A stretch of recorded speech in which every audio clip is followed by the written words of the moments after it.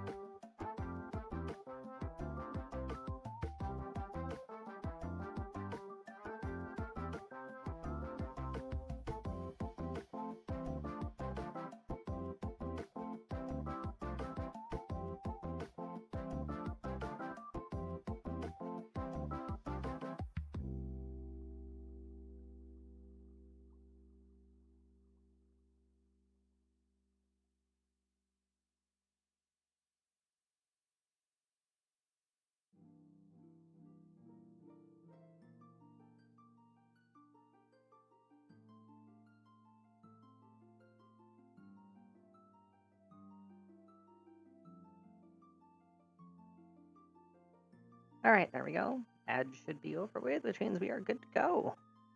I'm just gonna kill the timer now. Boop. Alrighty, let's get started.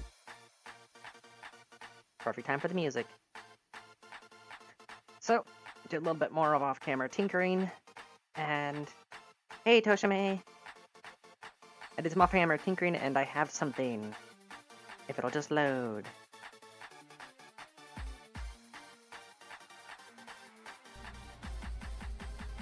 Come on, come on. Come on! Where is it? Ah. Auto-saved. No, that one. This.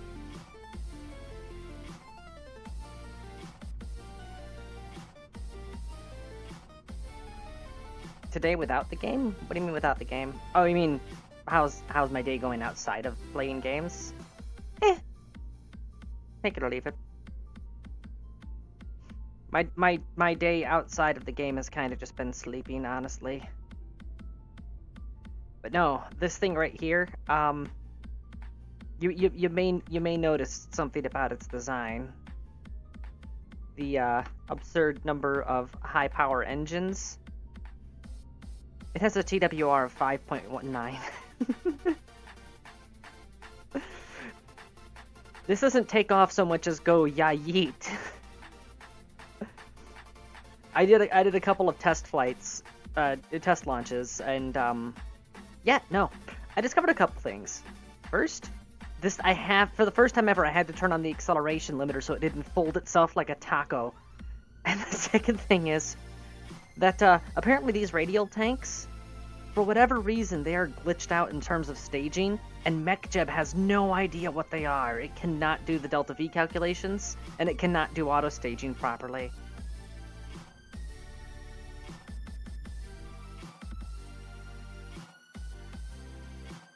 But yeah, no, that thing, like when I first launched it, after fully assembling it, it simply just folded itself in half immediately upon takeoff.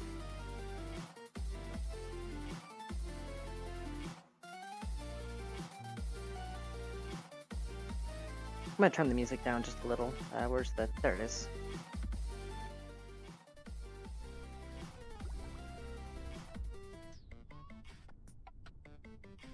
Alright, autopilot. Stunt guidance, there you are. Oop. Oh hey, I remembered my settings. Yeah, notice I have limit acceleration on. There's a reason for that. This is the reason. That wasn't 100% throttle, that was 75.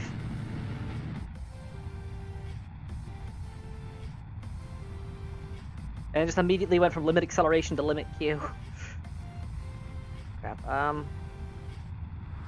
I gotta keep an eye on this. As soon as this fuel gauge goes down, I have to manually stage it, because it doesn't recognize this fuel going down. Here we go.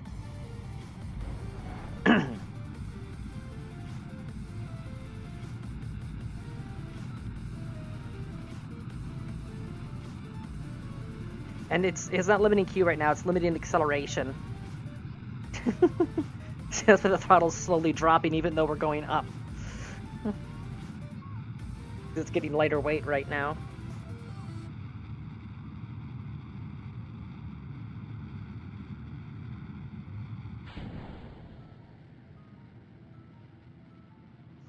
And you may notice the angle of the plasma on this thing. Yes, it was drifting throughout the entire top half of that turn.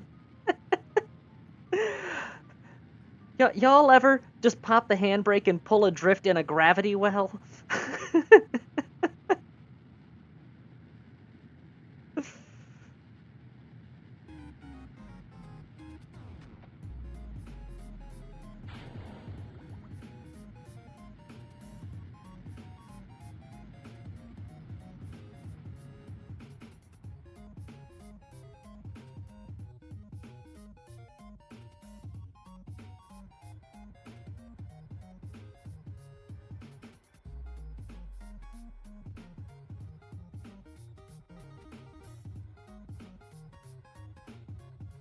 Those poor little RCS thrusters can't do much. Especially with how this thing's freaking out. Drop the gimbal limit so it vibrates a little less.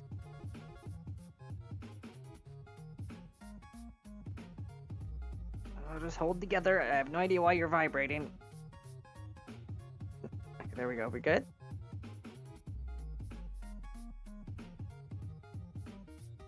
I think it's good. Watch that rocket go wobble, wobble.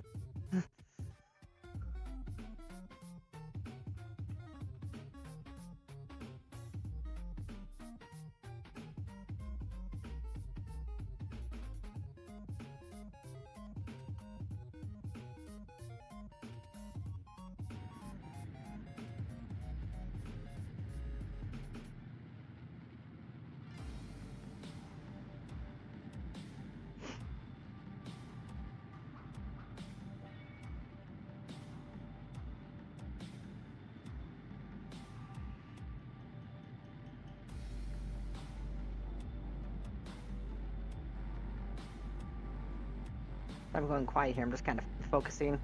Because on my previous test launch that was off camera, this is where the thing decided to fail.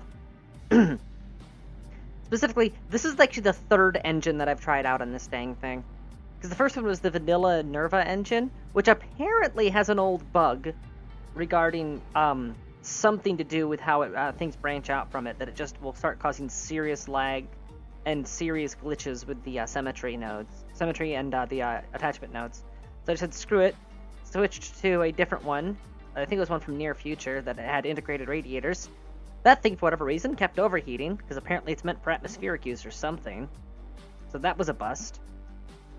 So now, this is engine number 3.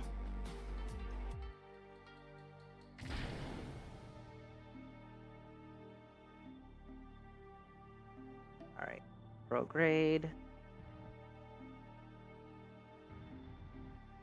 There we go, get some distance. And you, retrograde. Free the gimbal.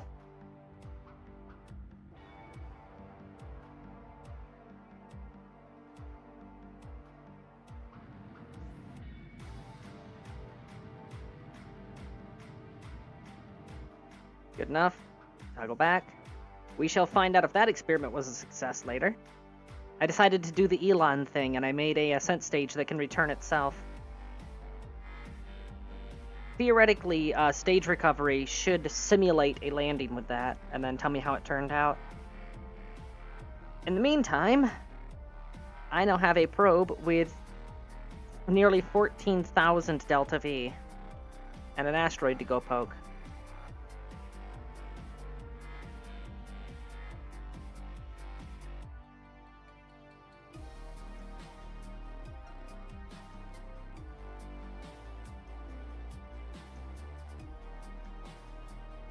Any newcomers? Nope, no new. Oh, what the hell? That one's way up there. So, no newcomers. Oh, that's the Shy Pyramid, right?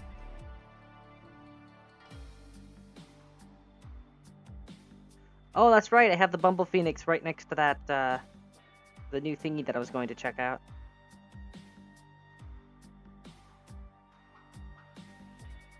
I was sending the Bumble Phoenix out to do something else, but I cannot remember what it was now. Ah! Alright. First and foremost. Let's add maneuver. Swoop. Get you to escape velocity. Not an encounter with the moon if we can help it.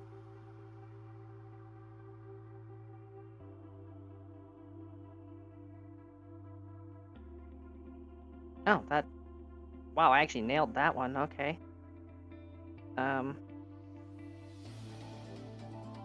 So I want that to be as close to that direction as possible. So let's go there.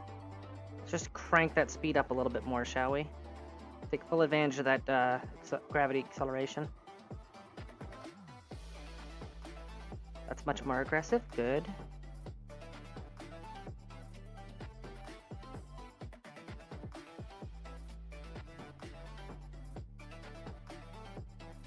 You know what? I've got the Delta V to burn, so... Oh yeah, that's... Here, let's... Set as target. Ah, see? No. Come on, give me the thingy. There. That's what I was trying to get.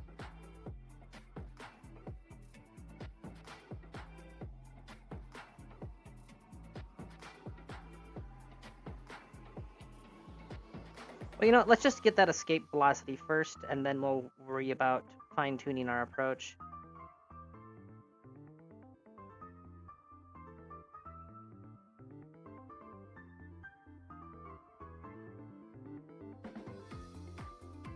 Ooh.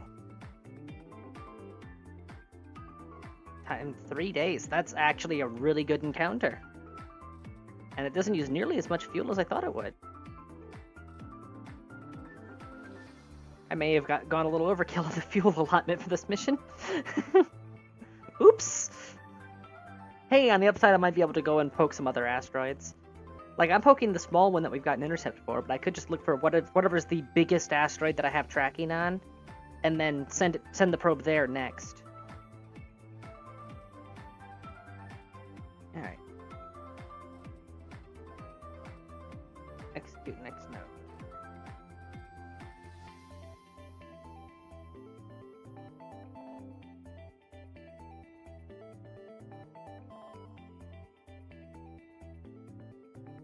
Oh, this is going to be a heck of a slingshot. Let's quick save beforehand, shall we?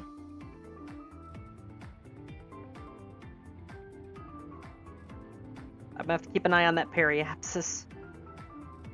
Because we are literally slingshotting from off of Kerbal right now.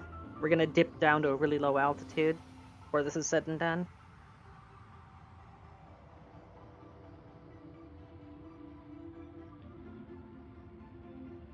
Oh yeah, look at that deviation right now.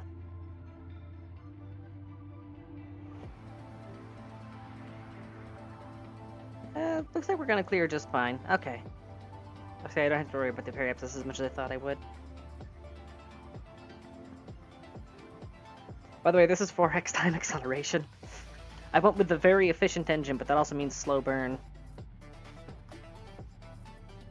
Ah. So strap in, I guess. I'm gonna hydrate in the meantime, before you have a chance to tell me to.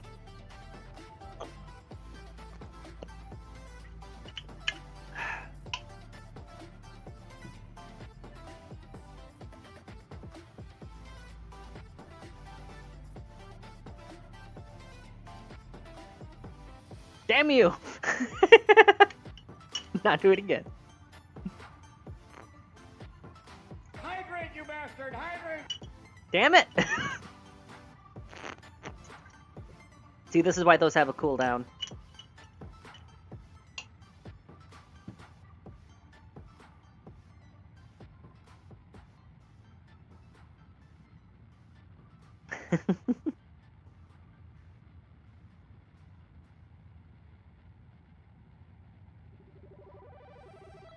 This is, yeah, this is sadly 4x right here. Ooh! Stage recovered. Okay, yep. There it is. Recovery percentage 33.3%, 100% speed, remaining fuel. Total funds, total refunded for parts. Okay, yeah, it was able to land itself. No, Vernon, that doesn't count.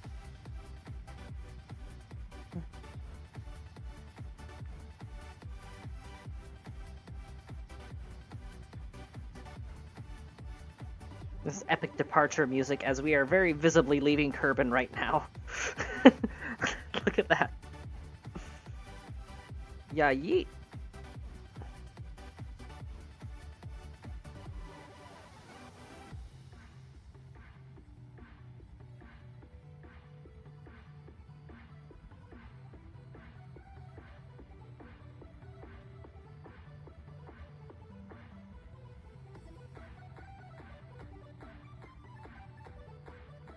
It's getting harder and harder to keep the ship and Kerbin in the frame at the same time.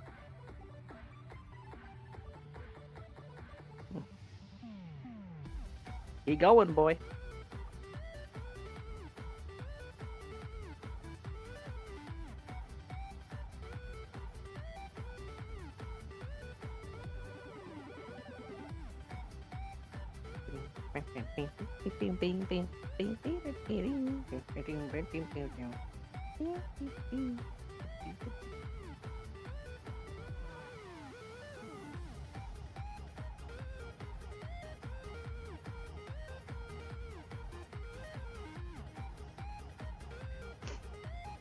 The speed that this thing's being launched at, it isn't so much a probe as it is a cannon shell.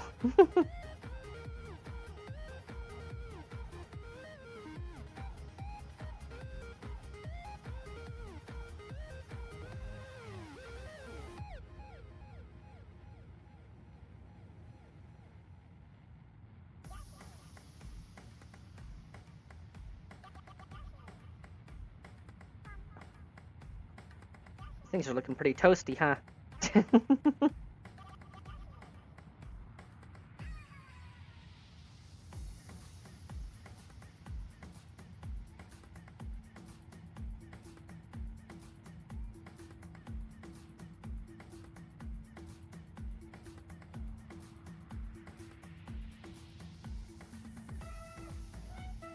Almost done with the burn.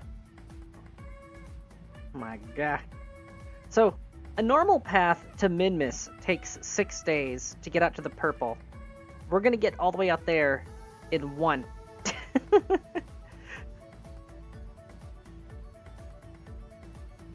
To say this thing's hauling ass is an understatement.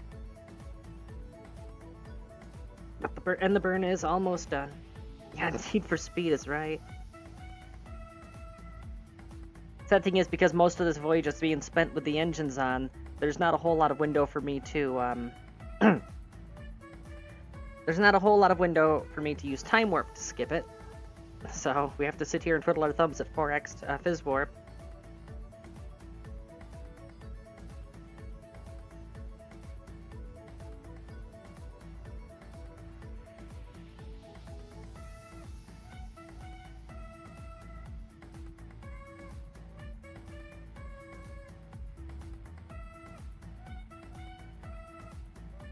How's that encounter looking?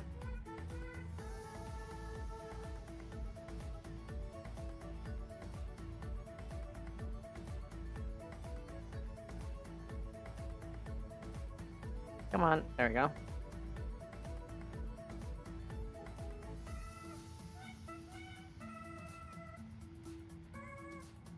Oh, I don't think it's showing our current orbit for the intersect. It's showing the projected orbit. I have to change SOI before I can get a live update on it.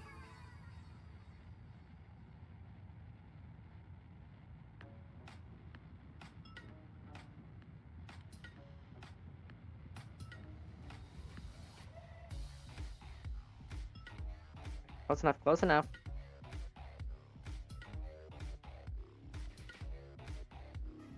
Whee!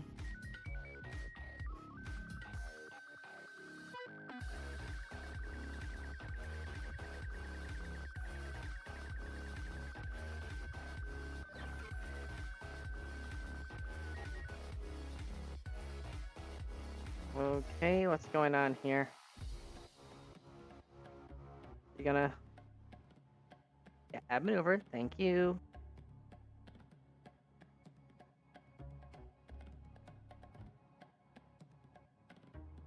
We're gonna keep accelerating.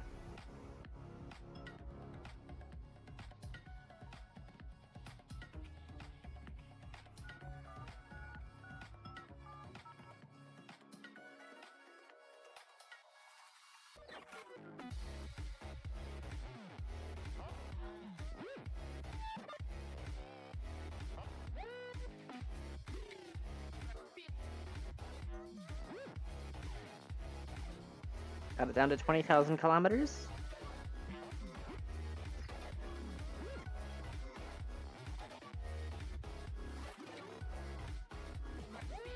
$10,000. Oh, it's going back up again. All right. Just tap that back in a little. We're too high. Just dialing it in on slow manual here. Alright. We're at 2,000 kilometers.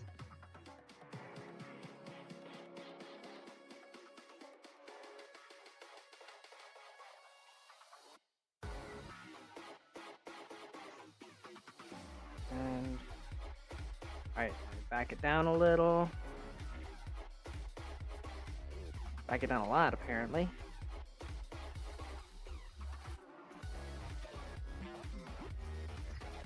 Oh, okay, we're going back up again. Reverse. There. Alright, that maneuver gets us within 470 kilometers. Hey, Thunder. Alright, execute next node. Relative speed of 4,154 meters per second, which means I am going to need to slam on the brakes preemptively and dump the intercept stage.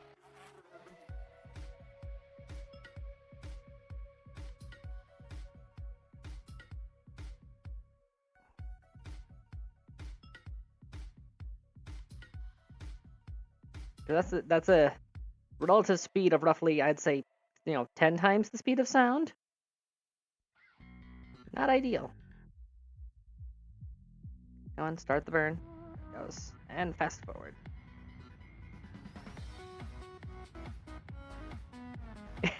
Accurate song!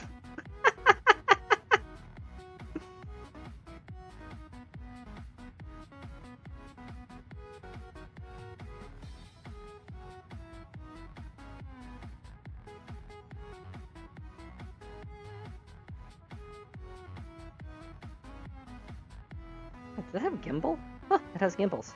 I just noticed the engine's twitching there.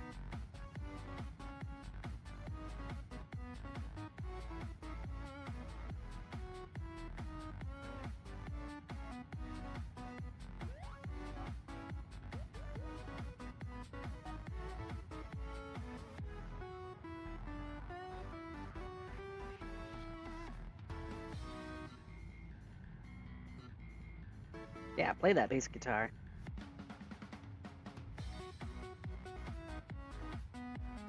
Alright, that is that burn complete. Yep. Alright. 474. Fine-tune closest approach to the target. 200 meters. Create node. Oh, okay, so it's a minor tweak. Okay, create and execute. Remove all nodes, create and execute. Just want to make sure it's got maximum refresh. Look at it. Alright, maneuver complete. How accurate were we? 1.7? You know what, I'll take it. Minimal chance for collision like that. Especially since I'm going to have to slam on the brakes in a little bit. It's 1 day, 5 hours, I can handle that. Because we're still careening towards this thing at absurd velocities right now.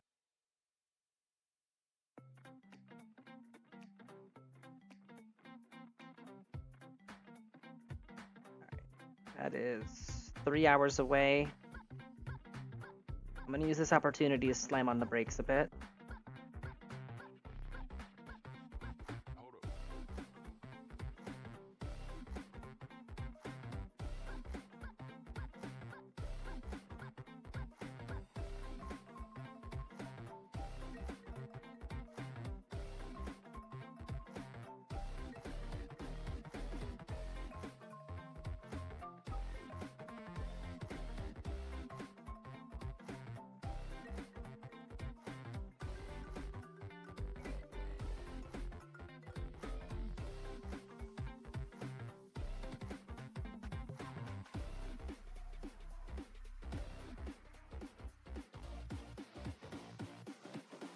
Alright, that is the extent of what I can get out of that stage.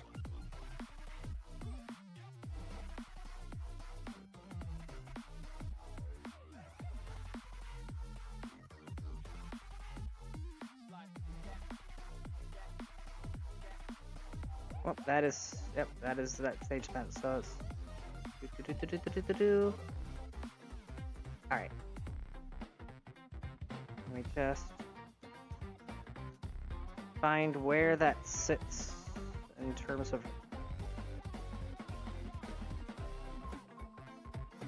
I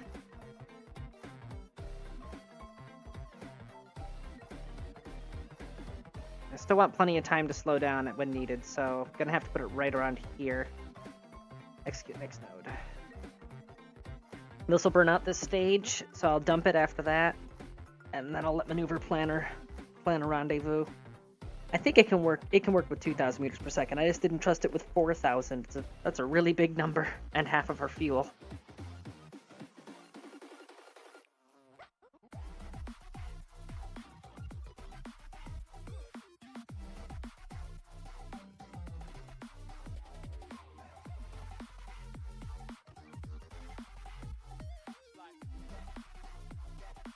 Now there's asteroid day over there. 34 days left.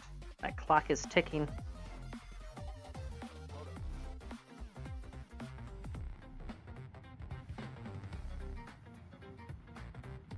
Alright, and now we twiddle our thumbs again. Gotta love these long burn times when it comes to hyper-efficient vessels.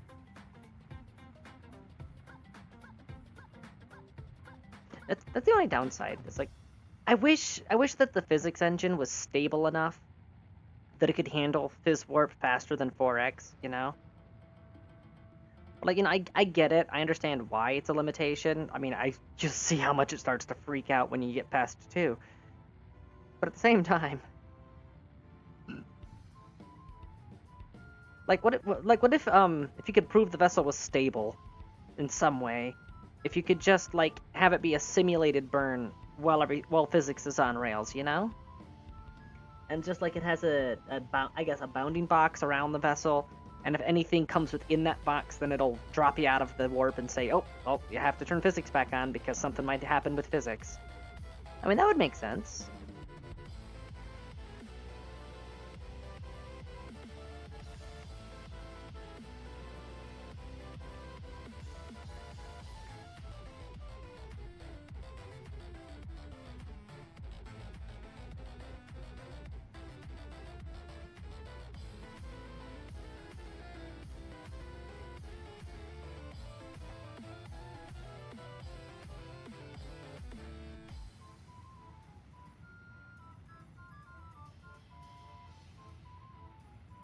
We're halfway through the burn.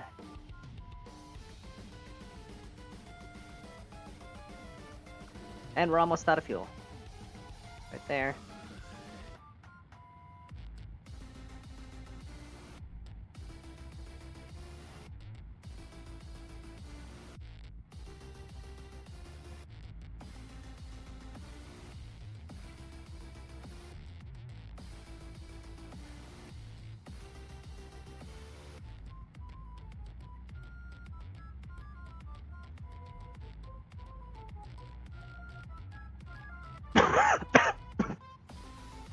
Ow.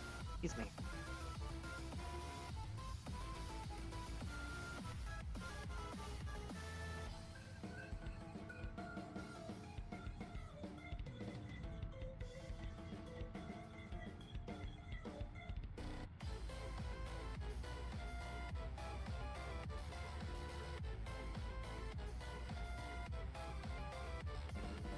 Oh, that was an encounter with something that we just hit.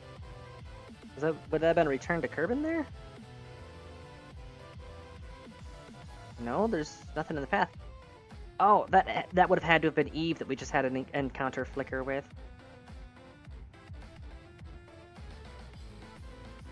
E, E, B. Oh! Oh, that's the one that said no valid. G. I.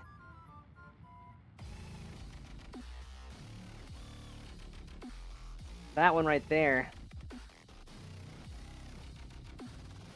Alright, I'm done with the tracking, with the burn, so I'm gonna track that. It's a class I. That's basically a moon at that point.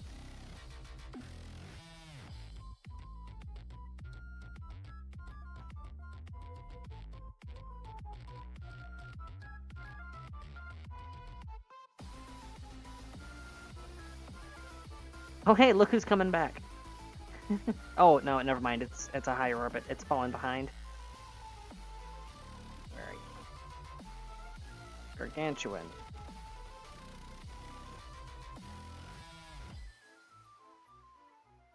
You have an encounter. 28 days. Oh, it's an impact. Oh no. Hydrate, you bastard! Hydrate! Yeah, damn straight. That calls for a drink. It's class I. That's a moon. We're about to have a moon crash into Kerbin.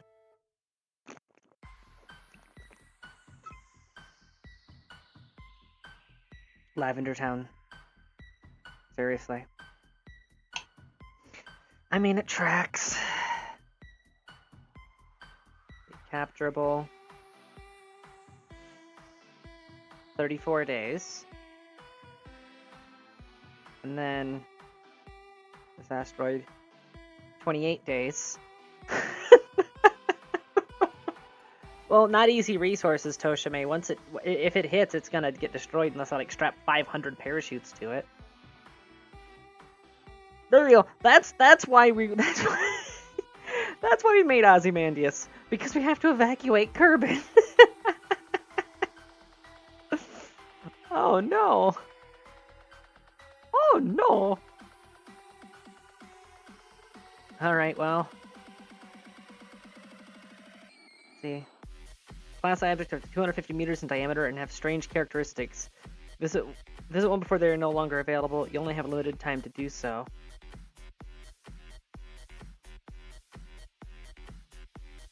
What? Oh! Basically, that's them saying they were planning on removing them from the game because they were too big. That's probably what that is. Like, physics starts to get weird around them.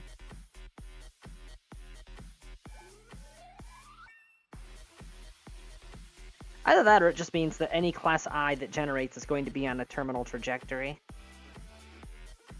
Either way, yeah. Feels kind of, oh, come on. There it goes. Feels kind of too much on point now that I'd called this Omen Pyramid. And Kerbin's refusing to... What? Oh, there it is. I just zoomed in too far. Yep, I called that one Omen. And, where is it? FRM?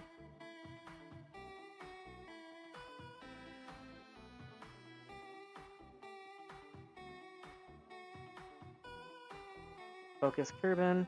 Oh, look at that. That is like straight on. It's right on the horizon too. That thing's gonna smack in hard. I already... Oh, and I'm trying to rename Kerbin.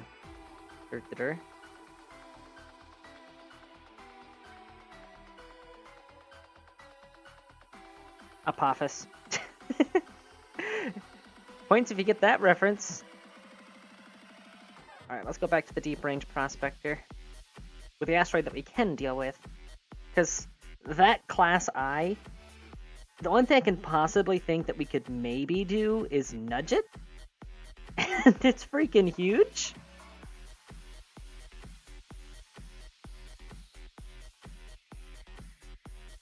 And the speed that it's going to be coming in at, it's not even like I can... Those things are still glowing hot. At the speed that it's coming in at, it's not even like I have the option of rendezvousing Ozzy with it to suck resources out of it. That thing's coming in, it's coming in hot. All I can do is set up a few seismometers and wait. Try to determine its landing location and have something somewhat nearby.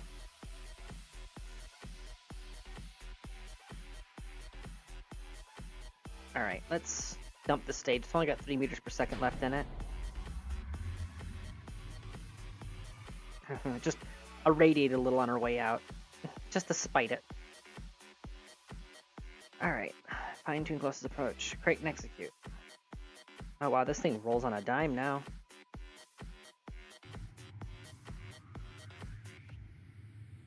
That's what I was afraid of.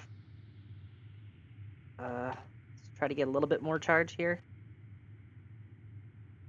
Nope, gotta turn on the throttle limiter.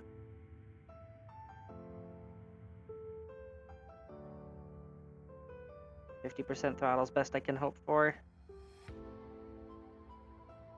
Even that's depleting it. Fuck. 45. Nope. Okay. 40.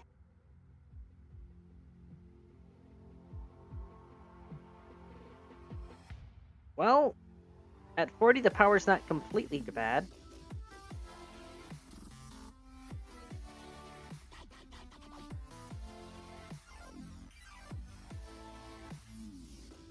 Alright, let's abort node execution, remove all nodes. Give it a chance to recharge the batteries. Alright, crate and execute. I'm worried that maybe I should slow down a little bit more in advance, because my burn times just exploded.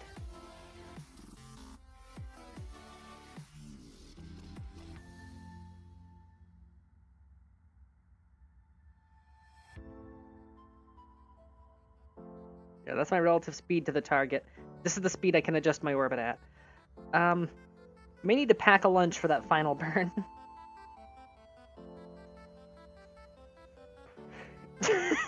Burning, no, bad.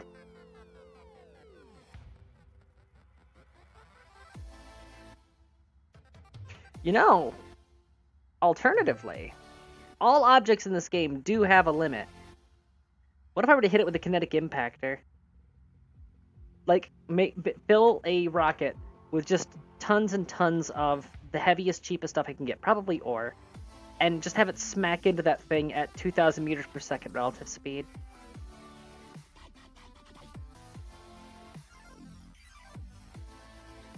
Push another asteroid into it. Getting them on an intercept course would be a feat in and of itself. I'm not playing astral billiards here.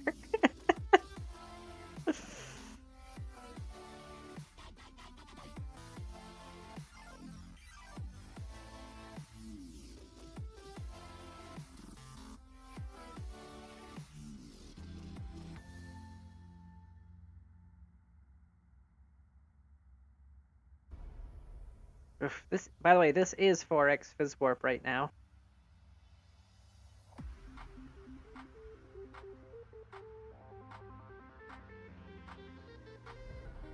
Oh hey, it is actually slowly getting charged back. I'm gonna risk increasing the throttle to 45.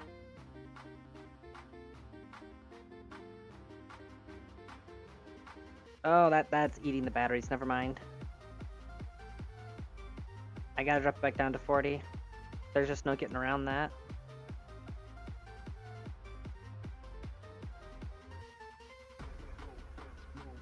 How's your signal looking like? 99%. Okay.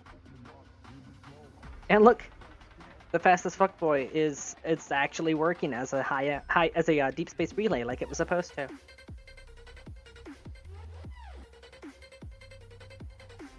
Even way out here, we still have 5 bars, or 4 bars in this case.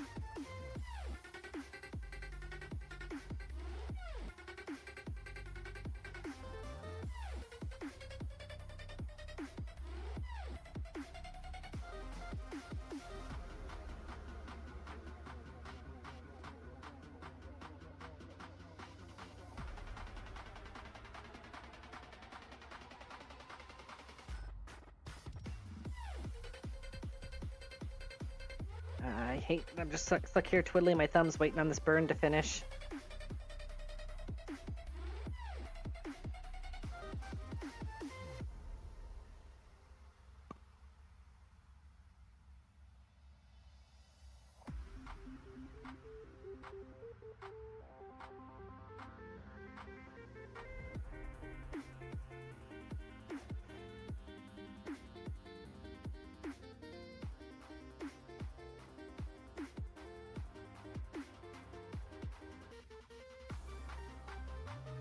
Not a whole lot to commentate on. Ah!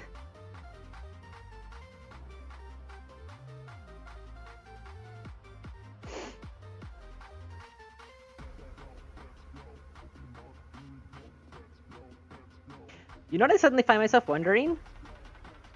Okay, so this thing has horribly long burn times, right? But it also has a crapload of delta V. I mean, at these distances, a difference of like 11 meters per second, that is enough to completely reorient an orbit. What if... what if I could just nudge this asteroid ever so slightly so when it comes in an equatorial orbit instead of a polar orbit?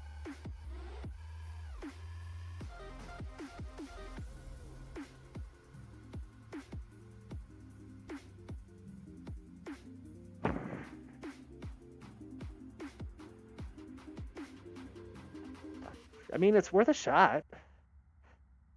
I understand orbital physics enough that I can make the adjustments on manual because I know that's beyond what MechJeb can pull off.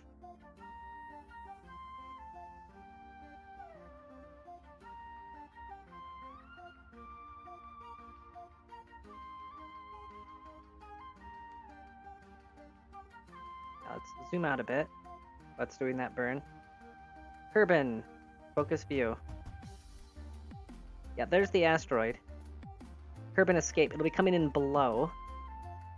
And if I look at it like this, if I move pure, if I push its orbit normal rather than anti-normal, its new periapsis or its new path would be right here, which is much more. Oh, that's retrograde though. Ah! How would I resolve that? Oh, you know what I would have to do? I'd have to wait until... No. I'd wait until it's... Oof, okay, so what I'd have to do is I'd have to thrust normal to level this. It would be in a retrograde orbit, but that'd be fine because it'd be on the equatorial plane. I'd be able to snatch it before it runs into that issue. Then as soon as it enters Kerbin's SOI, whatever fuel I have left, assuming that I have a decent amount, I would have to nudge it this way. Nudge it that way. And that would put it in a normal orbit. Sorry, a prograde orbit. And then it would be much, much easier for Ozymandias to catch up with it.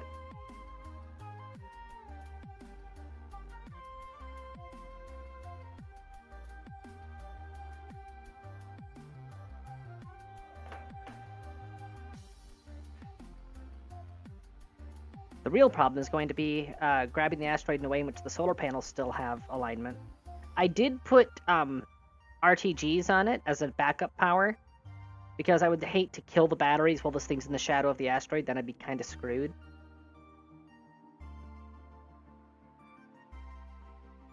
Alright.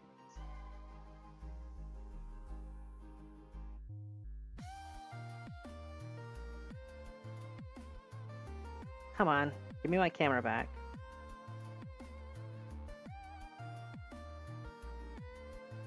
Can I just... Nope, I can't. Okay, Okay, fine, I'll go to tracking station then back out again, you jerk.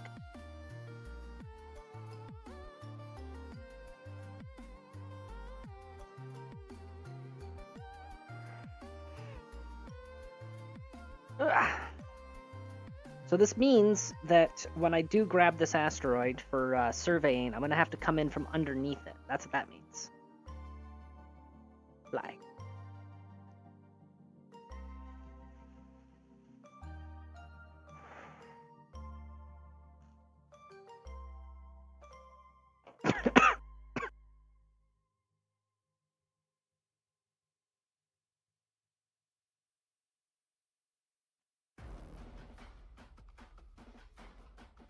Target.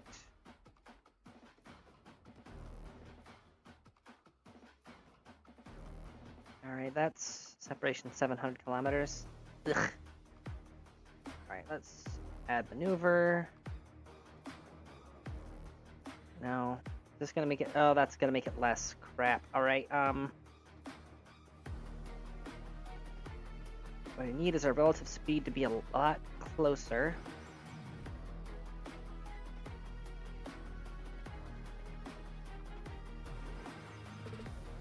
1,000 deceleration.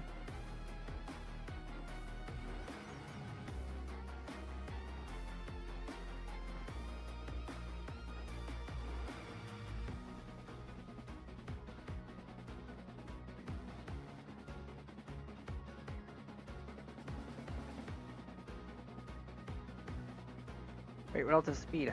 It's going up. Wait, do I have to speed up?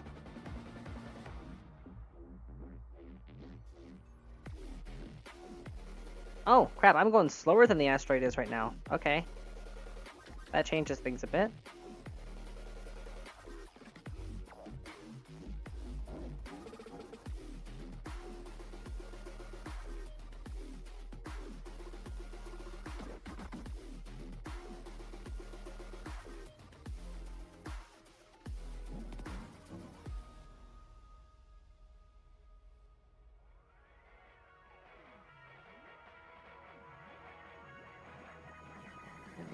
Just,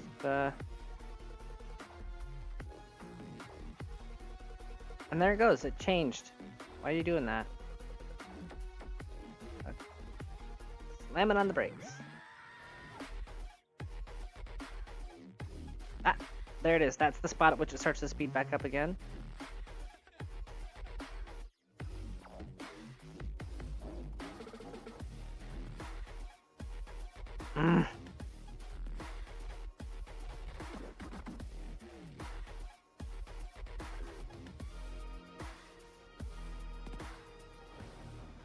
There's no easy way to do this, is there? Okay, you know what? Target, relative velocity. Can we just do it this way?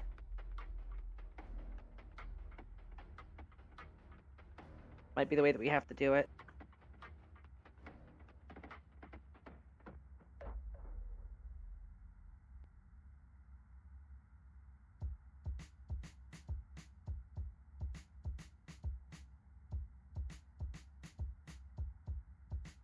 I have to do this manually because I just can't risk using any other method.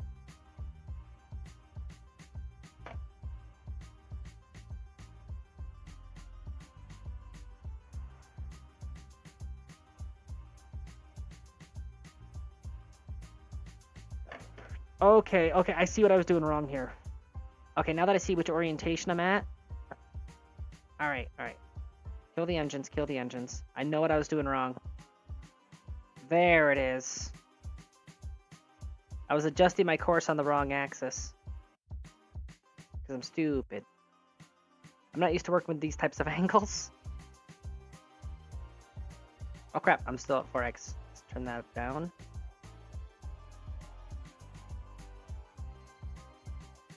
There we go. That is a much slower burn time, 44 minutes. Alright, if it's gonna be that long, I need to push it further out so that I actually have time to begin the burn. And I'll fine-tune my approach once it gets... Actually, I can fine-tune it now, actually. Oh, look at that. That's actually dialing it in a little bit. I think that's the best that I can hope for. Execute next node.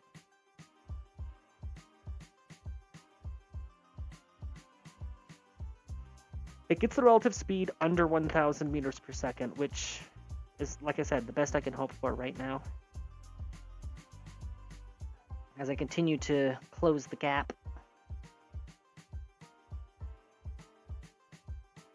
If I could just get all of that delta V out in like 10 minutes, that would be different. But it's a 3-hour burn time.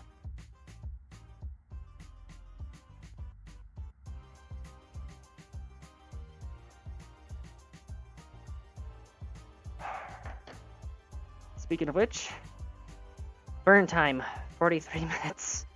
At 4x speed, that's still 10 minutes that I have to filibuster. So, how's everyone's day been?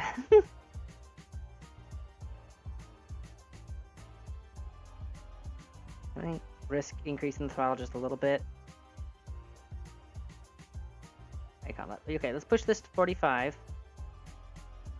Push this to 45. Come on. Come on, 45. Just give me 45.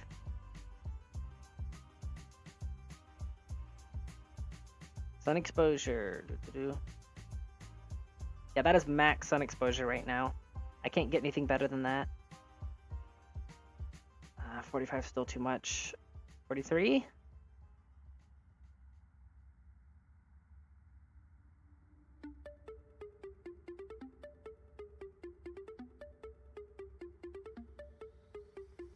Nope, it's still, the power's still going down faster than the remaining burn time.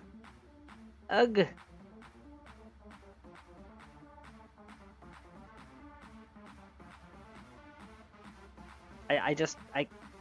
Unfortunately, I'm treading such a fine line that I'm just gonna have to be happy with 41%. If I try pushing it any higher, it's gonna kill the power grid.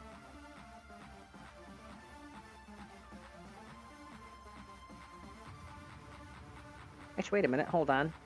R, and then... There. I'm using the RCS to assist, because these are still a nice chunk of throttle. Not quite as fuel efficient as the main engines, but it's something.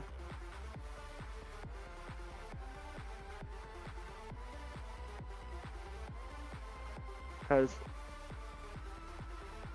yeah, the thrust on those is 0.1. The thrust on these is 0.9. So even though it's less fuel efficient, it's not like it's actually contributing all that much. It's just a 10% power increase.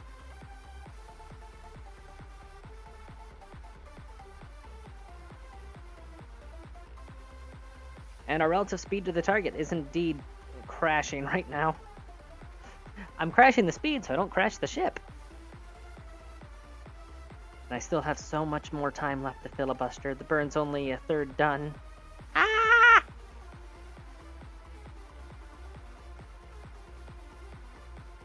And I gotta keep... oh wait, no, I don't need to keep my finger on the button.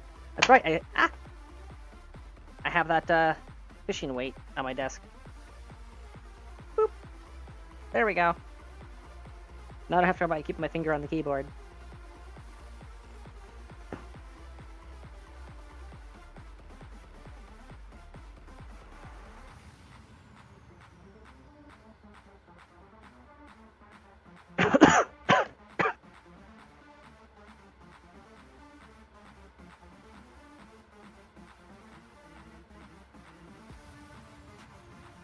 Also absurd to believe that this probe has only been in flight for 3 days.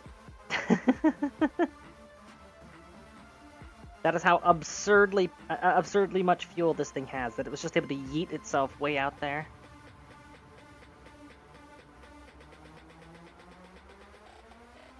But yeah, as far as the Gargantuan one goes, I'm not even going to bother trying, honestly.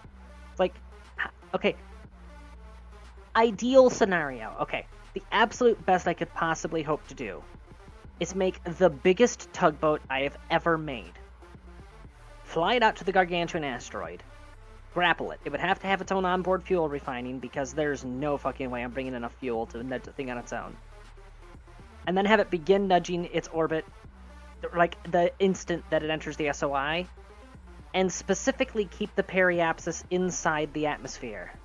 We would then need to rotate it so that the tug is in the wind shadow of the asteroid, let it aerobrake, and hope and pray that the aerobraking results in a capture rather than terminal, or just letting it still escape. Then once it gets back out of the atmosphere, whip it back around and start slamming on the brakes further, while also adjusting its course so that the periapsis exits the atmosphere. That would be the absolute best case scenario, and oh my god would that be complex and convoluted. And I would have to be juggling that event with also the mission. Yes, aerobraking an asteroid burning. You see why I'm a little bit nervous about that? The game even warned me that the physics get weird with the big stuff.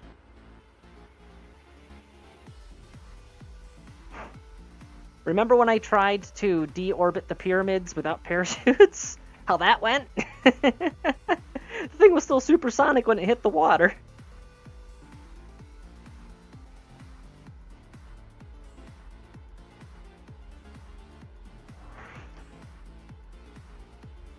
Okay, show of hands, everybody in chat. The gargantuan asteroid, a 1/4 kilometer wide. Do I let it hit Kerbin, or do I attempt to nudge it to aerobrake and hope that nothing explodes? Because if I do the mission to aerobrake, I may end up missing windows to do things with the small asteroid, as far as capturing it for Ozymandias to ride that thing back out of Kerbin's orbit.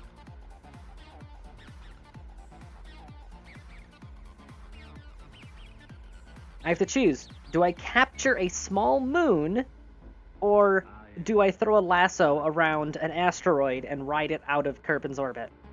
Those are my options. If I try to do both, it's gonna be risky. I'm probably gonna have to pick one or the other.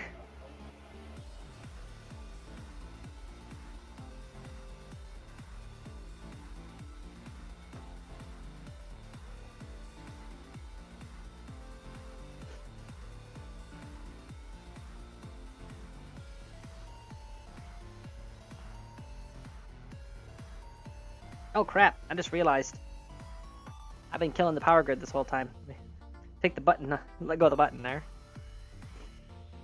Dracula. The very mention of the name brings to mind things so evil, so fantastic, so degrading. You wonder if it isn't all a dream, a nightmare. Alright, so you're saying let it impact? Because what I have plenty of time to do in that case is to deploy several seismometers. Took the form of a vampire bat and lured innocent girls to a fate. It'd give me an excuse to build a fighter jet, actually. Cargo jet, excuse me. I am Dracula. Actually, I have a surplus of pilots on board Ozymandias, so I could run a shuttle up to Ozzy, grab a few of those pilots, and then bring them back to Kerbin. And then have one of those pilots go on the mission to go and... Oh, no. Okay, I would need to bring back the surplus scientists, but I would also need to bring back Dunbaratu, and I would have to bring back whichever scientist happens to be 3-star.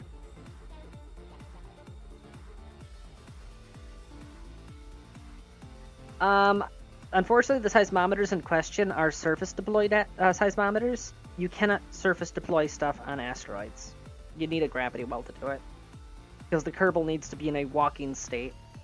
Although I wouldn't put it past this thing to have fucking gravity, because this thing's almost the size of Gilly. For reference, Gilly, for those who don't know, since I got a minute here.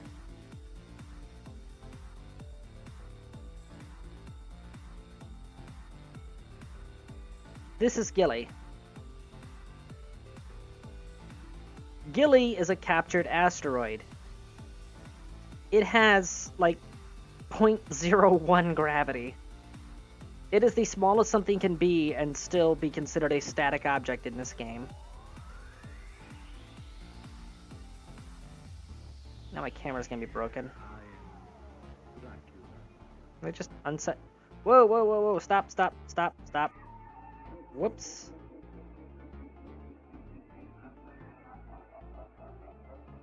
Crap.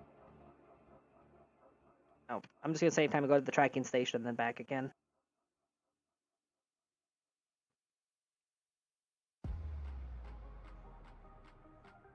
Good thing I've still got time before the intercept, huh?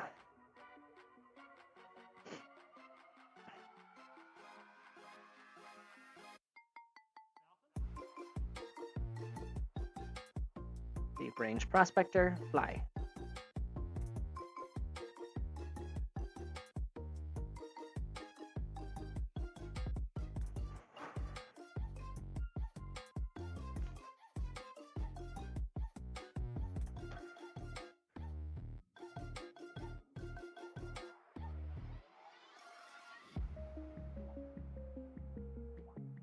There's regenerating batteries at the moment. Perfect. There's the asteroid. Gonna bring my asteroid back.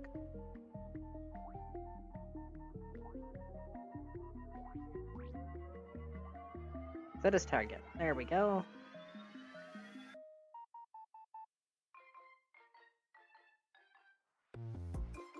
Fine-tune closest approach. Create and execute.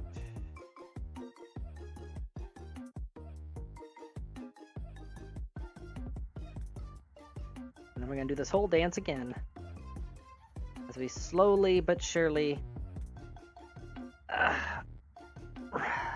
get lined up with this thing. What does our intercept at now? 2 hours. I'm burning clock.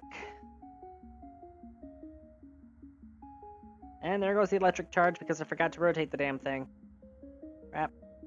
Oh.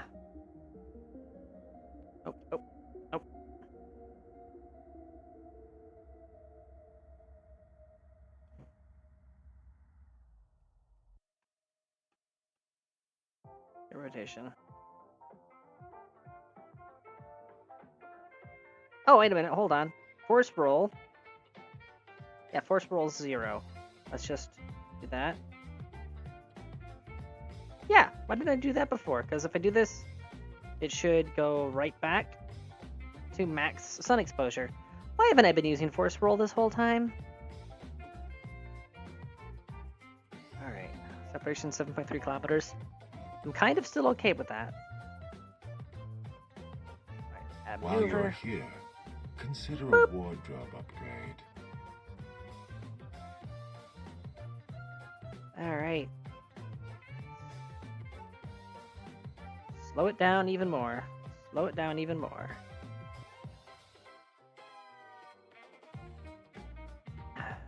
Got a relative speed under 500.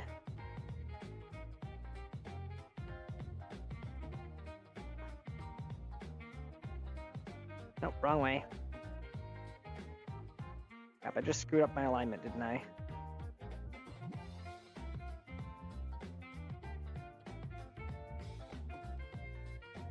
Just inch it on down. There it goes. Oh, yep. Okay, that's about the best I can hope for.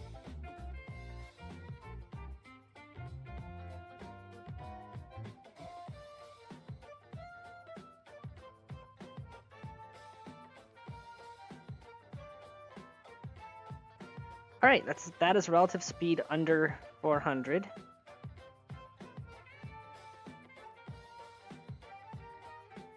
And I can risk it being a little bit out there because every time we slow down, we push the encounter further ahead, so I'm gonna say right there. Execute next node.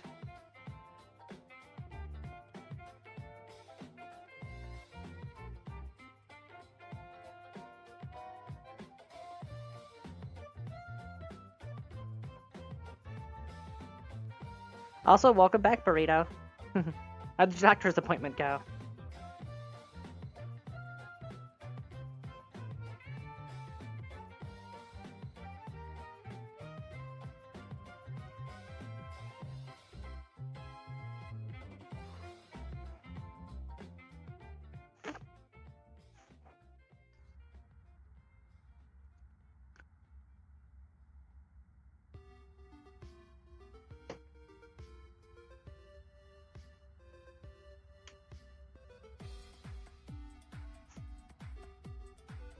Alright, there we go. Burn has begun.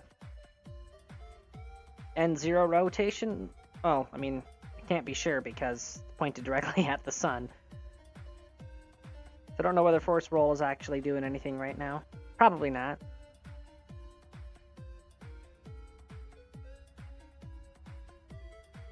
Another burn.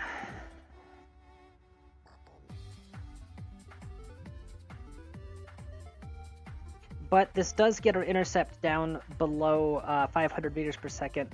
And at that threshold, I actually do trust MechJeb to match velocities. It's just once you get much over 500, or once you get burn times much over 10 minutes, MechJeb starts to get a little bit inaccurate. Also, it increases the chance of stuff going wrong.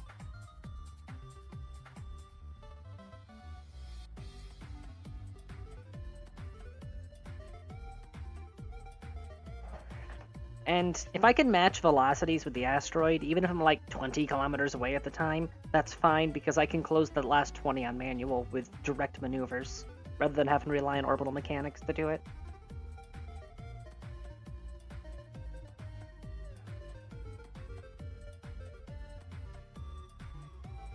I feel like this visual right here just perfectly encapsulates the mission. Although it doesn't account for that fat bastard down there. Yeah, Burrito, if you missed it, that right there, the asteroid that I named Apophis, is a Class I asteroid. It's 250 meters wide. It is massive. It's a quarter kilometer. It is also on a collision course. Oh, it's also on an intercept, which is a direct collision course, like straight on collision. And I don't think I have any chance of being able to change that thing's trajectory in any meaningful fashion. So, once I'm done surveying this small asteroid, I'm going to be launching a mission that's going to be an aircraft to deploy several ground stations with seismometers. Which means I need to bring Dunbaratu and my best engineer and a pilot down from Ozymandias back to Kerbal for this special mission. But that's nothing but launching a shuttle and bringing them back. I mean, I think I actually have a couple shuttles available. So I wouldn't even need to design anything. I could just spawn something and go.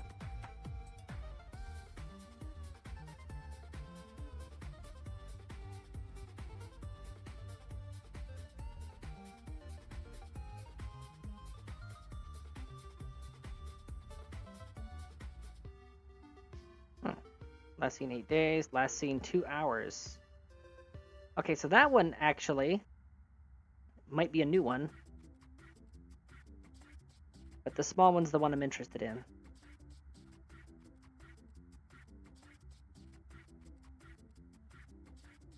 Alright, burn complete. Slowing physics back down. See, we're within 30 kilometers. So, fine-tune close approach, create and execute.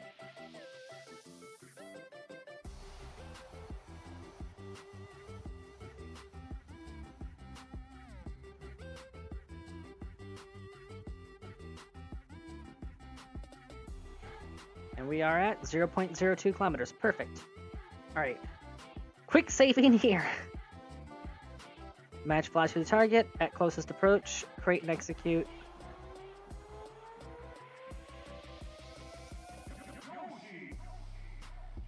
Burn time 13 minutes. Oof. Yeah, that's right at the threshold of what I'm willing to trust MechJeb with, is a 13-minute burn. Normally, I'd only push it to a 10-minute burn at most for MechJeb that I would trust it with. At least as far as intercepts go. It's like orbital transfers and stuff, those are different. They don't need to be quite as accurate. But something like this, you screw it up and you're done.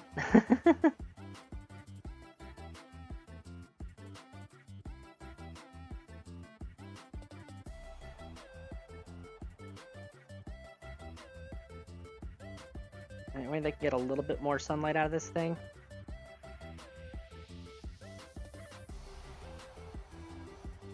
Come on, I just need a little bit more sunlight.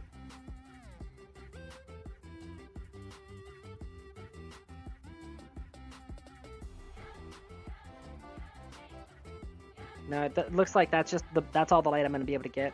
I can't squeeze anything more out of those solar panels. They're working overtime as is.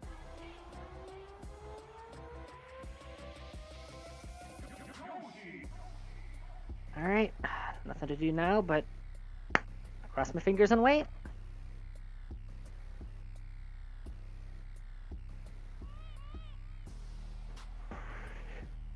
I'm just expecting to see that asteroid just come screaming out of the black and turn me into a bug on a windshield right now.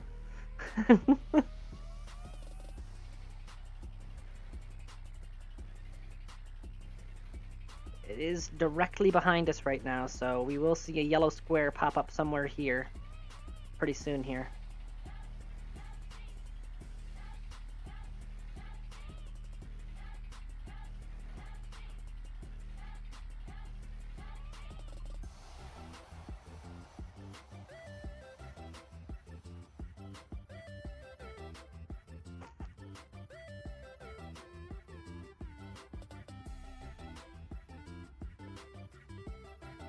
And that's the only target info I have.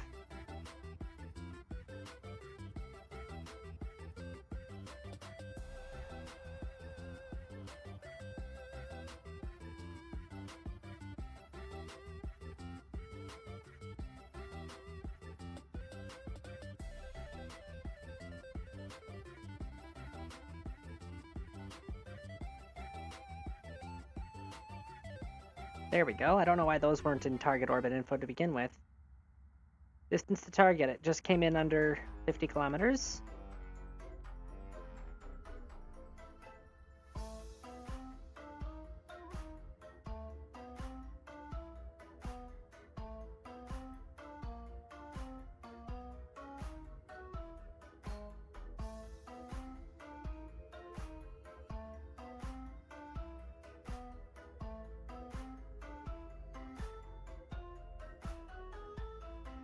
Alright, that is all the information I need in the target orbit window.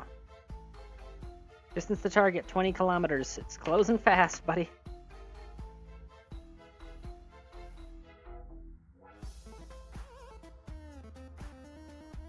Still don't see an indicator for it. Distance to target, 12 kilometers. Thank you, autosave. Where is it?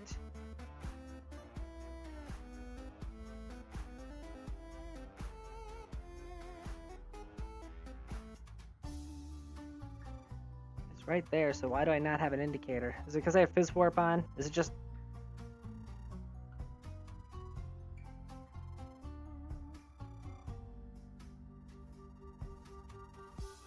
Where is it? It says it's right behind me, but I don't see it anywhere. Do you?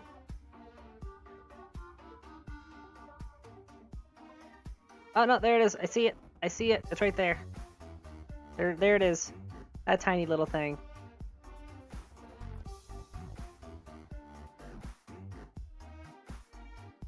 Oh, whoa, hello. Relative velocity negative. Let's continue that burn, shall we? You dingleberry.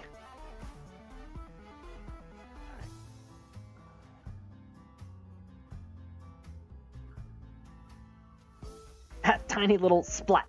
Yeah! It gets really big once you get up close to it.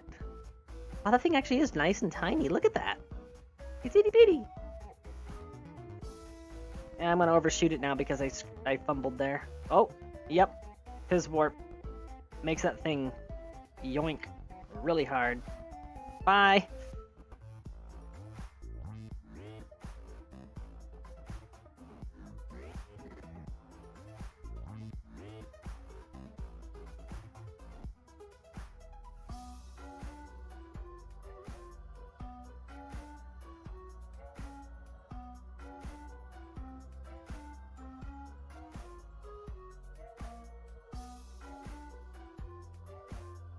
There we go.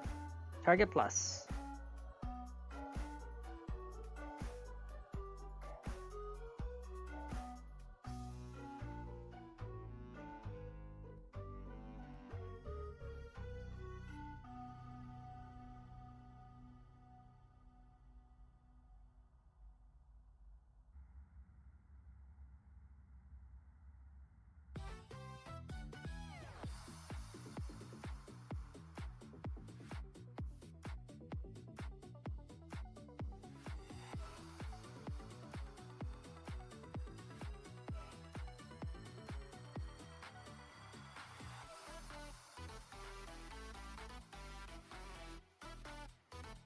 Oh, that's why. That's the asteroid right there. Just a tiny crescent because I'm behind it in relation to the sun.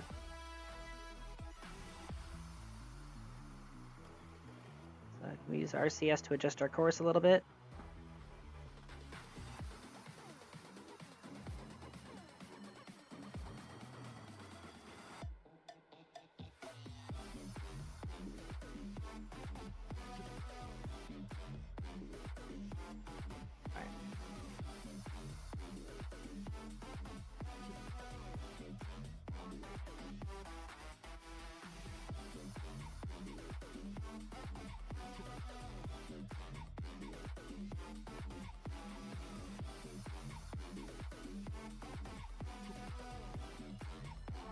Alright, relative velocity negative.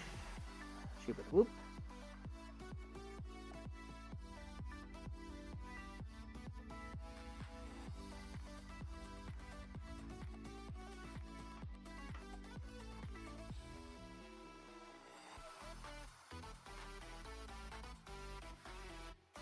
Target plus.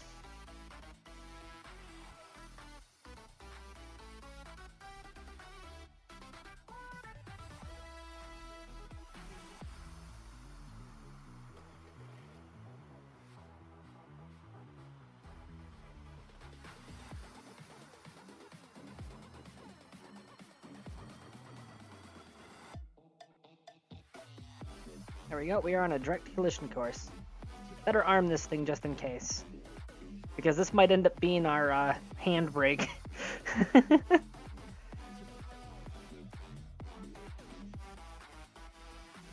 Just keeping things nice and slow right now for safety's sake.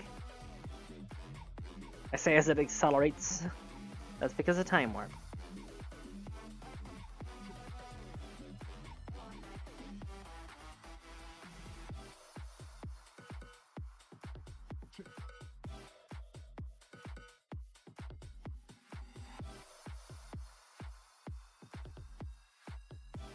The first rendezvous maneuver on the sun. Gee, thanks.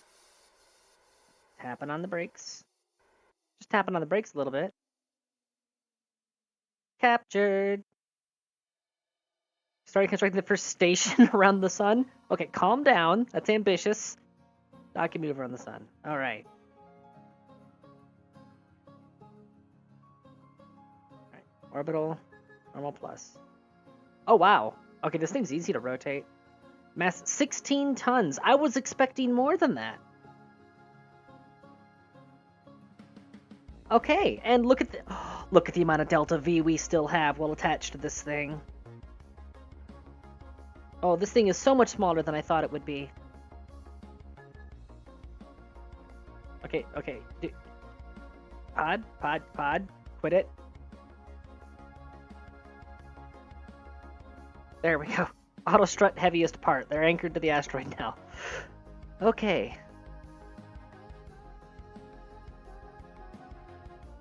Yeah, target center of mass. Oh yeah, we're pretty much in alignment. Perfect. But that's not what we're here for. Need to aim camera. Collect X-ray data. Or 72%. Oh, that's actually a really good yield.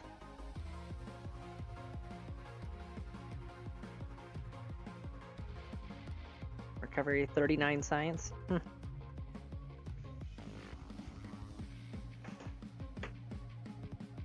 send that home. And then collect X-ray data again.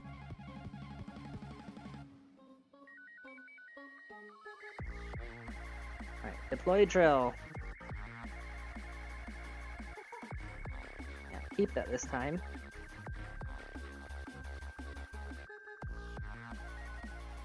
Start asteroid harvester.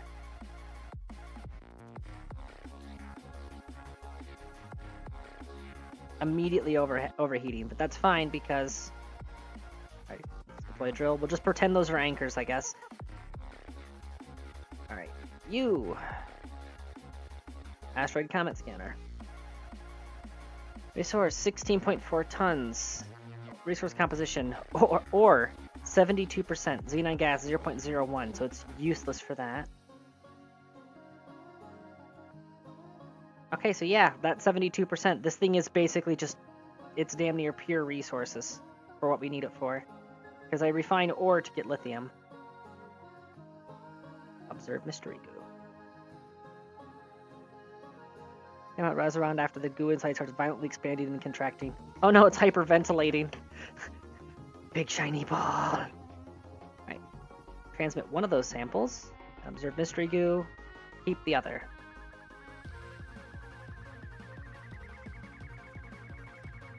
Toggle collectors. Collect solar particles. Only meant to be deployed in space. It literally has an asteroid mode. Okay, in the editor, I only put science equipment on this thing that said that it had an asteroid mode.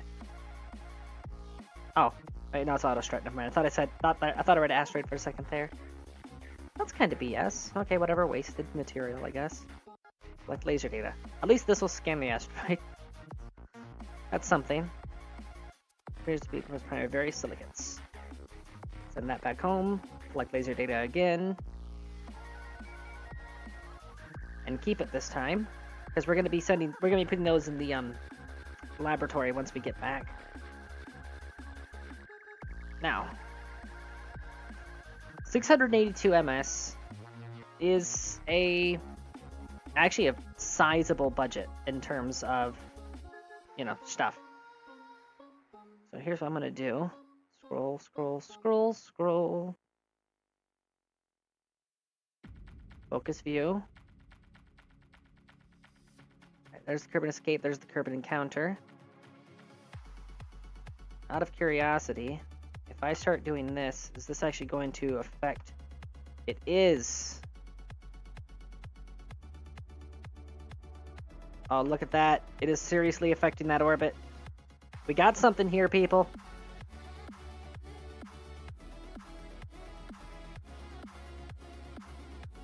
Alright, let's do rotation, and then which way would I want to edit it in order to? Right, no, let's just, because it looks like this is barely gonna take a nudge, so let's just do this for now. Normal plus, right? Oh, yeah, normal plus.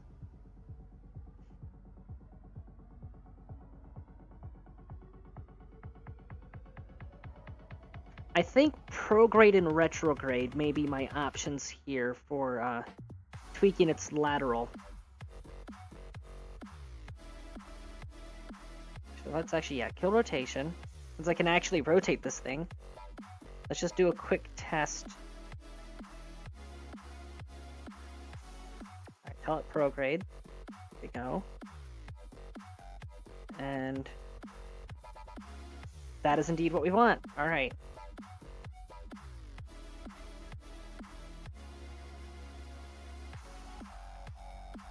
Gotta make sure to keep an eye on the electric charge so that we don't accidentally put ourselves in the shadow. So it means what I want is, alright, Q rotation. I want 45 degree.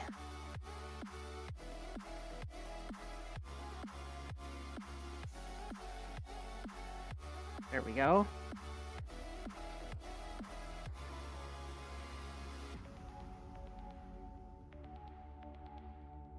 And that is now on a collision course with Kerbal. Not ideal, but we gotta pass through that plane in order to get to where we're going.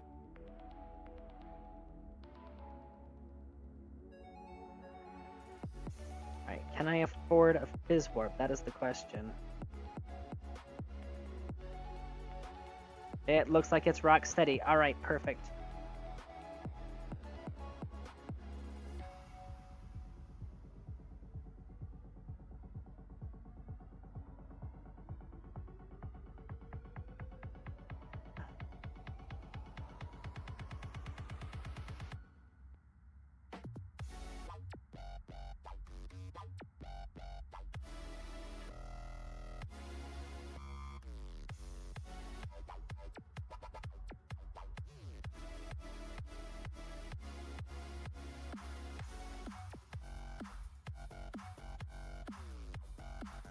This is ridiculous that this is actually working. Perfect. Alright. Let's go back to prograde. And let's lift that periapsis.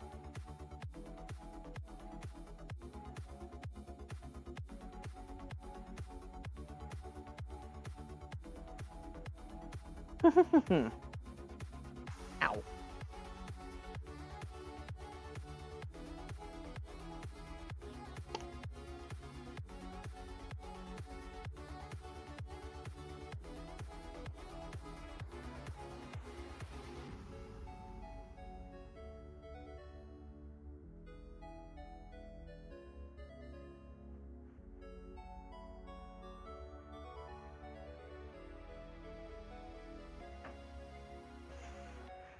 So this was just meant to survey it so that I would know what resources it has on it, and maybe scoop up a little science along the way.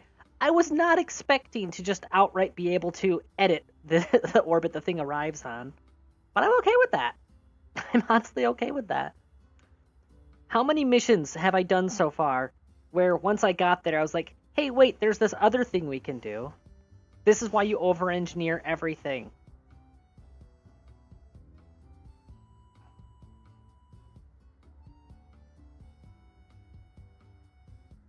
Alright, I'm going to lift the periapsis so that it's the same as the orbital plane of Ozymandias here. And then we will call that a day as far as that's concerned.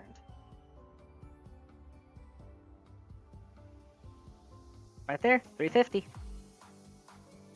Oh yeah, that's right, because Ozzy's orbit got edited when I was doing the engine tests.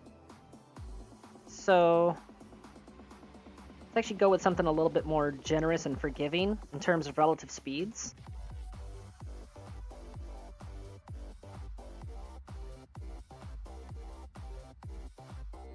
Uh, 550 sound good? Yeah, 550. Oh, 555. 555. 555. Oh shit, stay alive. Alright, honestly, I'm just gonna leave this thing plugged into this, and we will come back to this vessel later. How's Asteroid Day looking? Did I edit when it's going to arrive at all by doing that? Because I technically sped it up a bit. 32 days. Let's go to the tracking station.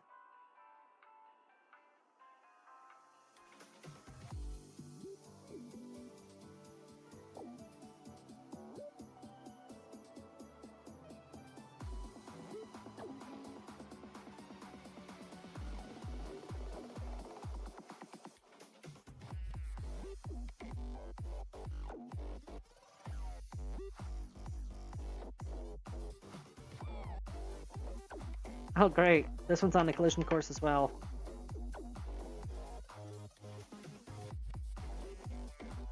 This one's gonna be showing up sooner.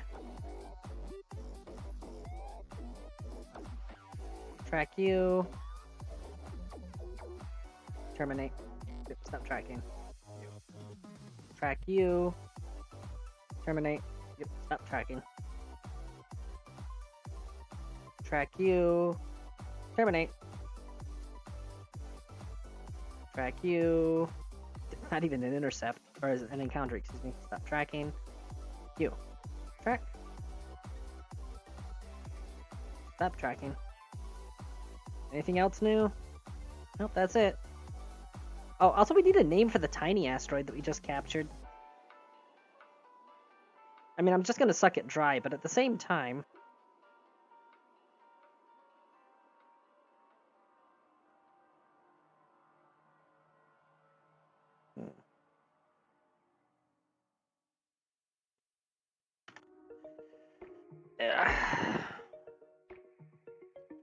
Duplo. Accept. I'm naming that one Duplo because it is the second hit. It's the double tap. Alright. Apophis, you are in 27 days. And Deep Range Prospector is not showing the intercept now.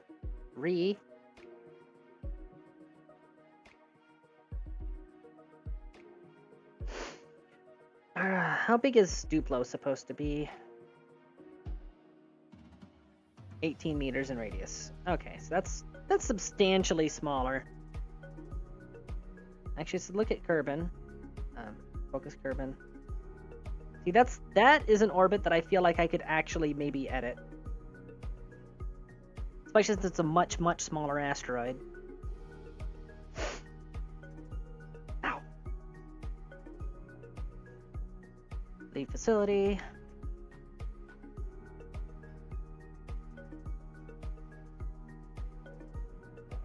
Alright, let's build ourselves a shuttle.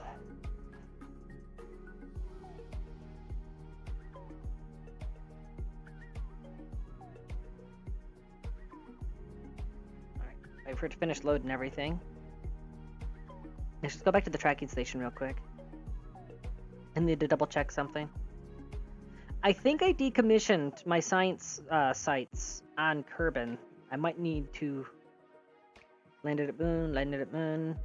Archaeology site, but I don't think that has a seismometer. Even if it does, it won't be calibrated. Nope. Okay. Sorry, not moon. Mun. So, yeah. Shuttle to go transfer some crew from Ozzy.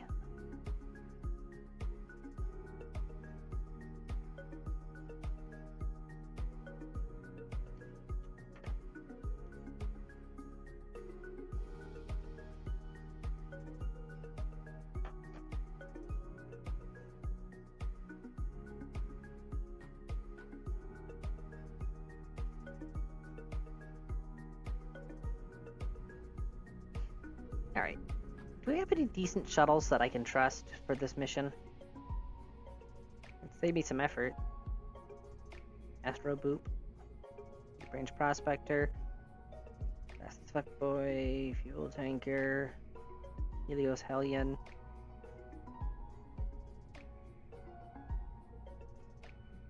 Oh.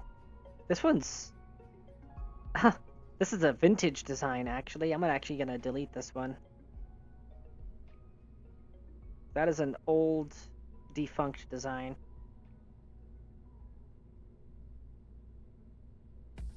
As well as the Onion, that's old and defunct.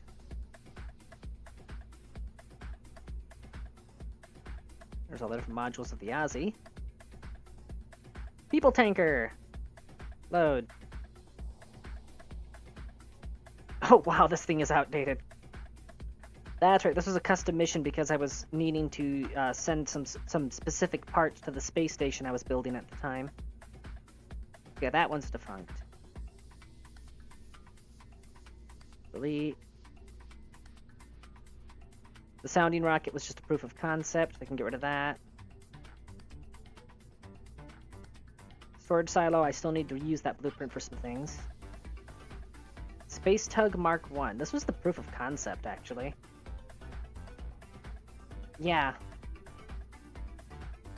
But this thing is also horrendously outdated, so I'm gonna get rid of that design.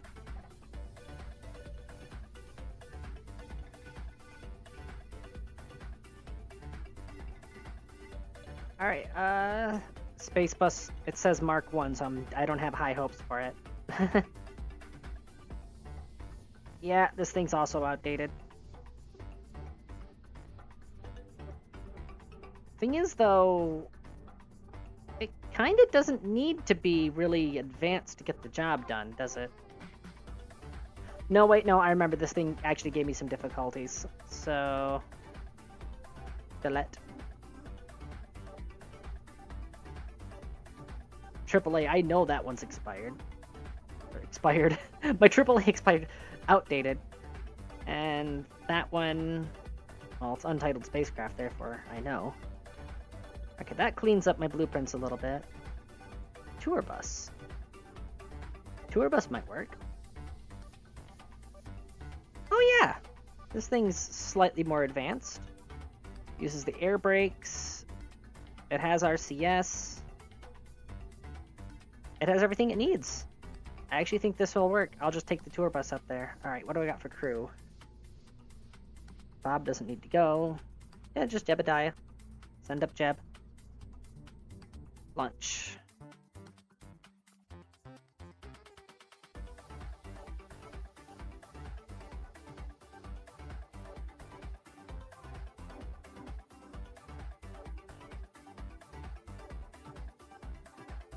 And the crew transfer will be riding in comfort because this was designed for tourists.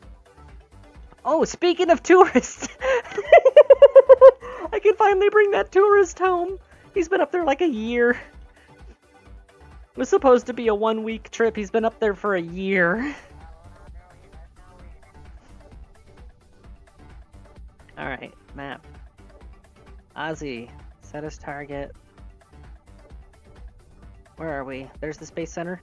Oh, I need to launch now. What's your altitude? 374? Alright. Ascent guidance. Oh yeah, we need to drop these values back down. 100. Oh, well, that's the speed to start it at. Oops. 250. turn and altitude. There you are. 100.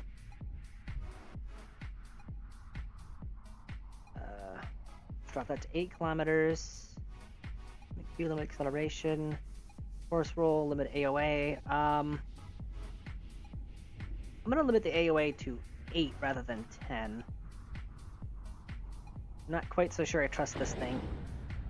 Remember, it is an old design.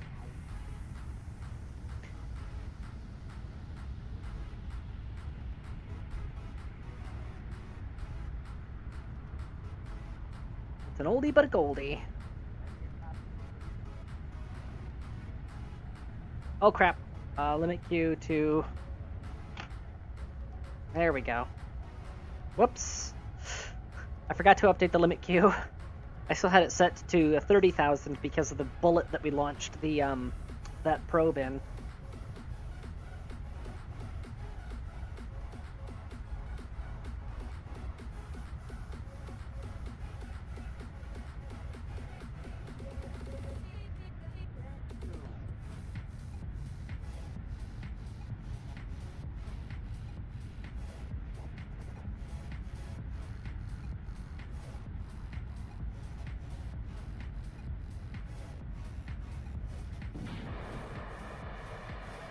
Clean separation.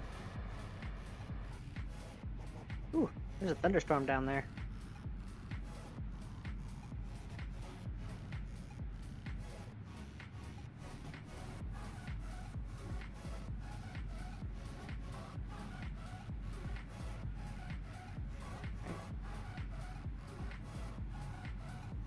Alright, it's beginning the rollover.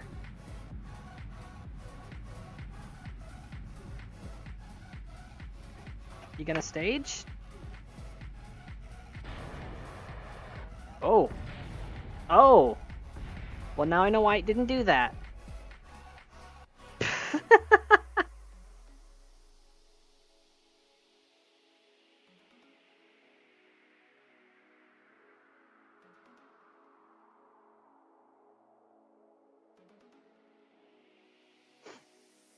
It technically stayed. It just did 2 stages at once, that's all. Yeah. I like how the flight computer, it didn't even drop the ball. It just kept on going. It immediately jumped to the next stage and says, alright, we're doing this.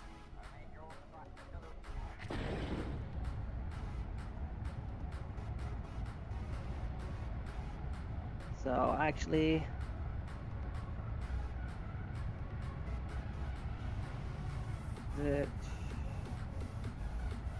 No, there's no mid-stage rockets there that I can use. I can't adjust your decoupler force. No, I can't. Alright.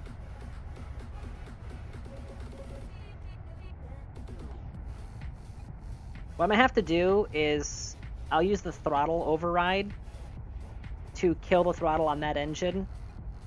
Let those 2 stage, and then I'll crank it back up again. Because those engines do impart heat to their connected fuel tanks. It's not a lot, but it might make a difference, because that thing just barely exploded, it looked like. Or alternatively, hold on. Can I... Alright, no, here's what I'll do. Is, I'll kill the throttle to this engine, and then I will manually stage the decouplers. That way it won't fire the SRBs. And because I've killed the throttle to the engine, they'll just be drifting, and it shouldn't have any issues with impacting the main rocket.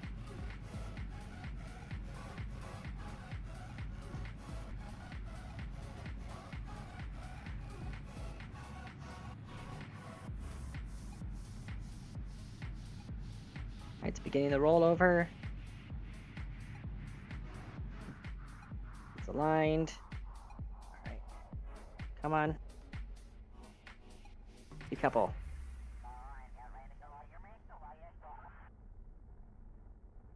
Damn it. Just get rid of that. Crap. I'm pixel hunting.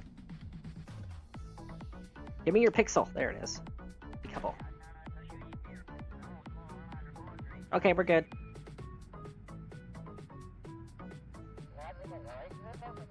Oh, but altitude 300. Oh, shite. 200.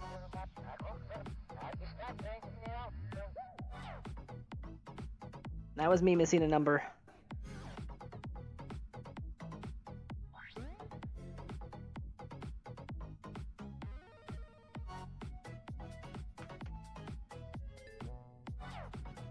There, I had to reboot the flight computer. We're good. Actually, disengage.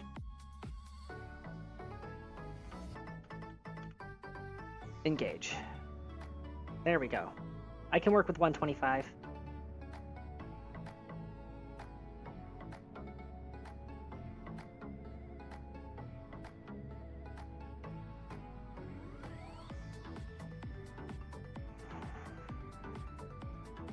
Might be further off switching to manual at this point, actually.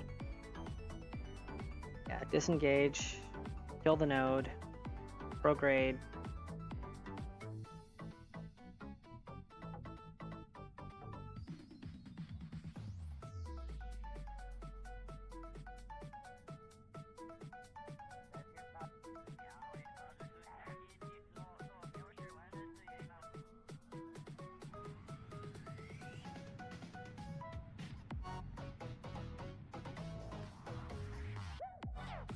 Oh, come on.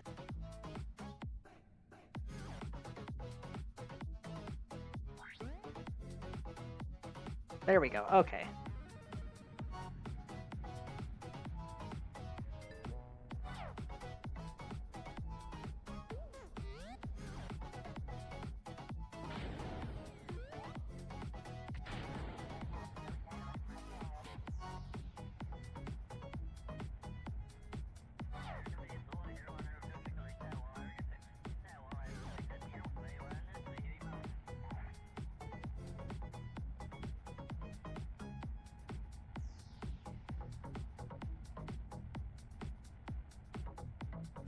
Oh, crap. Flew right past the equilibrium. Alright, set as target. Home and transfer. Create and execute. No, count. Crap.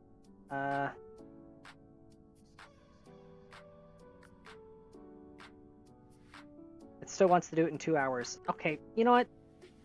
Fine. Removal nodes, create and execute.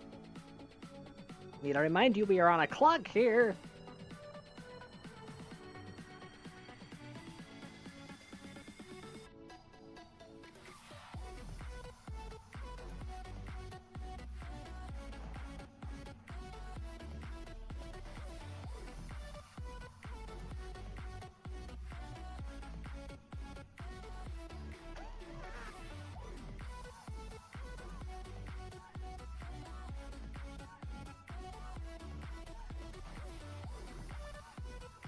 Alright, so we're gonna have to do a few orbits, unfortunately.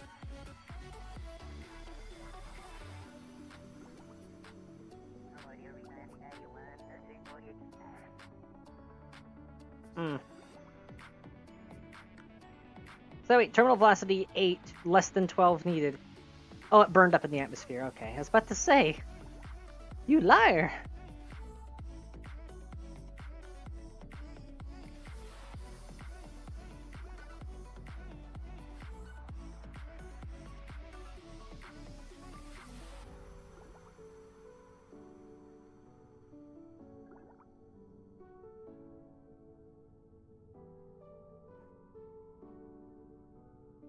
Alright.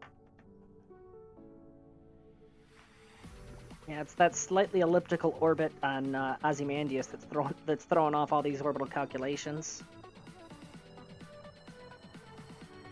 So as soon as I transfer this crew, I'm gonna have to do that boost to get it up there.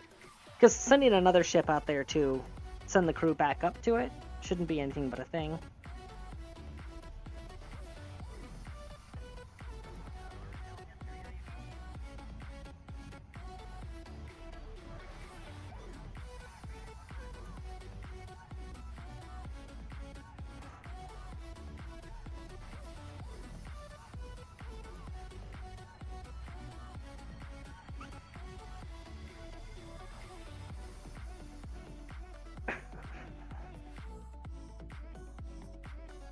Alright.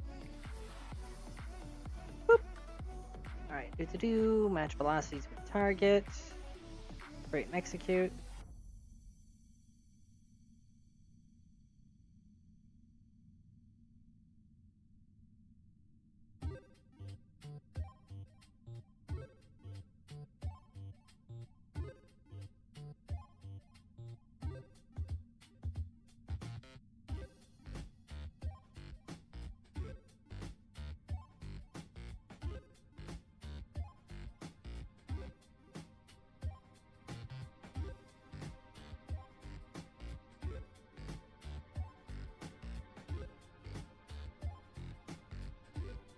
Hey, where's Ozzy?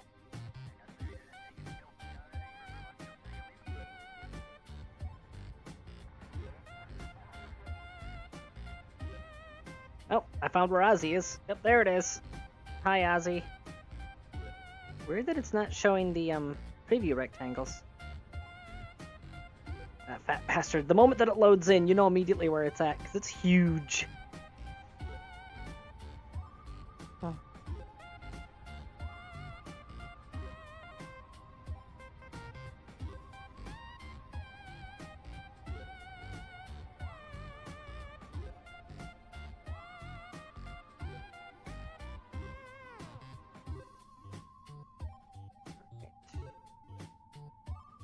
Switch to Ozzy. You're supposed to be turning to pro grade. Okay, you are. Just speed you up a little. Speed it up a little bit more. Oh, we got some wobble. Okay, slow it down.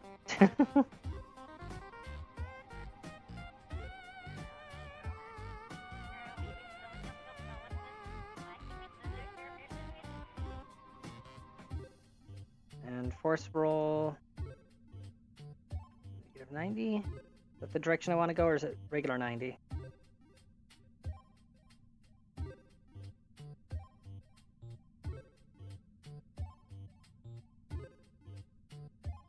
Yep, it's regular 90. Or say negative 90 is what I want. Alright. Target plus. I only have 60 monopropellant. This thing works on a tight budget, apparently. It is an old design.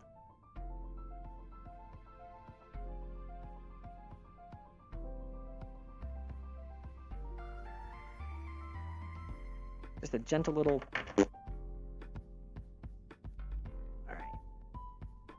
You still rotating? Yeah, you're still rotating.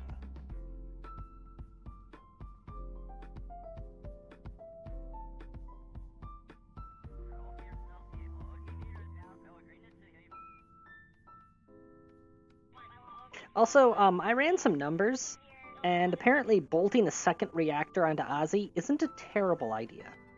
It'll reduce its fuel economy a little, but it will double its thrust potential, which is invaluable. Ow!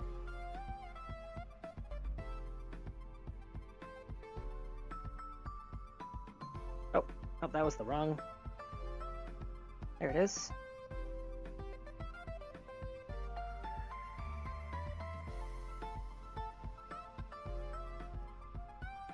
That's the angle I want.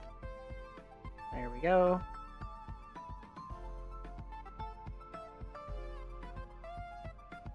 And then just a little...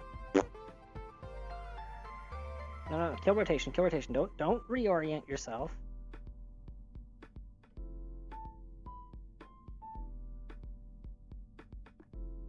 And then a quick little... RCS... Smart RCS, and docking. Where's docking? There's docking.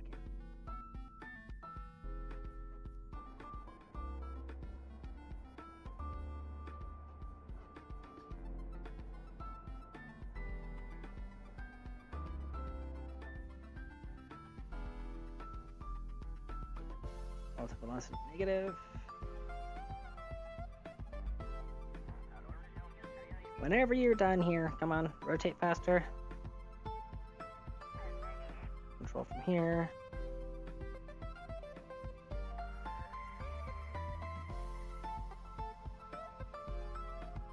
Set as target. Autopilot enabled.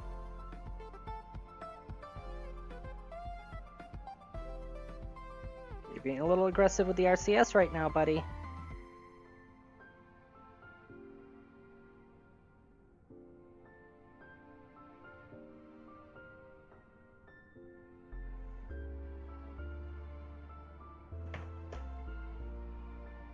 I'm putting my trust in you, but you're being a little aggressive with the maneuvers.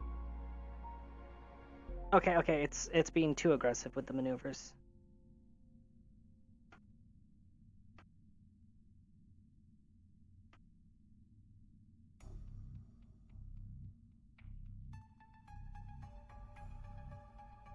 Alright, we're gonna have to do it this way.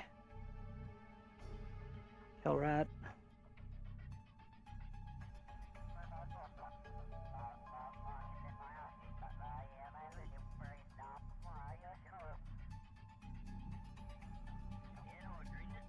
Perfect music for this.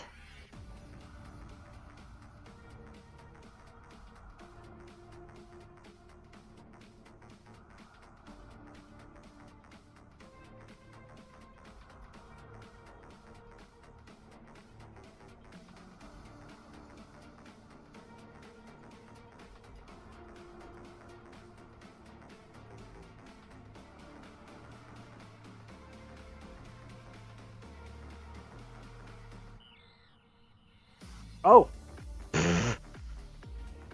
Okay then. I was like, why did my target vector go completely off there? Now I know. Just let it drift. I've only got 5 units of monoprop left. That is the exact opposite of ideal. Alright, let's get rid of docking autopilot. It betrayed me.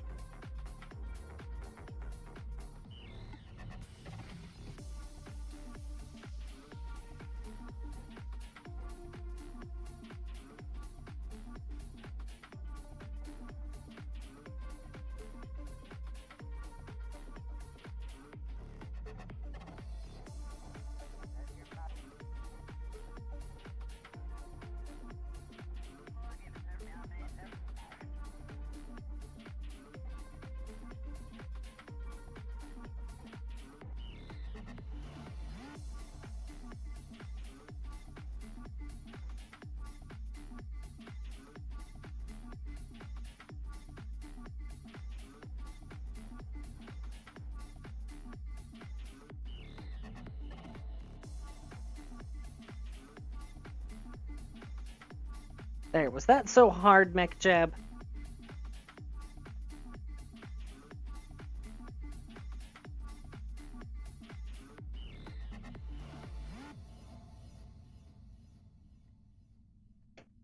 Now it's just every so often I have to prove that I still know how to fly, that's what that is. Mech Jab is handy, but you can't trust it for everything.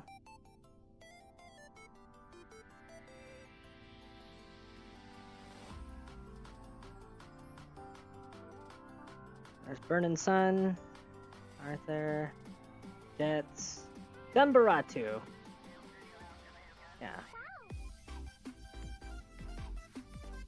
Dumbaratu, transfer.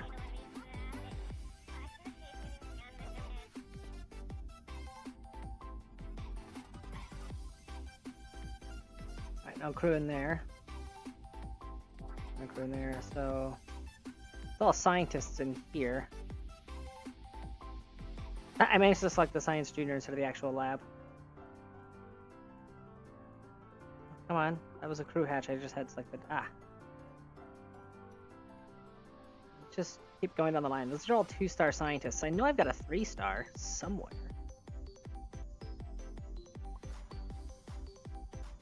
There's a 1-star scientist.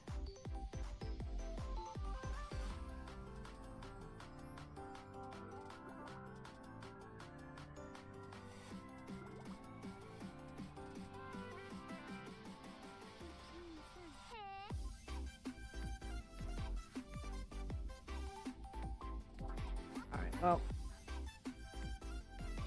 Valentina, we need you back home, so...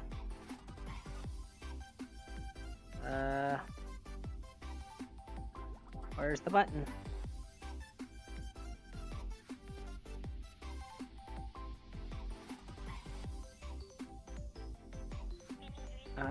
Okay, so she's not in there. Transfer crew. No crew on part. Okay, what the hell? Where's Valentina?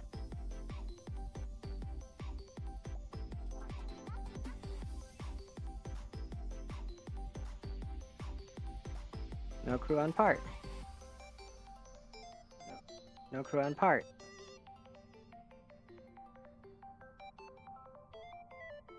There's not many places that she could freaking be.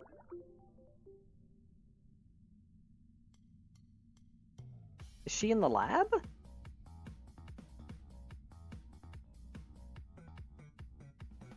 Nope. Speaking of which, actually, the lab. How much science you currently have stockpiled? 163? That's worth transmitting. And clean the experiments while you're here.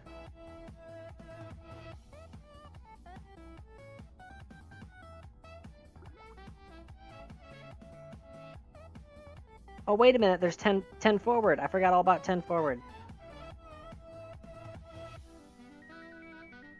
Nope, no crew on part. What the hell? Where is she?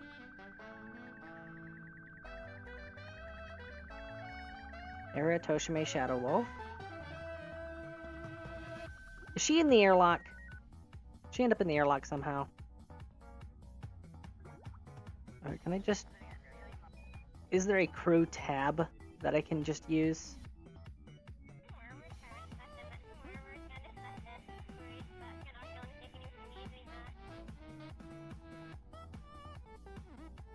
I gotta see if she somehow ended up in the airlock. There she is! Transfer. I don't know what she was doing in the airlock. I guess someone told her that they were coming to pick people up, and she was like, alright, I'm ready. I want to go back home. So where's the tourist? Did I already take him home?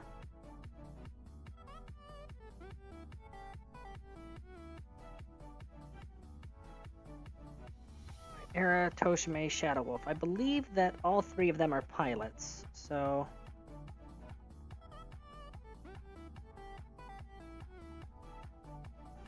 Yeah, Era's a pilot, Toshime's a pilot, Shadow Wolf is a scientist. Oh.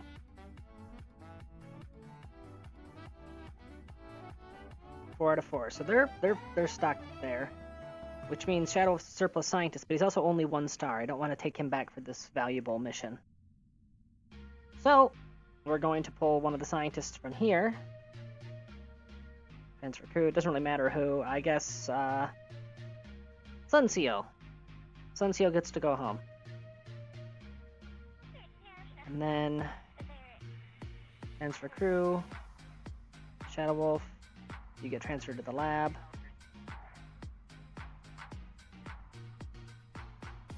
Yeah, there's no crew on that part. No crew on that part. No crew on that part. And in here, we got nothing but engineers, and we actually have a shortage of them. We have 5 out of 6 here. And 3 out of 4 there. So we actually need 2 more engineers to fully crew this place. Right now, I've been having to juggle them between the 2 as possible. Is there another airlock back here? Nope. Okay, close. I emptied the airlock so I can close this too. There's no crew capacity on any of that stuff back there. I have no idea what happened to our tourist. Wait, is he... Wait a minute. No, there is no crew on board. Show lab buoy. Oh, right! Forgot all about that. Missing 1 crew. Right. Okay. I actually need 1 scientist to be down in that.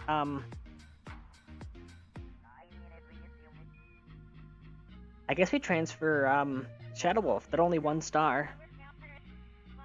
Transfer crew. Shadow Wolf. No, transfer crew. Oh. Whoops. Okay, let's move the camera over. Transfer crew. Shadow Wolf. Transfer.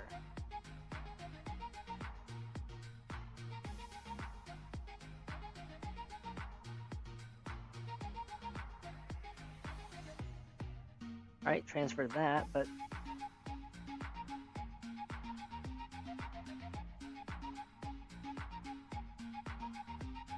What?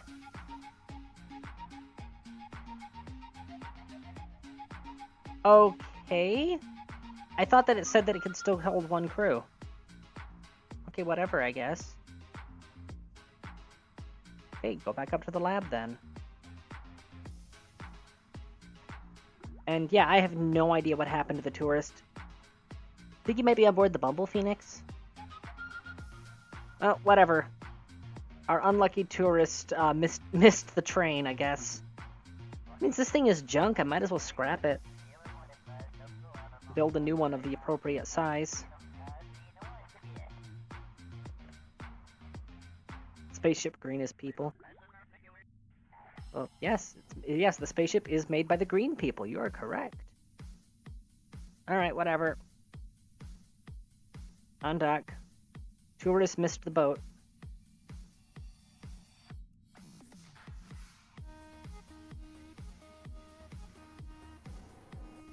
Alright, and that's it. That's all the RCS I had.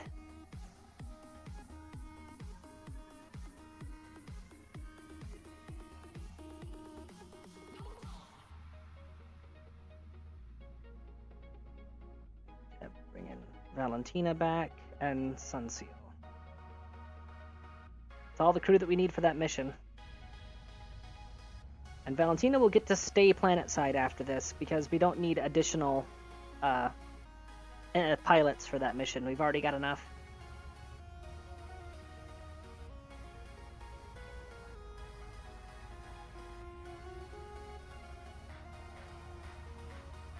Well, apparently that was actually the best time to do that. We were at the periapsis.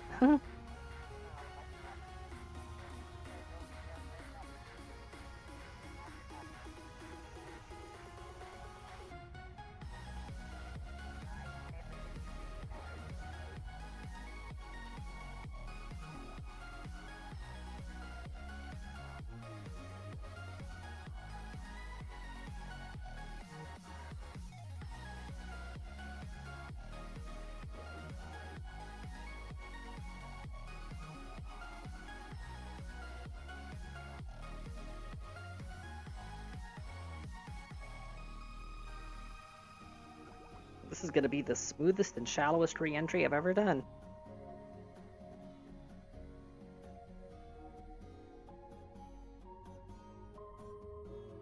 And I get to start at the break of dawn, so I get daytime throughout the entire thing as well. Heck yeah.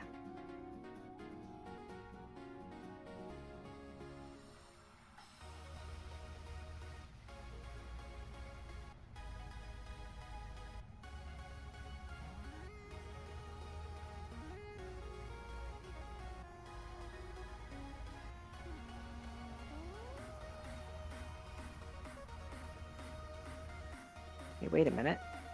Landing guidance. Show landing predictions. Show aero brake nodes. Would you look at that?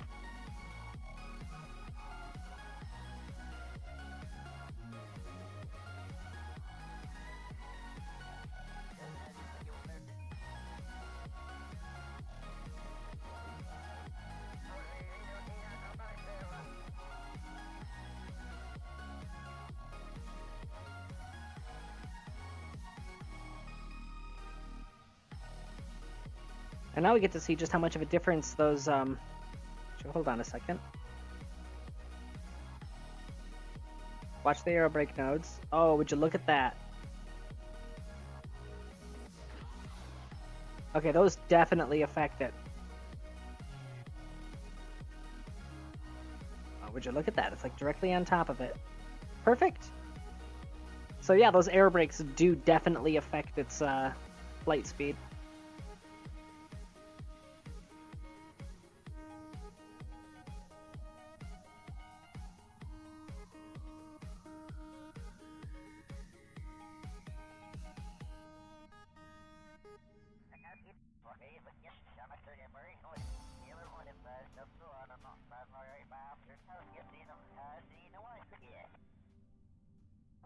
And we just slowly bleed off speed in the upper atmosphere.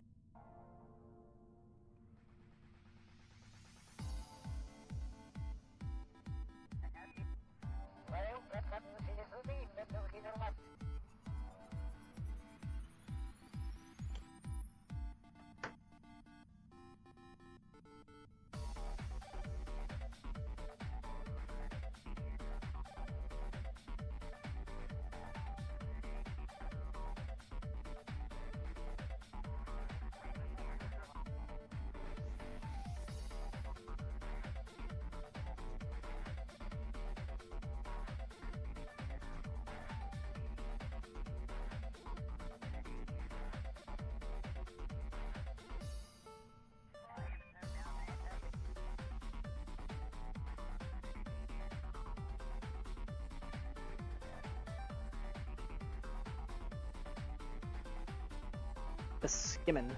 Skimmity skim skim.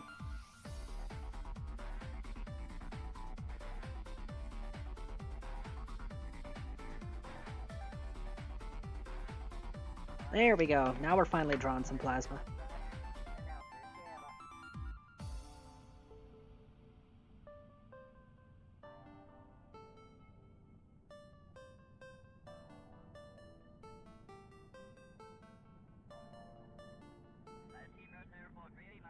Target difference. Look at that. It just went past.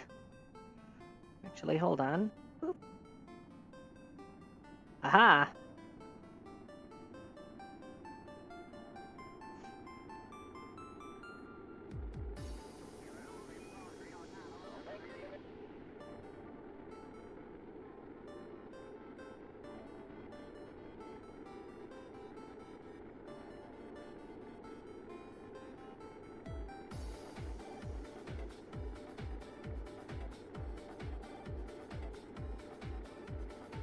Now the engine's about to overheat. They're spilling off considerable speed, though. I'm fine with all of that melting because this right here is an ablator. So basically it functions like a fire break, as far as that goes. I'm gonna slow it down to avoid buggy physics. Yeah, it's about to pop. I think I'll help it. Oh, okay. I was going to throttle it up to help it, but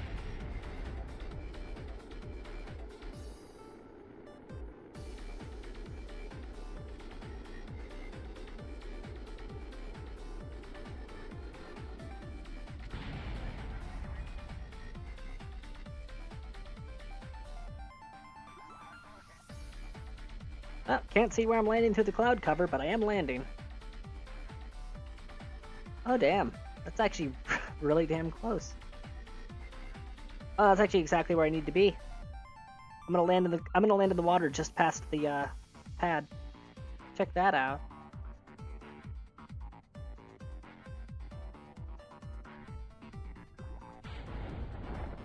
Let's tap the brakes a little more, shall we?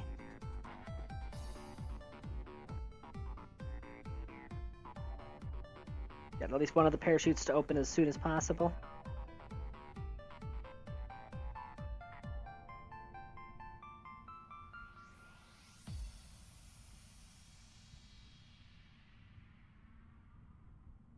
Yeah, there's the island airfield. There's the space center.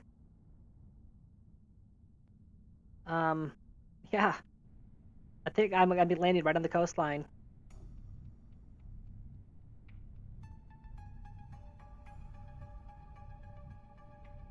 Ooh, that looks amazing over there. Alright, one parachute opened. Kill the air brakes, we don't need them anymore.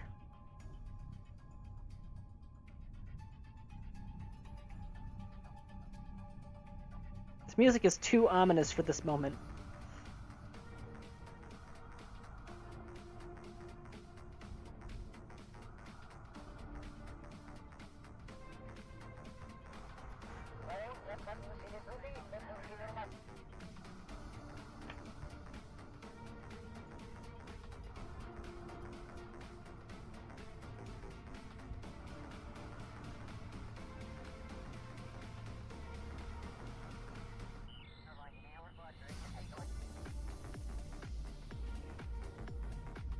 there it is. There's the Space Center. Can I aim or what?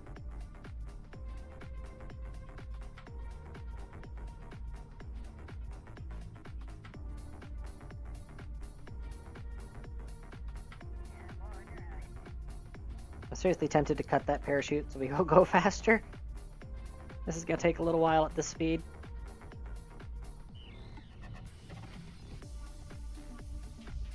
No, it's...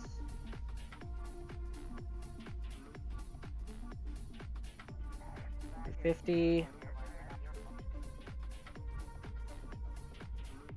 250. There we go.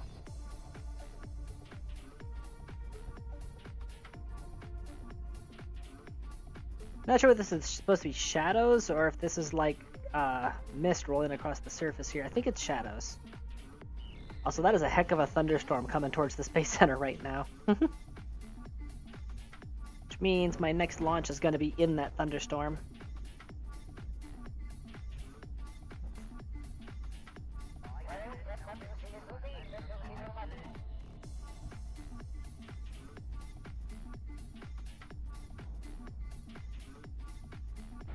Sploosh.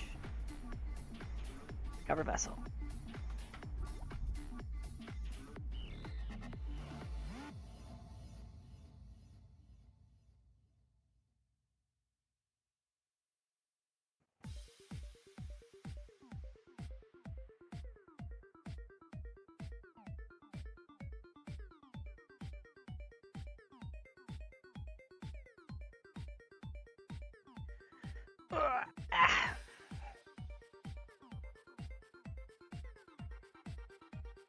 Alright, I'm going to be setting up a seismometer at the Space Center. So I won't even need to make a special ship for that. I'm just going to send out a rover. Advance to level 1! Yay, Jebediah finally got a star. Ooh. Yeah, that thunderstorm's coming.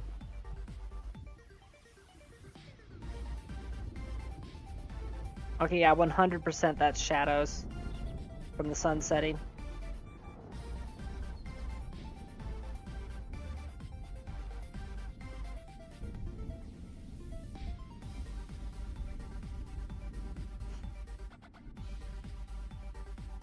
Also, since I haven't been doing contracts anymore, my space program has been hemorrhaging money.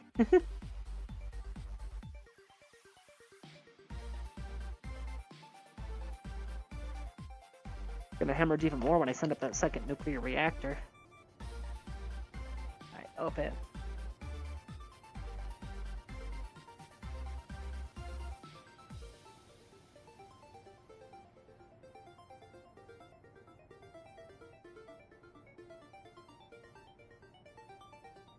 There it is, the science bus. Load. There he is. He's adorable. Alright. Link service bay. Is it this? No. That's the crew cabin. Alright. Cargo. I need photovoltaic panel. Need an experiment control station. And I need a seismometer.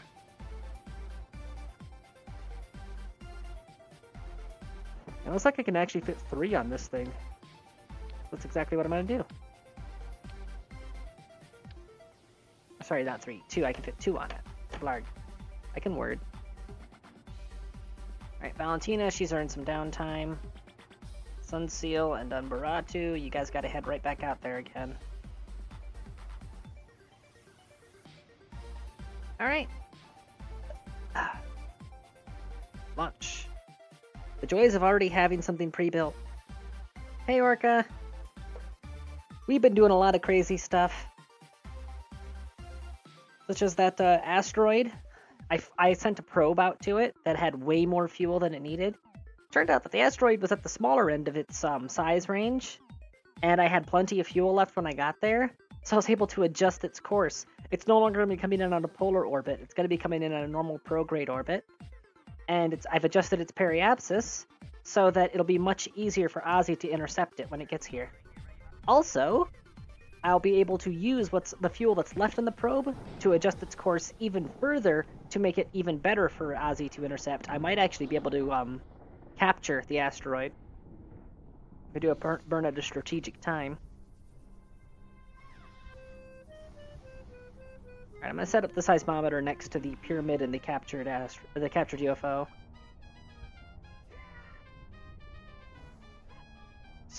I'm kind of sort of tempted actually.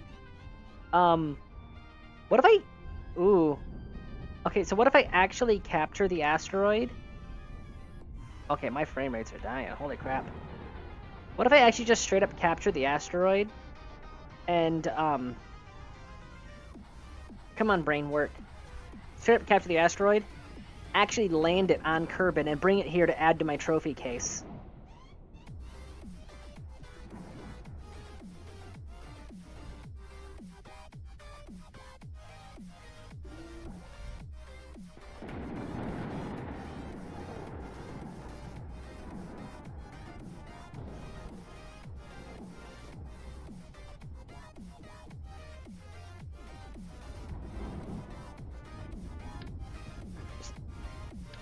Dump those. They're useless here. Oh, it already had everything in the container module. Whoops. Yep, that's the one I want.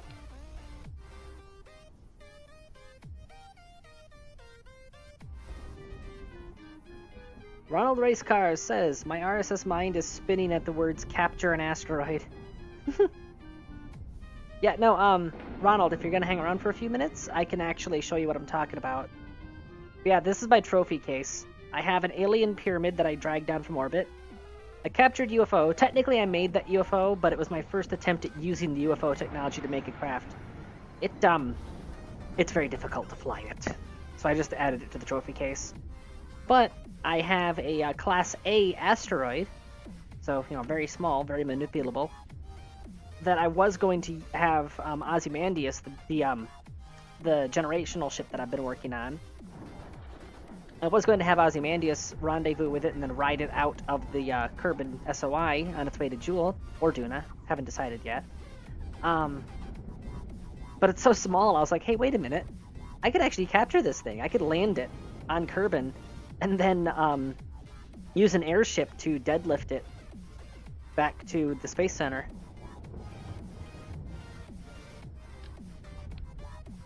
There's the solar panels.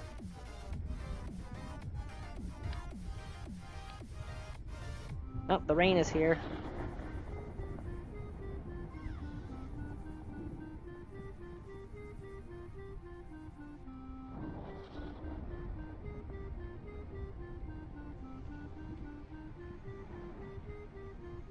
Alright.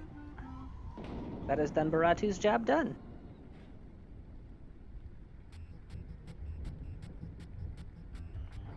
Also, yeah, who can say they have a, you know, an asteroid in their trophy case? Not a meteorite, a straight up asteroid. Sunseal. EVA. Majestic. Let's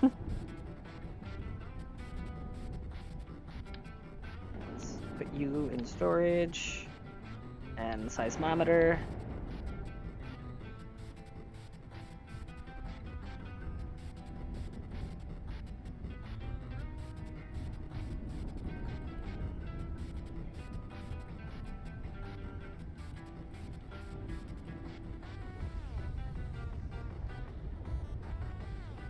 Well, I named the Kerbals after people that show up in my streams. Speaking of which, now I need a Ronald Kerbin. Science rate 45. Alright, seismometer has been set up. And the reason I'm setting up seismometers right now is that there's a Class I asteroid on the collision course with Kerbin. I cannot hope to deflect that thing. So I'm not gonna. Oh my god, okay, I'm gonna have to have Naruto hop back out again. Really? I had no idea.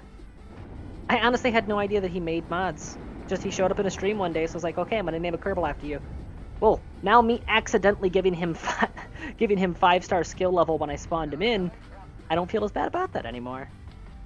It's deserved. There we go. Alright, hop back in. Forward.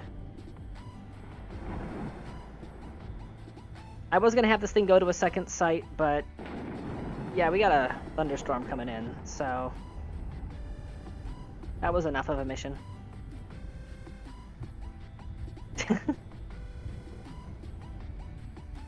Alright, we're on the runway for 100% return.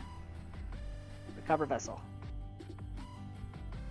So that's a seismometer deployed. I have airships that can easily perform the mission. I'm thinking I might want to make a plane instead, because they're faster. Actually, you know what? No. I'm not going to take the easy option. This is KSP.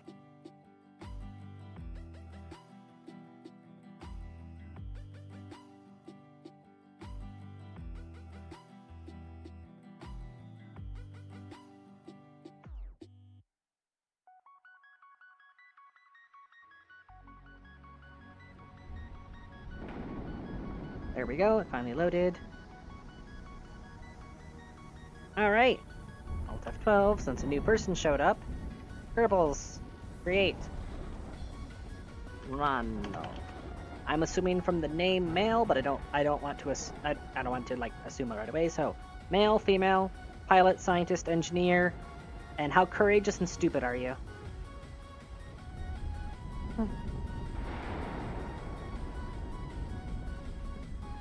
Definitely scientists. We need more scientists, actually. Actually, no, it's technically it's engineers we're short on, but I can shuffle them around. Of course, the badass flag, so you don't ever actually die, you just go missing. How courageous and stupid.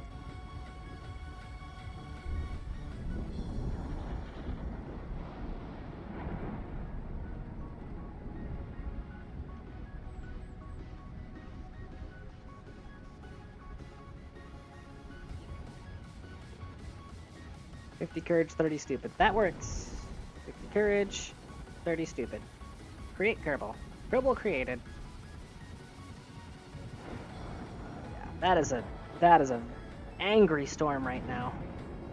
Oh, perfect freeze frame there.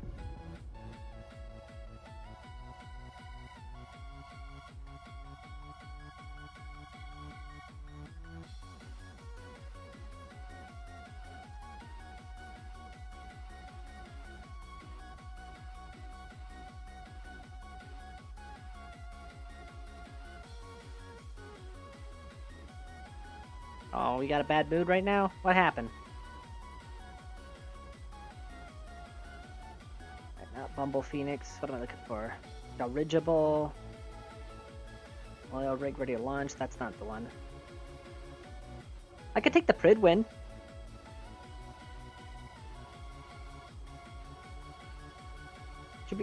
Yeah, we should just straight up take the Pridwin. Oh wait, this thing doesn't have any good ladders on it. That's right, because this thing was meant to research the crashed UFO. Unfortunately, this was a one and done, even though I'm very proud of how it came out. Alright, let's...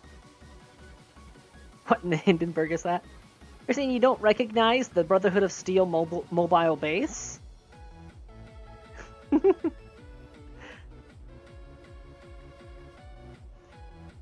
In order to unlock a research node, I had to get that UFO technology. I had to go to one of the crashed UFOs on Kerbal and set up these supercomputers next to it. So that's exactly what I did in order to unlock some UFO technology. And that's what I used to make that UFO that's currently in the trophy case. And actually, before I launch the airship, since you're a new person here, it's Blue Shift. It's in the Blue Shift family. Wild Blue Industries, that's the name. And Blue Shift is specifically the Wild Blue Industries one that concerns FTL, and that's the version of FTL I have, because I know there's like 10 different FTL mods out there.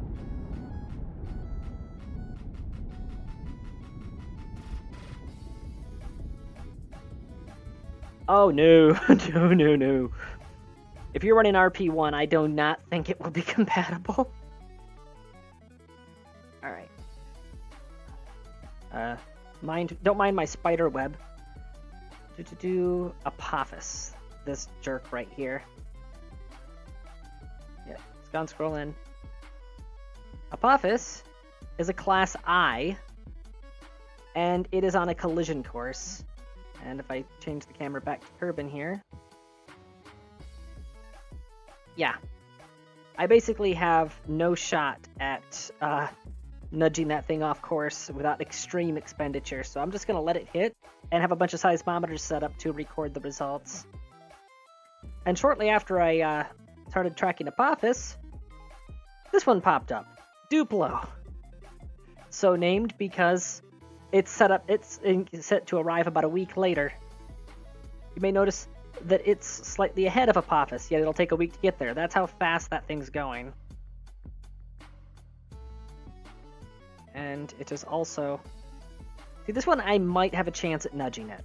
Because it's so size class smaller. It's a, Come on. Come on. Okay. And then Duplo. Yeah, see, that's much smaller size class, only around 18 meters. I'll go get SJ1. No, bad. Meanwhile, this one, Deep Range Prospector, is currently docked to an asteroid, which I've nudged the orbit of, and it's not wanting to show me a prediction.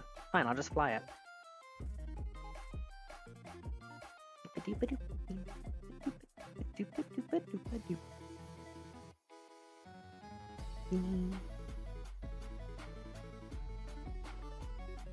Filled to the brim with nukes.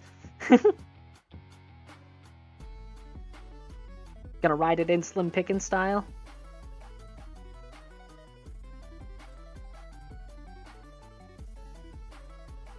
Yeah. This is the adorable little nugget that I found. I expected it to be much larger than this. It's at the bottom edge of its size range rather than the top edge. And this thing right here, I ended up packing way more fuel than I ended up needing. So, it has 595 meters per second delta V left. That is after I performed a burn to edit its orbit. Scrolling, still scrolling. Still scrolling. Kerbal, focus view. See, I tweaked its orbit, so now it's going to come in equatorial with a periapsis of 555. And there's Ozymandias, which I actually do need to adjust its orbit, so that way it will meet that.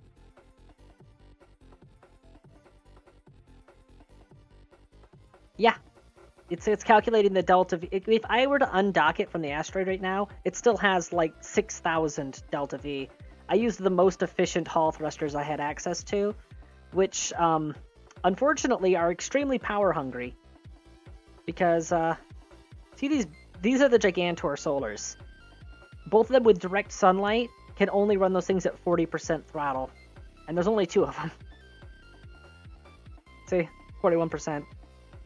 If I run them any hotter than that, it'll start depleting the batteries very rapidly. Thankfully, I had the foresight to install 2 RTGs on it. The RTGs are the only thing that kept the guidance computer online the last time I accidentally throttled them up all the way. Yeah, switching to Ozymandias because I actually do need to edit that thing's orbit. It's on the opposite side of Kerbal from the expected periapsis, so that's the best time to do it. Yeah, you're using RP1, Ronald, and RSS. You're giving yourself the Dark Souls of space flight right now.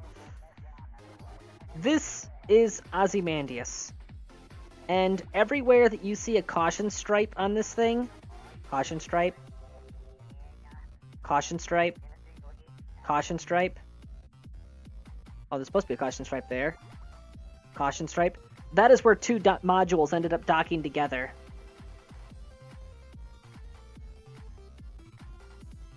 Alright. throttle limits are not in place, so I'm going to have to keep an eye on the power grid.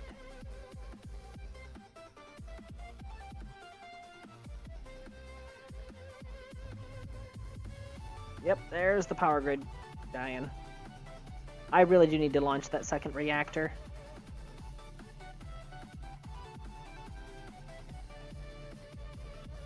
Keeping an eye on the apoapsis here.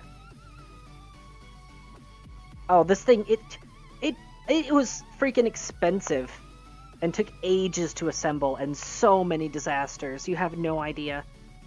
And you want to know what financed the whole thing? You're going to find this hilarious. 5 billionaires wanted to visit my oil refinery on Minmus. Not even joking. So I set up an ore harvester and refinery on Minmus because Bumble Phoenix, which was a proof of concept ship that ended up evolving into this concept for Ozymandias, Bumble Phoenix needed a place to refuel. It had us nowhere near the oomph that it needs for a Kerbal re-entry, and it would be tedious for me to keep refueling the station to act as a gas station, so I just set up a refinery on Minmus.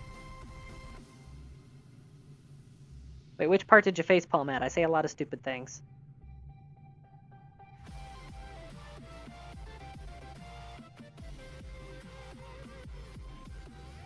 Oh, yeah.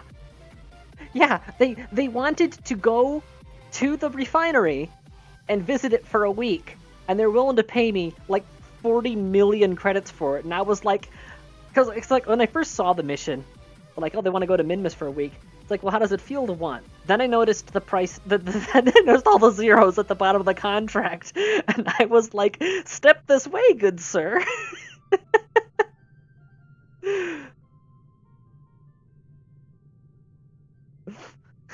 We'll pay you handsomely. Your money is worthless to me, good sir. $50,000. Really?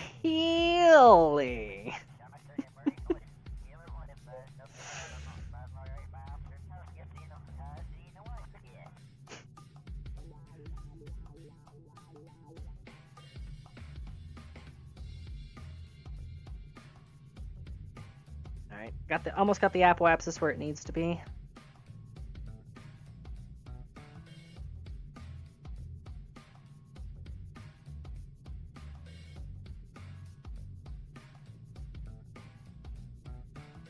Unfortunately, this is the fastest I can risk moving this thing. It does not like fizz warp, not with a ship this big. And I can't crank the throttle up all the way because it's running off of one reactor when I really should have brought a second. Because right now I'm running this Prometheus at max power, and it can only handle these engines at 30% throttle. 550, that's bingo. Alright. Oh yeah, I almost forgot I have to scrap this damn mobile processing lab. I might as well do that while I'm here. This mobile processing lab somehow spawned in half the size it's supposed to be, and I was like, that's okay, I can still fit one Kerbal in there so that I can at least bring it online. No.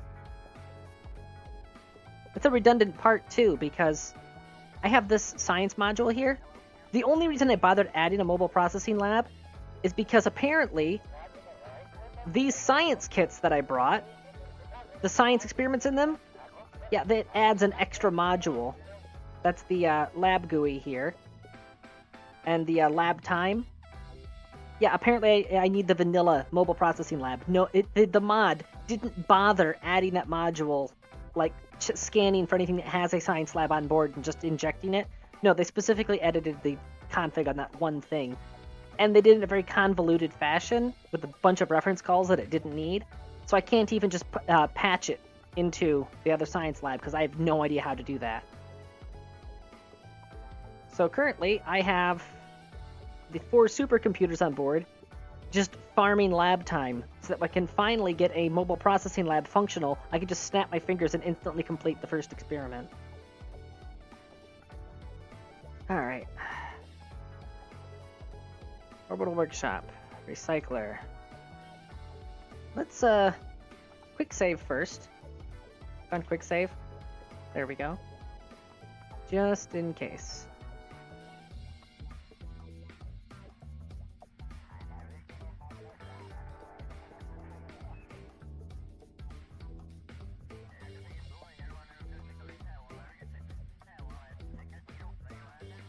Okay, how about just mobile? Hmm.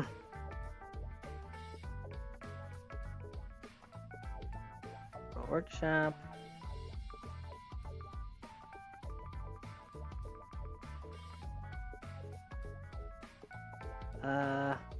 That's what I want.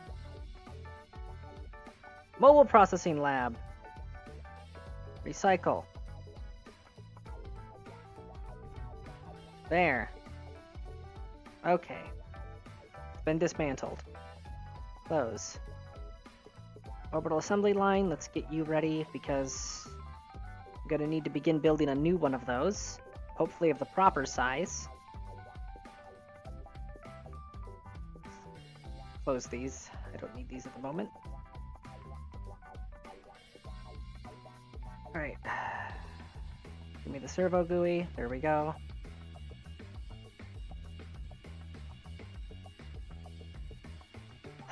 Alright, create empty container. New grab kit.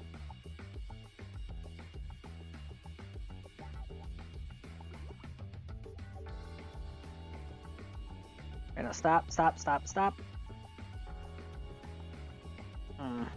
Alright, reset. I told it to go too early, the container was still in motion. That would have been bad.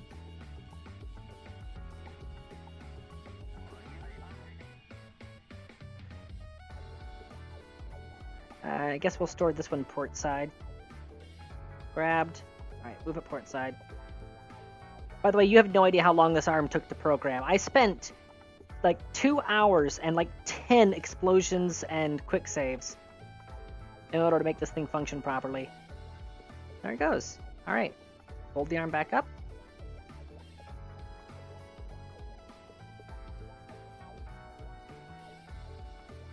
Alright. Close that. Don't need the robot arm anymore.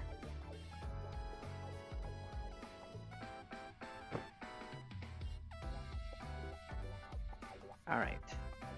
Add part. Gotta wait for it to finish loading the list. Move it here so I don't accidentally click through onto anything.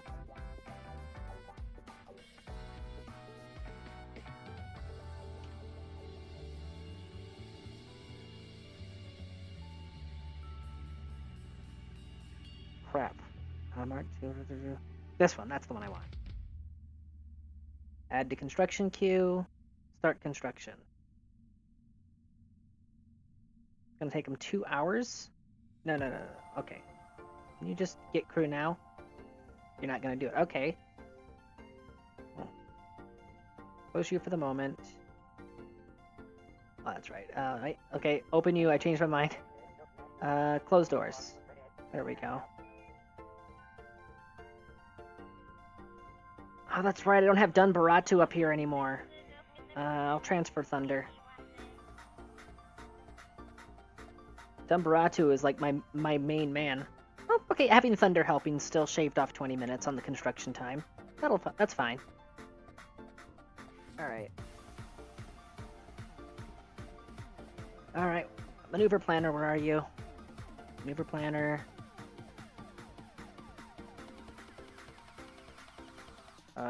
Circularize, next up, process crate. Thank you, that's all I needed. I'm gonna have to fly this thing on manual.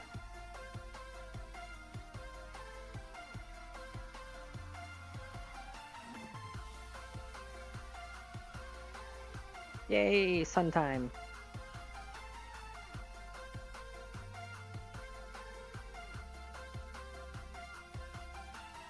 Gonna need to give it some time to node.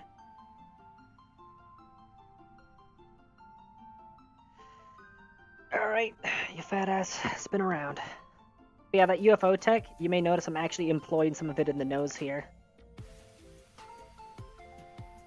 Which, boop.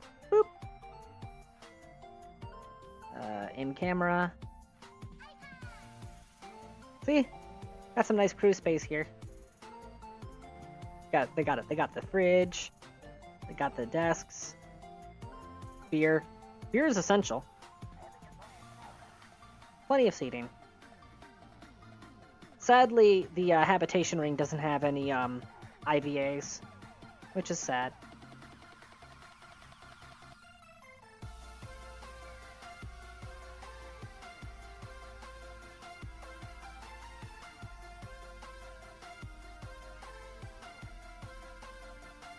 Okay, I can afford to fast forward time a little. Since I can only hit 30% throttle, I'm actually going to be starting the burn early. That'll do.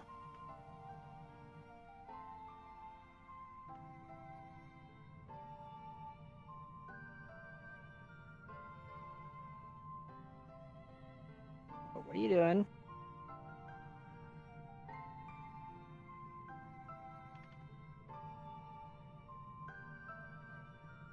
Stop it.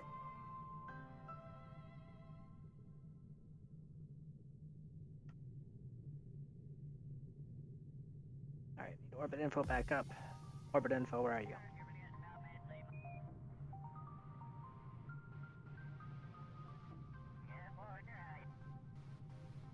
Alright, just casually bringing the periapsis up.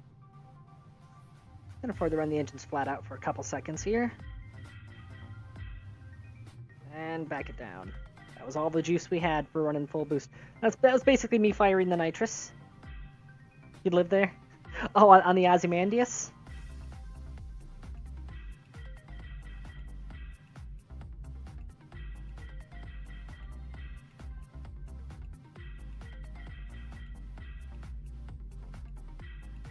Yeah, this thing definitely needs a second reactor. That's all there is to it. Thankfully, the way I designed this thing, the reactor is its own separate module.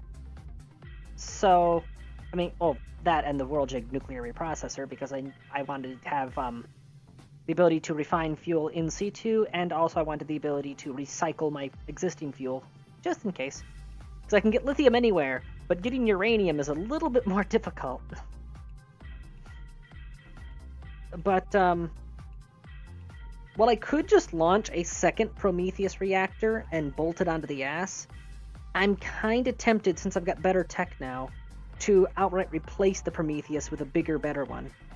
It's not like these coolers can't handle it. I went way overboard on the thermal control system, because the assembly space and the workshop both generate heat as well, and these engines run super hot. So I wanted to make sure I had all the cooling I need, like, bring up the thermal interface here. Yeah, thermal. Yeah, total heat production, 3,500. Total heat rejection, 9,600. I have 3 times the heat rejection that I need. I didn't want to risk anything on that. Basically, the only thing on this ship that doesn't have a redundancy is the reactor itself.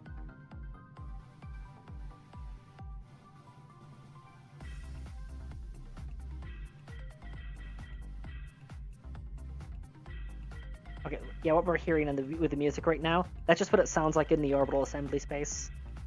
Banging the hammers to the music.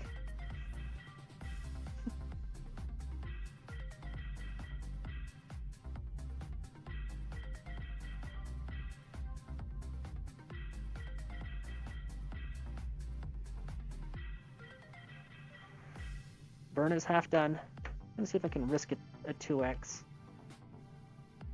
2x is fine. Pushing to 3x. Some minor warping on the nacelles. 4x. Okay, we're good. It's holding stable at 4x. All those struts that I added are actually paying off. Yeah, you may notice this thing, it looks like it's got straight up ship rigging from ye old sailing vessels, because it was the only way that I could properly stabilize it.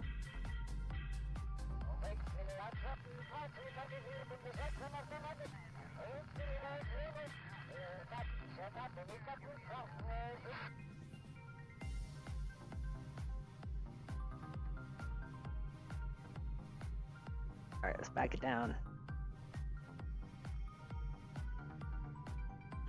Oh yeah. And these red docking ports on the side here, the Mark IIs, that's for when I finally do research FTL, I can straight up just go to the prefab that's sitting in my blueprints. Oh, hold on. We're good. Almost overshot.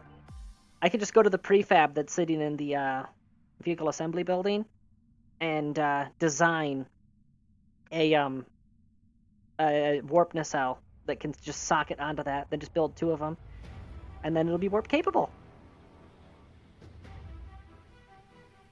Alright, kill rotation. prograde. And we're good. Still lots of time left on assembling that lab. Yeah, I got an hour left before it's done with assembly. Keep at it, guys. I just hope it spawns in at the proper freaking size this time. Right, no, I'm just gonna... No force roll. Just kill rotation.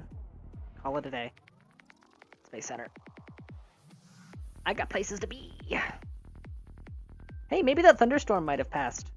So I won't be launching an airship in a thunderstorm, which is hardly ideal. Oh! I have to retrofit dirigible. And now I have harpoons unlocked. I need to use those. Oh my god. The first time that I tried to rendezvous dirigible with a ground station was horrible. Because it wanted to drift so much.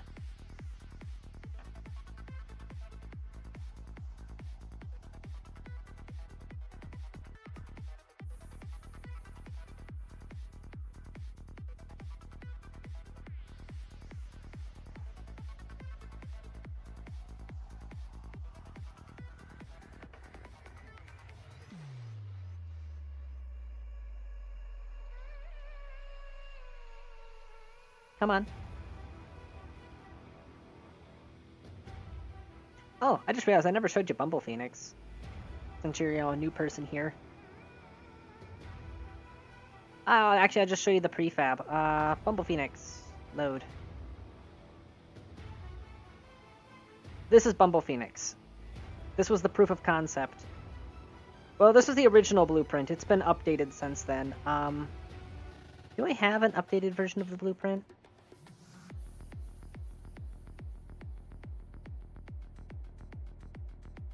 It would appear that I don't. Let me switch to the VAB.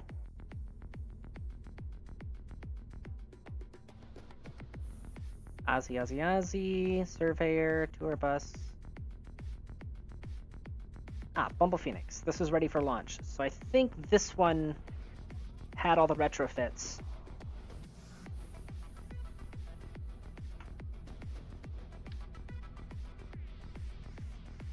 Yeah, I did later slap a coat of paint on it. But... Yeah, go to you. Extend! Extend! You can see where the DNA of... Actually, switch editor. How high up are you? There you are. You can see where the DNA of Ozzy is in this thing. This is like the tadpole version. And the feature that I like the most about it, I mean, other than... It's cargo bay and docking port there.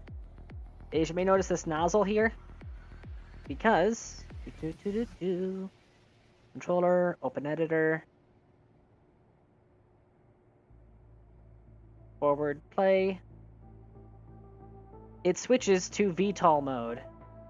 So you just retract the radiators. And start extended. Start extended. This thing is capable of landing on both the Mun and Minmus in VTOL mode. And that's how that's the Bumble Phoenix that I actually have in service. That's how I refuel it. I just take it to the Minmus refinery and top off the tanks. It can complete a full tour from low Kerbal orbit to the moon and then to Minmus and a landing on half a tank of gas. The thing has absurd fuel economy. Like if I swap this back around. Look at that, 8,500 Delta V. These ships, hours and hours of design goes into them. I'm really proud of them. Oh, and also the actual Bumble Phoenix, mint green. There it is. The actual Bumble Phoenix is actually painted like this. And yes, these are LED running lights I have on it. Yeah. TWR only is 0.31. That's why it can only land on Minmus and the Mun. Because once the atmospherics get involved, its fuel economy and its thrust are completely pointless.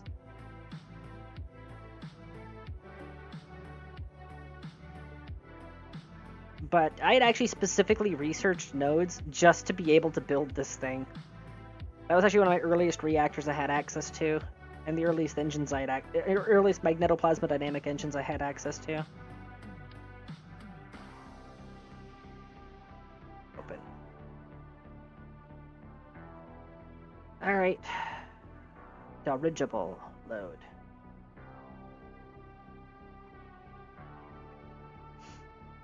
You need harpoons installed. Did I ever set up action groups on you? I did not. Why did I not?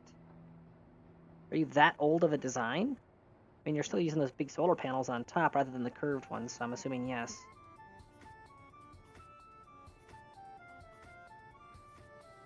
Do I have a better Zeppelin that I made? Surely I do. Oil rig was using dirigible as the lift vehicle, so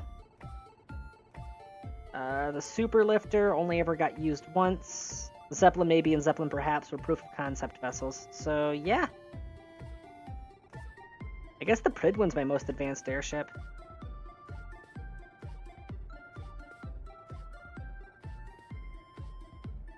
I guess I'll just take this opportunity to retrofit dirigible with more modern tech.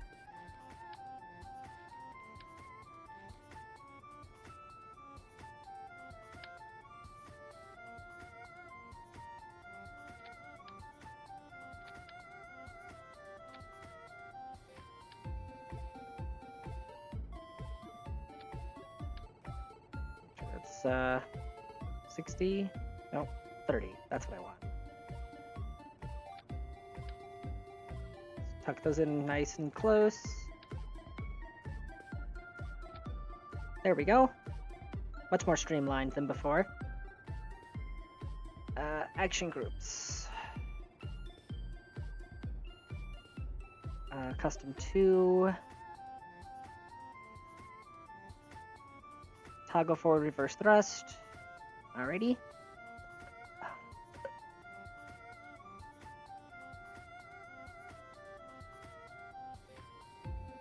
I'm not going to toggle the front engines because, yeah. So I designed this thing before I had access to the turbines, the air compressor. Actually, right there, I think that's it. Yeah, the gas turbine generators, which generate a whole lot of compressed air, which I need for these atmospheric RCS modules. So the way that I did it, the way I improvised, was that I just have forward and reverse engines, and I just reverse the throttle on the rear-facing engines so they're pushing against each other, and they act as an air compressor. So I can throttle it all the way up and not worry. Alright, cargo. Oh my god, would you stop with the parachutes? I remember someone told me that I can actually toggle off the auto thing on that.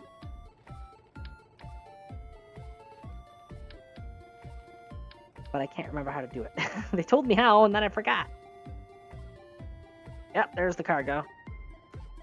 And that's the cargo storage unit. That is... Yep.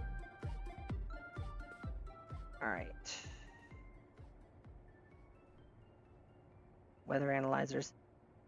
I mean, I might as well just take the full suite. I got 4 seismometer, 4 control units. I'm gonna need more solar panels. Actually, no, I won't. Yeah. 4, 4, 4. We're good to go, because we have Dunbaratu with us. Our amazing engineer. Alright, we are good to go in that regard. So I guess the only thing this thing needs is harpoons. Double attachment system.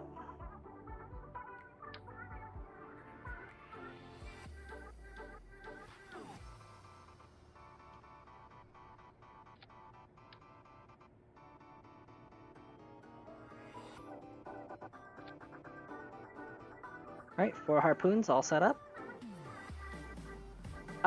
Because they double as anchors. We're not going after sky whales, don't worry.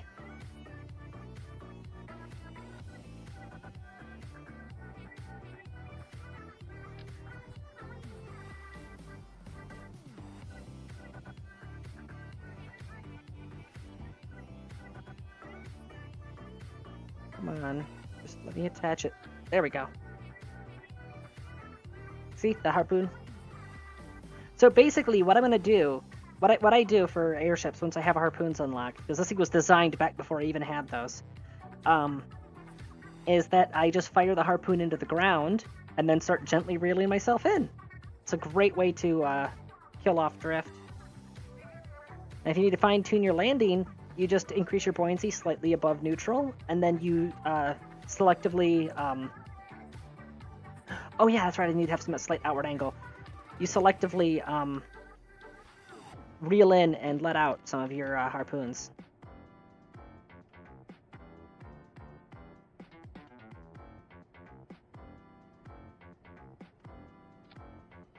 Like so. So those are firing diagonal. Oh, wrong way. Whee!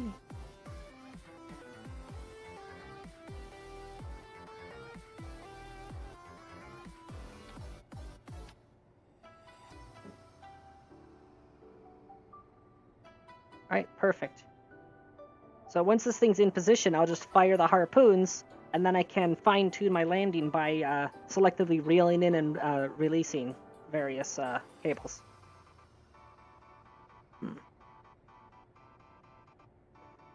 Ah.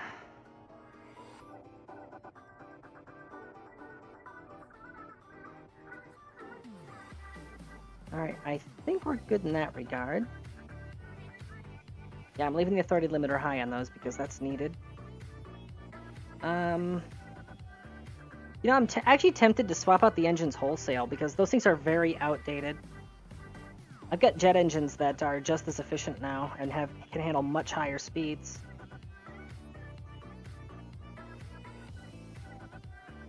The Juno, for example. Yeah, I'm gonna do it. Let's swap out these engines wholesale. Yeah, that was the Cyclones that I had. They had 52 kilonewtons, so I need to aim for something higher than 52 to justify the swap out.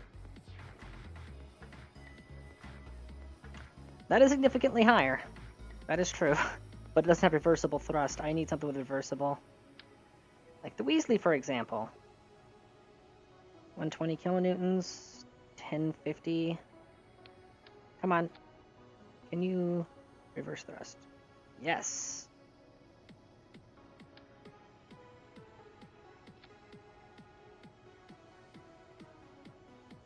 There we go. Perfect. Aerodynamic. Now we need some intakes for these guys. That's an engine pod. That is not an intake. Engine pod. Where are my intakes? Oh, that's meant for supersonic. Oh, neat. For making big old airliner engines. Yep, gone past... Oh, I'm sorting by mass, not by size. That's probably why. There you are. The G50, my old friend. This thing's been my buddy ever since it was first added to the game.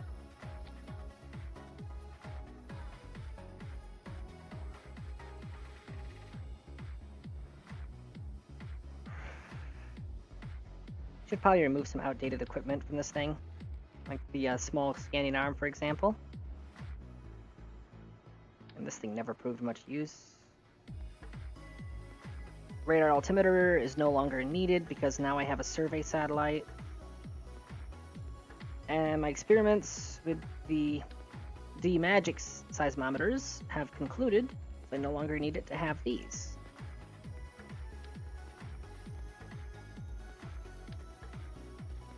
Yay for retrofitting old designs. And also going to fix a design flaw that I had identified in use. Raise lower stabilizers. Raise lower stabilizers. That freaking thing. Alright. Let's get rid of you. You're no longer needed.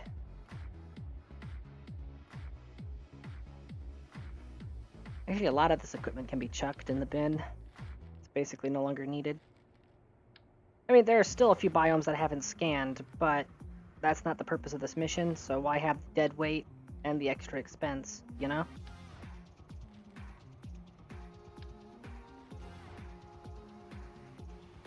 Alright, stripped down and ready to go.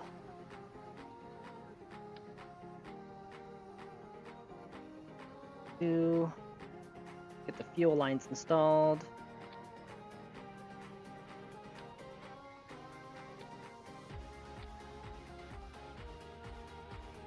Alright, got the drop tanks in place. How much fuel you got? Okay, you're topped off. And one last double check. Redundant, but you know. Turbine. Equilibrium 11700. Okay, we're good to go. Crew.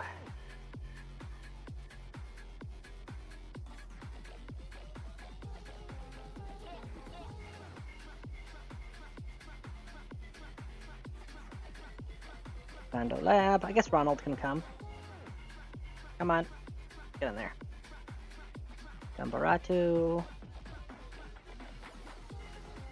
Actually, yeah, you're the same skill as Sunseal, so yeah, you're a scientist for this mission.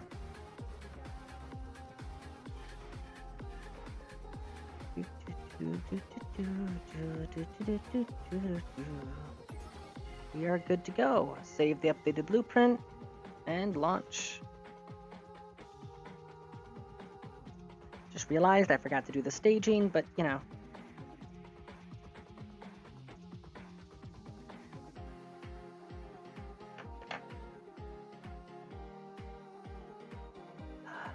I'll just fix the staging in C2.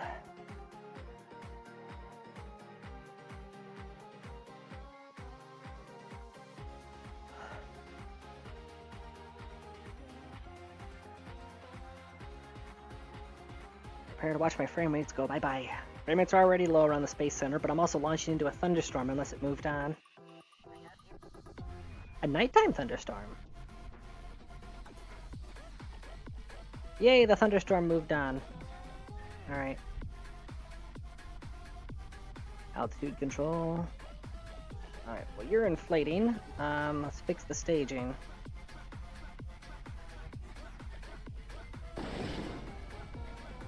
I forgot to... Wait. Cancel. Resume flight. Can I do this in the field? Edit action groups. Yes, I can. Okay. Custom 2.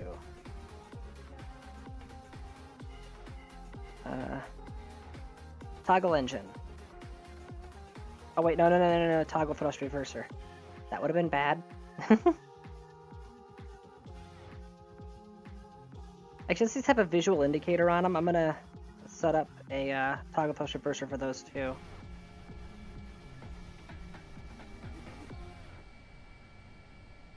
Alright, we're good.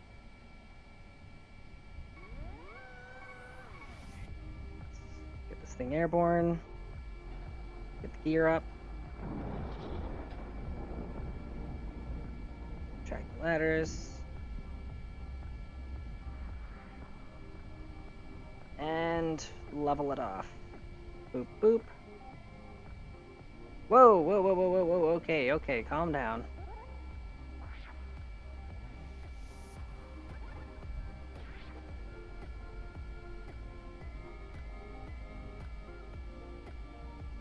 I think we're good.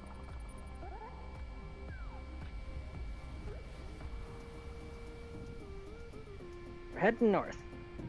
Actually, the impact is... That was just sputtering out. Oh no, I see what's going on here. Oh, it froze the game for me. Sweet. Alright. Wait, no, that's... What? What?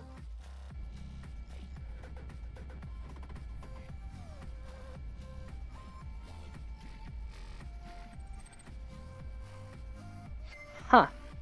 They somehow just fell out of sync with each other. Okay. Well, we know...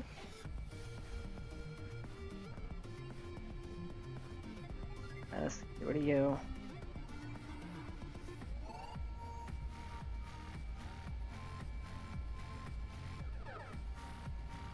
Alright, so we know that the asteroid impact is going to be near equatorial. So, equatorial is what I'm going to seek out. And I just realized I'm heading east when I should be heading west since... Yeah, sun. Nah, screw it. We're heading east. Alright.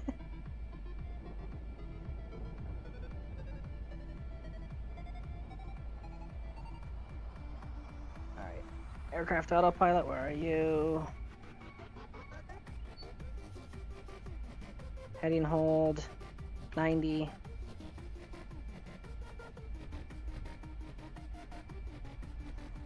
Where is... There you are. Let's get above the clouds, shall we? Send it!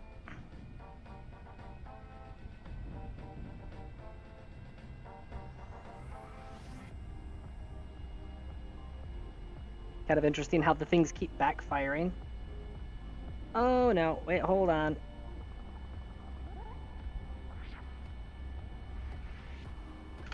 Okay, reverting flight. I see a design flaw. So I installed better engines. I did not install better air intakes. I'm using the same model air intakes as before and the same count of them. I forgot that the Weasley is air hungry. And there's where the issue came about. Alright. Whatever reason, in the editor it was being stupid like that. Okay. Toggle thrust reverser. Toggle thrust reverser. And you... Here. Ladders extend retract. Okay.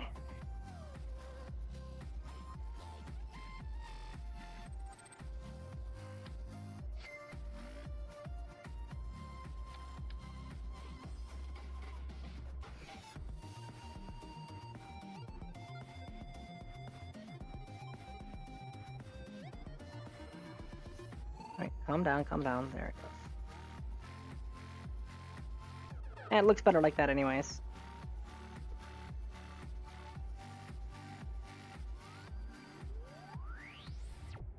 There we go. That actually kind of looks alright. Looks like it's supposed to look like that, rather than it being ever so slightly jank. It just looks like a sci-fi engine, that's all. Save the updated design. Oh, and fix the staging. Save. Launch. This thing has way more fuel economy than it did with the old engines, and it should be able to accomplish much higher speeds as well. And thankfully, right out of the gate, I know the exact lift ballast adjustments that I need to make, so I can do that right now, and then send it straight to the sky.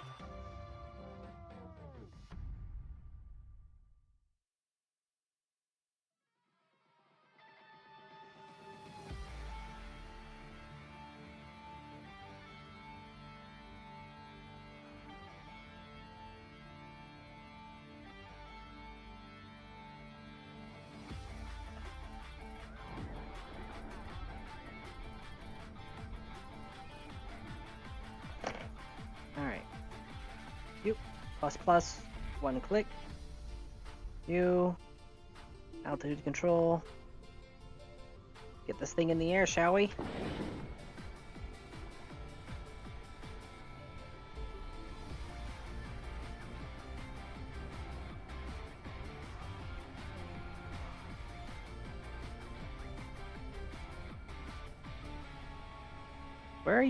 Where are you going? I'm gonna wait for this thing to finish.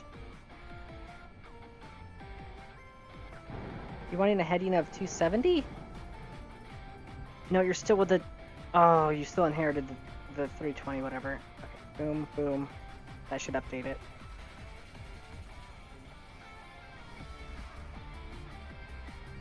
Why do you want a heading of 90? Or a heading of 0? What are you doing? Steering error is 0. What are you doing?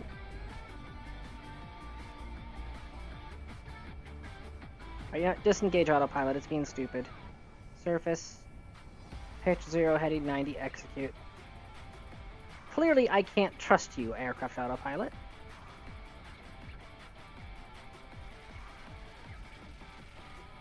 Alright, let's get out of here.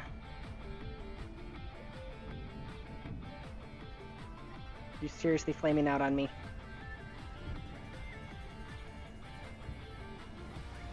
There it goes. Okay, so just throttled it up too fast. Effective airspeed wasn't high enough. Oh no, you're flaming out.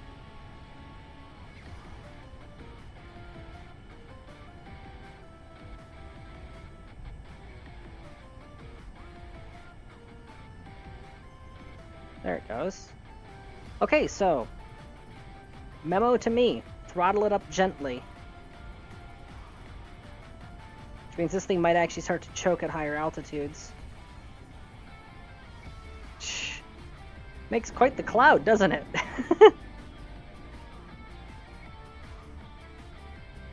Alright.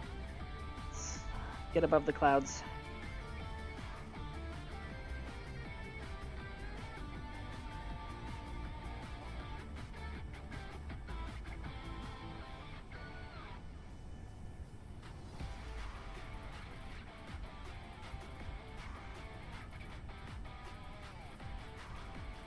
You see, this thing is diesel punk all the way. It even pumps out smog. You're welcome.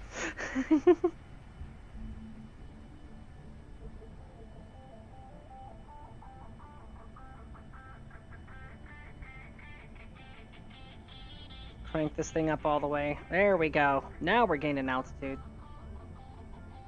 I want to get above the clouds before I reach them, since I'm going to be catching up with a thunderstorm.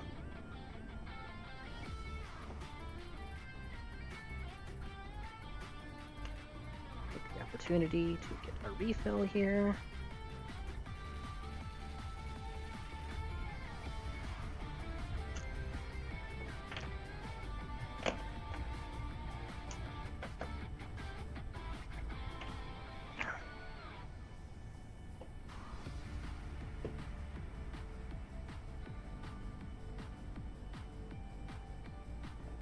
Gotta love that moment when you're informed that you forgot to refill the vape because you get a lungful of burning cotton.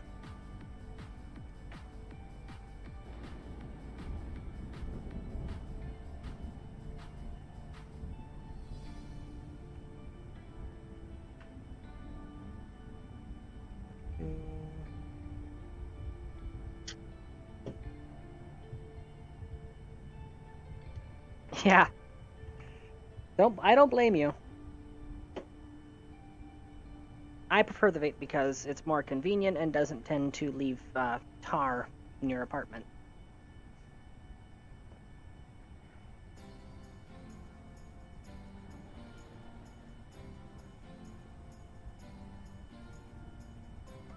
Alright.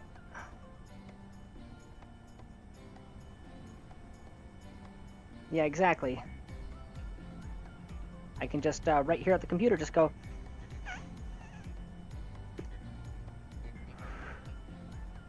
whenever I feel like, which is nice.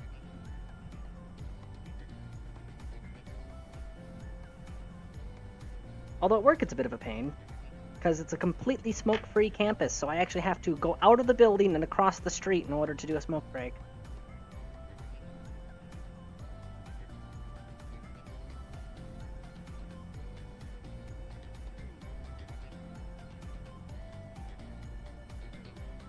Still gaining altitude. Gonna level it off once we get to 7,000. And then I think I can afford a time warp. Are you not running? Oh no. Let's keep an eye on you, shall we? Alright, how's your propulsion? You're fine. You're fine. You're fine. Lovely. Okay, so this one's just last in line for propulsion. Ick. And as such, it's also trailing off on thrust. Alright, crap, what am I gonna do about this? You know what?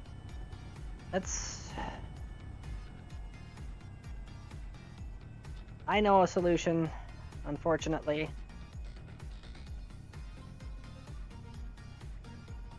Just gonna thrust limit everything down to 75.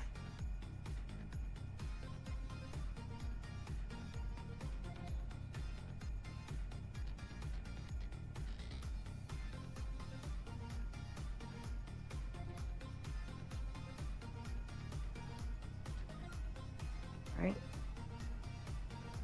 Gonna hold together now. Oh, I'm at 7,000. Whoop! Slow that down, slow it down, slow it down. It looks like it's holding together.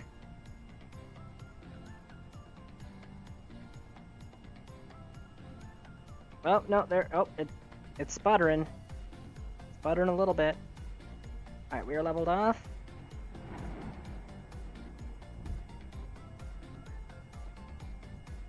And because we're at a different altitude, I got to adjust the trim here.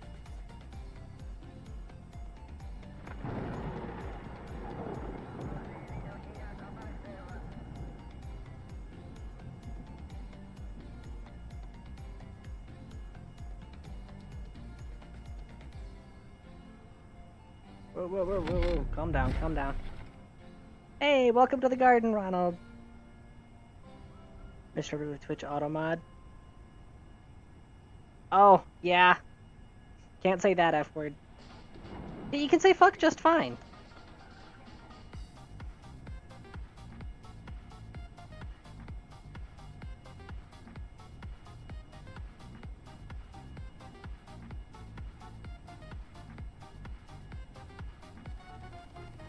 Well, be sure to swing by tomorrow. I'm probably going to be playing this again. Currently, I've been bouncing back and forth between Kerbal Space Program and Hogwarts Legacy. Well, I mean, hey, have you looked at the tags on the stream? I think I go one step beyond that level of F.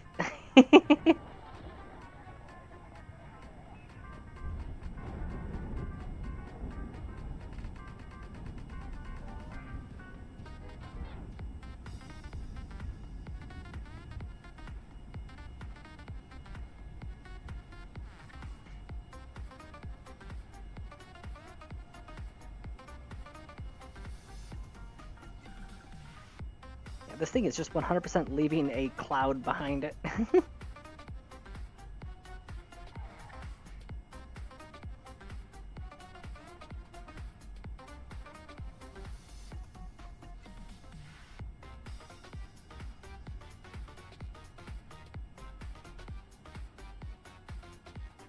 You know, I'm just gonna keep going until I reach the dawn. That is my goal. Might be a while. But hey, we're here for the long haul, right? It's not like I'm short on fuel.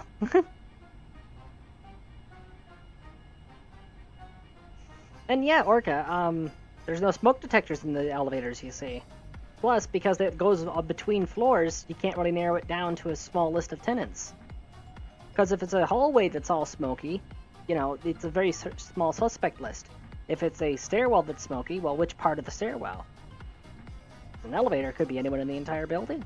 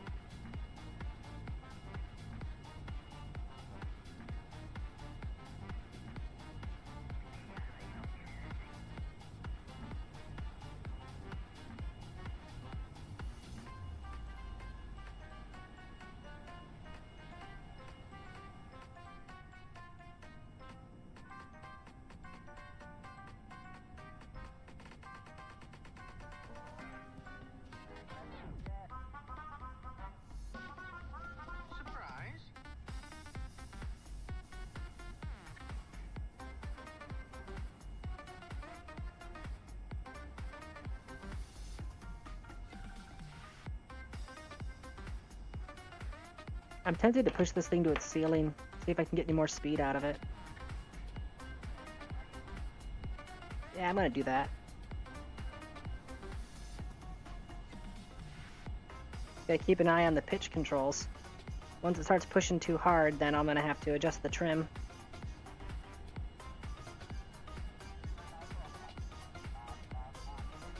Aircraft left autopilot was basically useless. Let's get rid of that.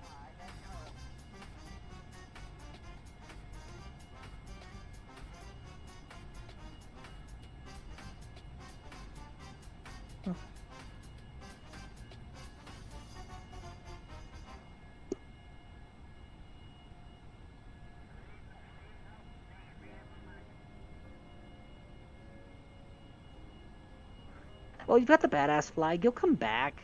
It's fine. Now here, hold this glowing rock.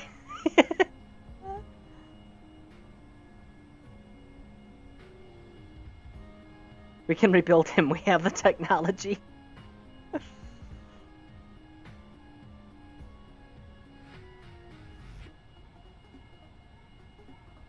Come on, camera.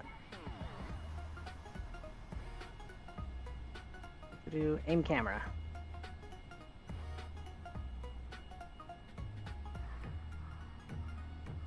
Oh wait, that's the wrong module. Aim camera. There they are.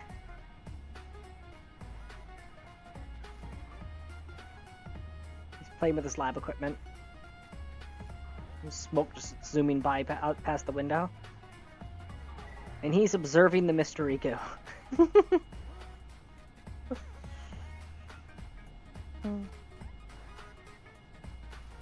Reset camera.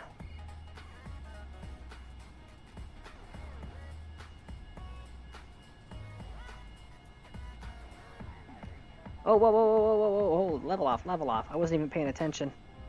I almost blew my altitude ceiling. Oh yeah, but we're stable, so there's that.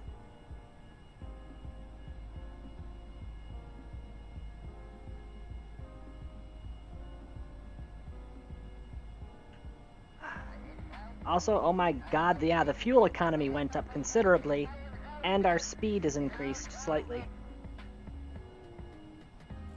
Oh my god, yeah, the upsells, the constant upsells in places like that. I feel sorry for you.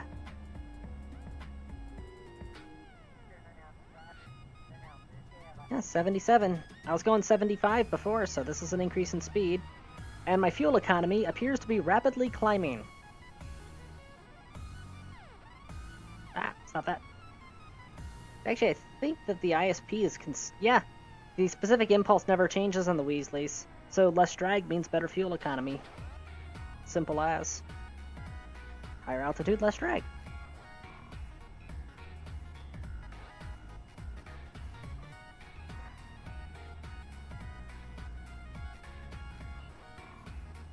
How far are we through the night?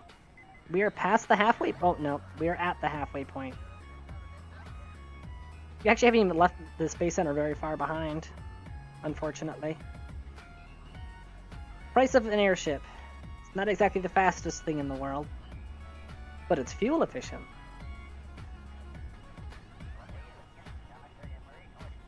You know, one thing that I'm kind of looking forward to is that helium is a byproduct of nuclear decay in both fission and fusion production, right? And so even though our current reserves of helium are being depleted faster than they're being replenished, right? As the world eventually stops being so paranoid about nuclear power and gets their collective heads out of their asses, the proliferation of nuclear technology will make helium more available. And as fuel prices continue to increase and the oil continues to become harder and more expensive to extract, it's going to push more towards alternate technologies, mainly such as, nuclear. There's a chance we may see airships make a return. You'll need jet planes to fall out of fashion first, though. Which Boeing is already doing a really good job of that. She says, while checking the window for any sniper dots.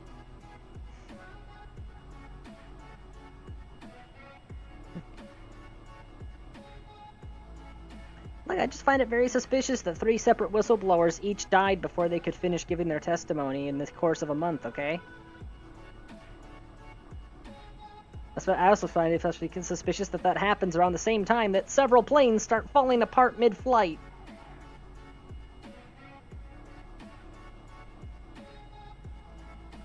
Oh, wow. Really? Damn.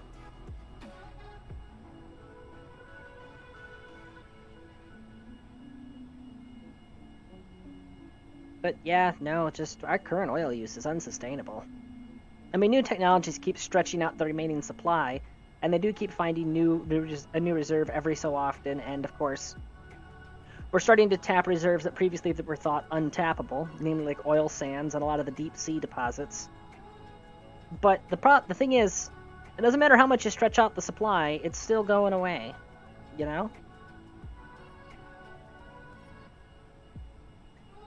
The biggest problem is that people are paranoid about nuclear because of nuclear accidents that have happened. The thing is, the reactors that have had nuclear incidents are all pre-1980. It's almost 50 years ago. It was the last one of those was built. Technology has come a long way since then. And like Fukushima, the most recent, the youngest reactor that's had an issue, it was a combination of an earthquake and a resulting tsunami that managed to cause that. And even then, what they learned from the cleanup, they were able to make improvements to blueprints for reactors that haven't even been built yet based off of that knowledge.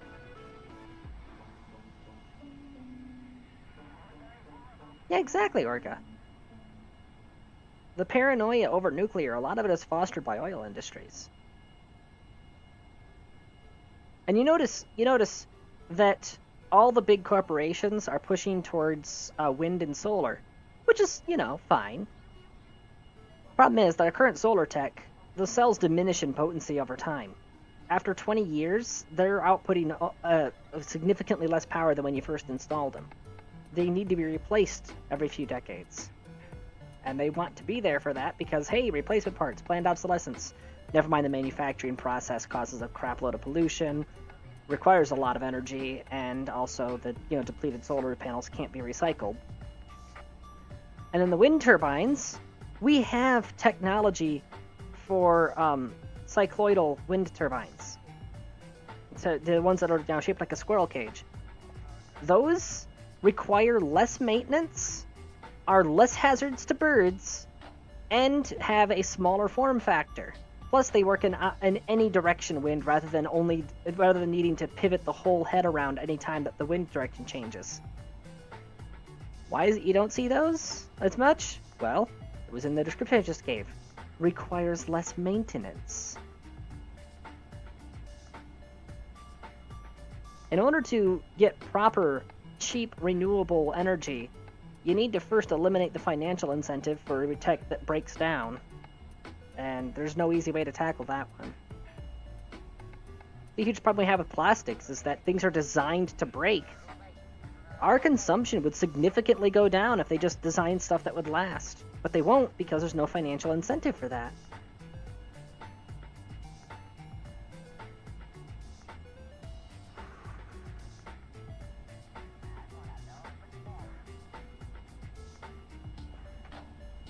Yeah, it's not like the thing just stops working after 20 years, but it's still a significant reduction, and it's a continual downward trend. And I'm not knocking green tech in and of itself. It's a wonderful idea. It's just there are better ways that we could be doing it.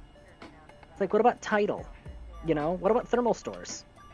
Heliothermal is just as viable as solar, if not more so. Yeah, well, see, that was actually one of the things that they had figured out was like, yeah, the diesel generators, they're room flooded. So that's something they learned, is they need better flooding protection for the diesel generators.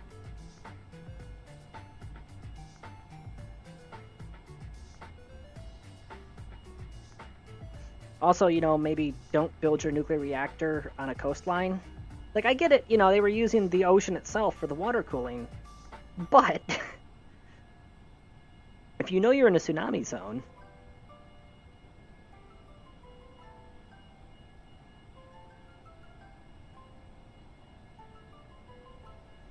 but no, like tidal power is it's basically just hydroelectric, but you use the tide to fill up the reservoir.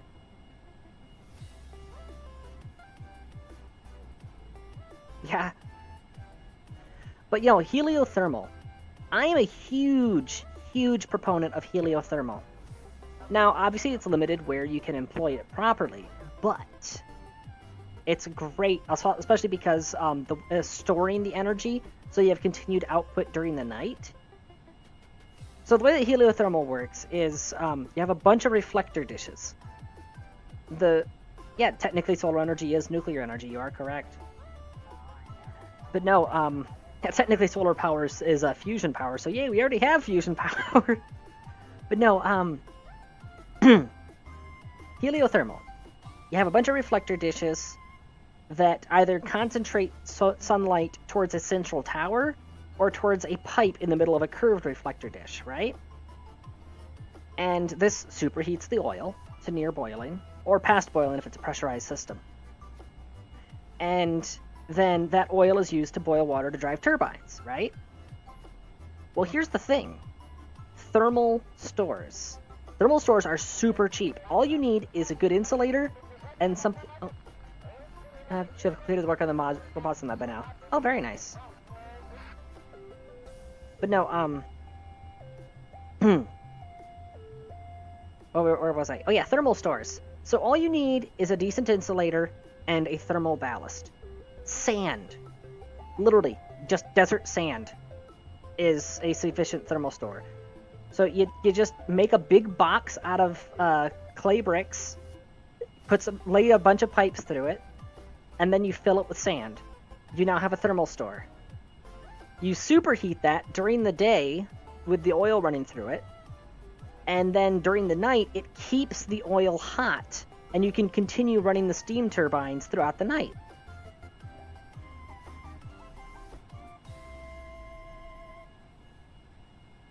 They already use thermal batteries like that in various locations because if you convert your heat that you're using to generate power into electricity, and then you take that electricity and store it in conventional batteries, you've got 2 steps of losses.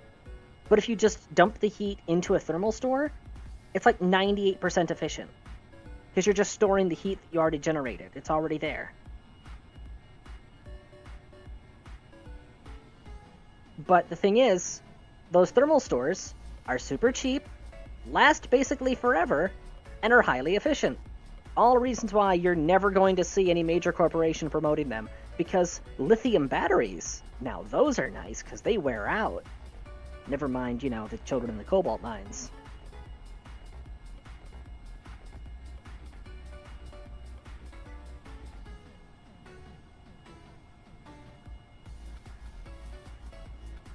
Surely we're getting near the dawn by now. Oh yeah, we're getting there.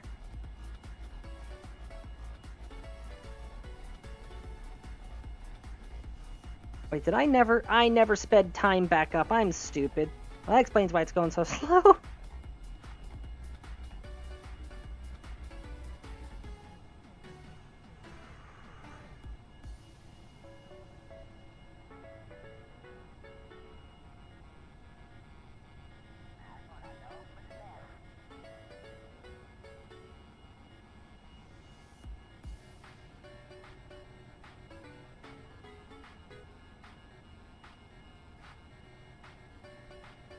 And it looks like that is land right there. So when the dawn hits, I will be over land, so I can immediately begin dropping altitude and then test the new anchors.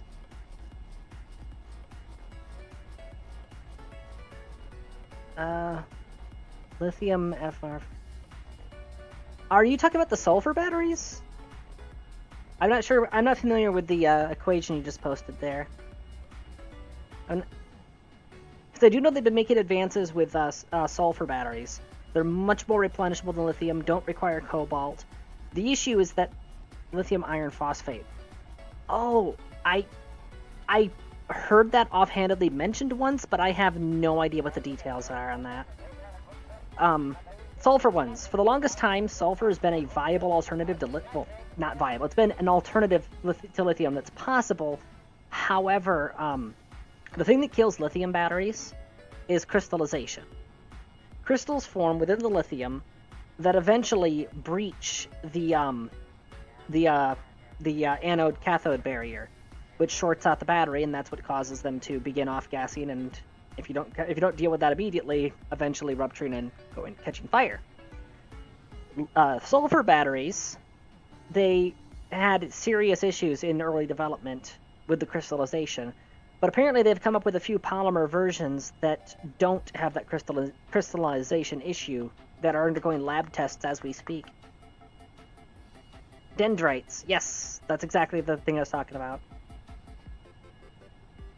But yeah, they've been developing sulfur batteries that don't suffer from the dendrite formation, or at least as bad. And if they could get those to the point of being viable, they'd be a really good market competitor for lithium. I don't know whether or not they'd end up cheaper, but I feel like they'd be a much more guilt-free purchase for a lot of people. Because the materials are much more abundant, and also, don't require slave labor in Africa and South America.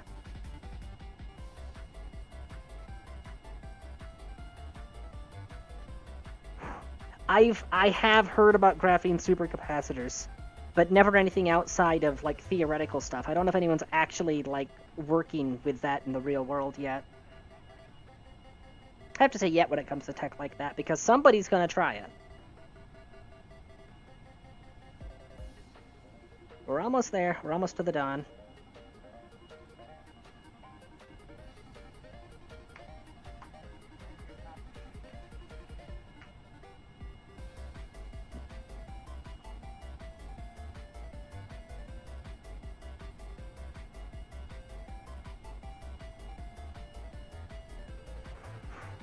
But yeah, that's just the thing. It's we have all of these technologies that can solve a lot of our problems.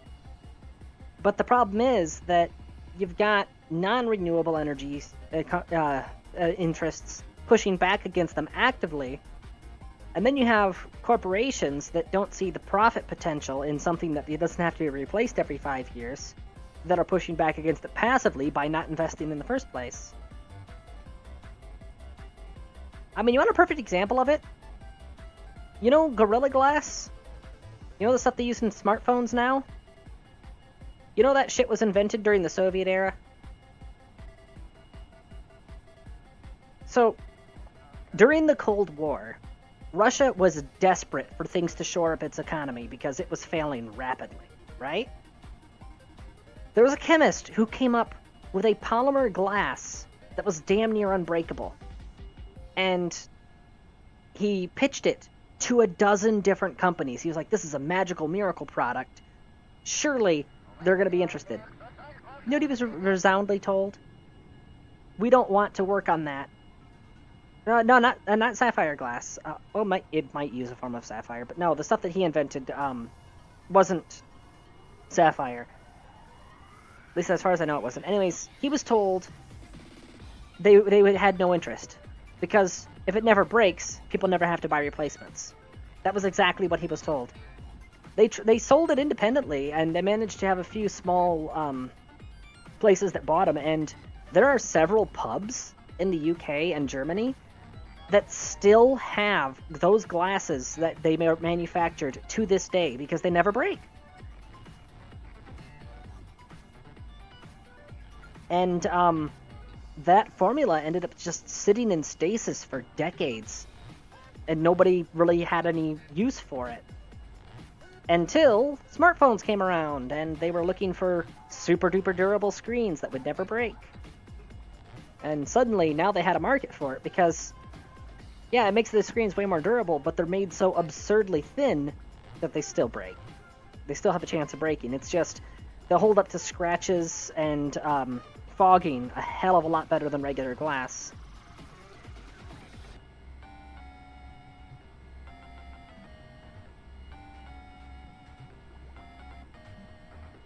That is true, Burrito. And I believe the color of naturally occurring sapphires is due to impurities.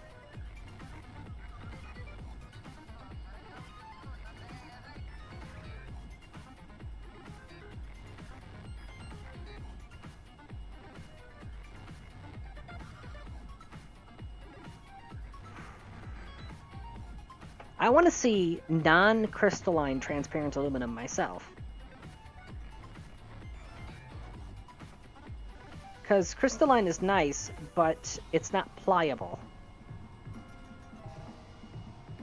So if you can introduce abnormalities into the lattice to make it much more flexible, then you have a type of transparent material that is, well, as durable as any metal.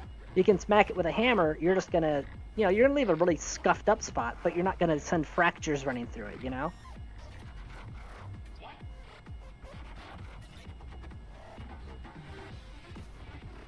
Okay, so yeah, I was right on that. It's that the impurities change the color, so that's how you end up with the rubies.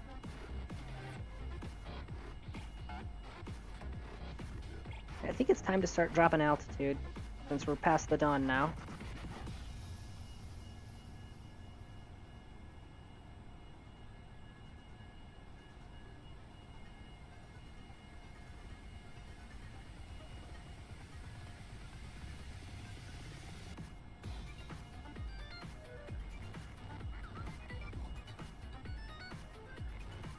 Dive, dive, dive. Customize Enfields? Okay, you're talking about the vehicle, the gun, or the mythical fox? Ah, the mythical fox. Neat.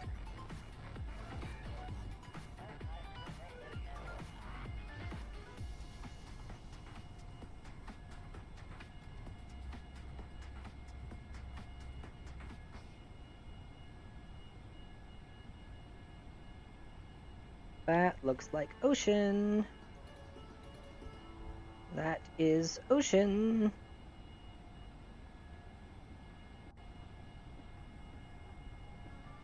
Yep, there's the landmass that I saw from the map. We overshot it. Oh well.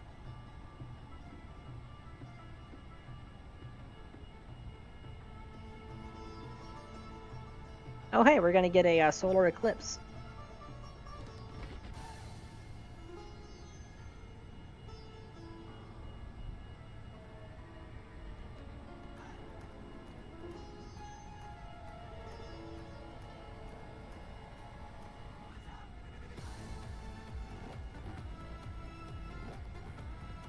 Whoa.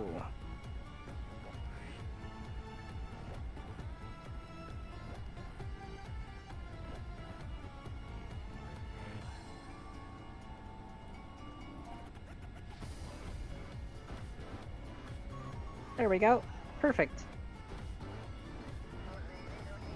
Beautiful. Hey, thunderstorm over there.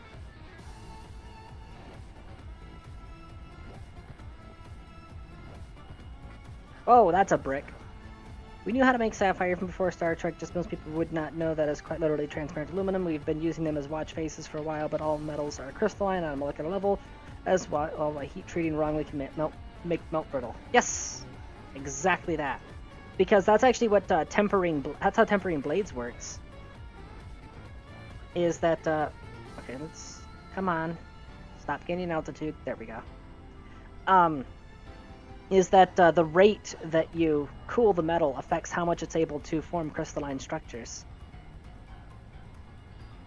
And that's why sometimes smiths will need to anneal metal by heating and cooling it several times over at specific rates. Because you're basically healing the crystal structure.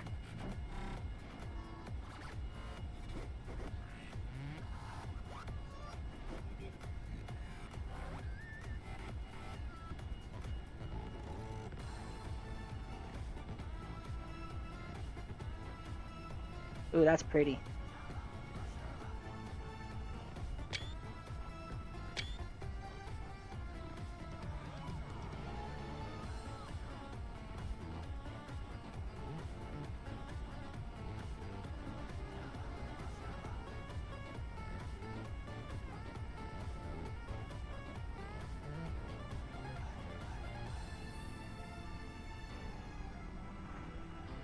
Huh. Total solar eclipse, plus we're under heavy cloud cover. You'd never guess it's daytime right now.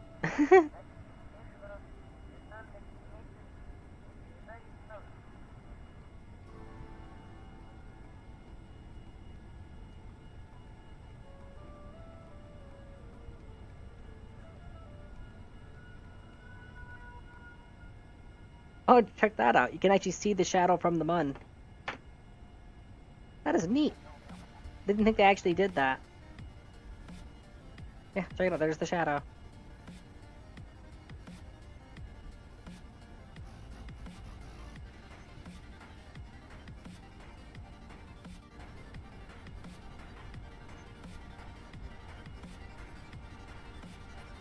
And that is either a thunderstorm or the heart of the eclipse there. Can I get the camera above the clouds here? Yes, I can.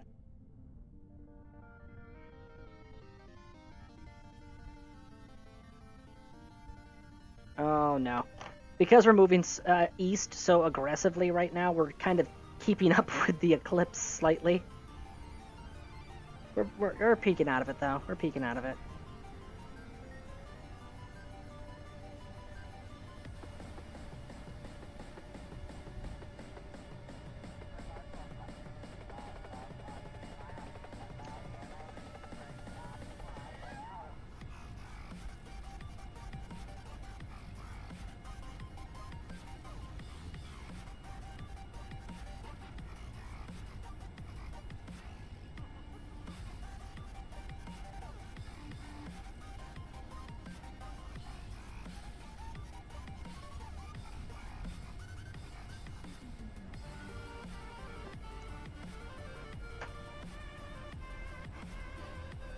There we go.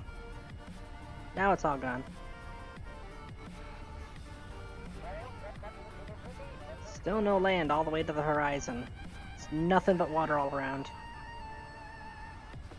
Alright, seen enough. Surfacing. Woo! Woo! Woo! Woo! Blow all tanks.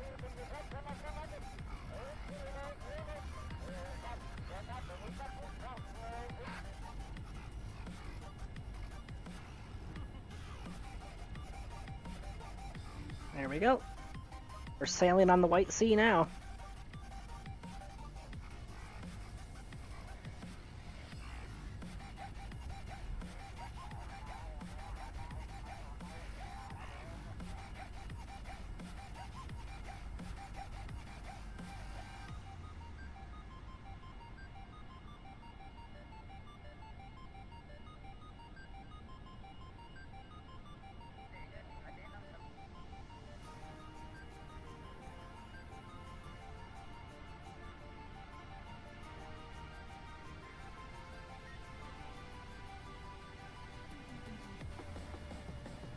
Literally just looks like we're cruising on a white ocean. Oh,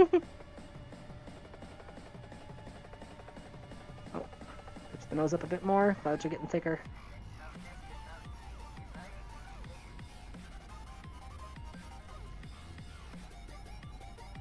There we go.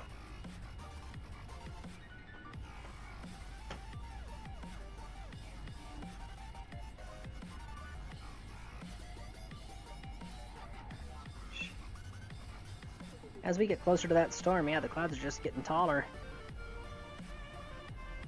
There we go.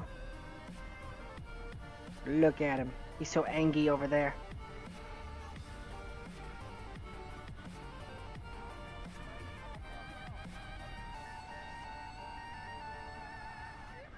Snacks! Includes juice box. Observe the goo.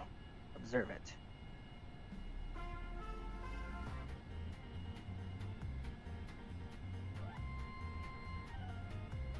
Oh, I zoomed all the way in. There we go.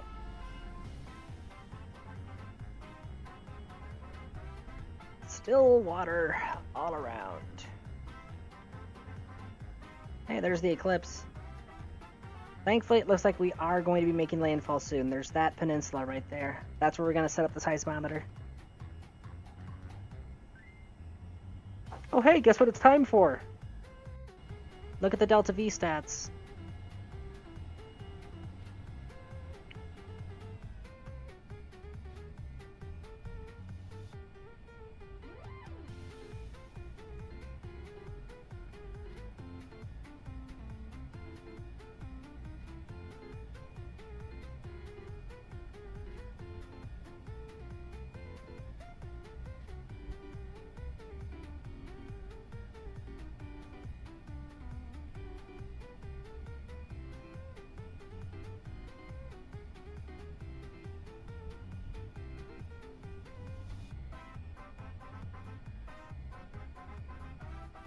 Well, WD-40 does have a nice ring to it. Like C-3PO. And actually, R2-D2. The name R2-D2 actually happened George Lucas came up with it while he was working with somebody else on I think it was an unrelated project, actually. Because he was still working on Star Wars at the time, the original Star Wars. And, they asked him for Reel 2, Dialogue 2. But because they were, using shorthand because they've been doing that all damn day, he just said R2-D2. And he's like, yeah, I kind of like the sound of that. I'm going to use that. Literally, that's where the name R2-D2 came from. Was Reel 2, Dialogue 2.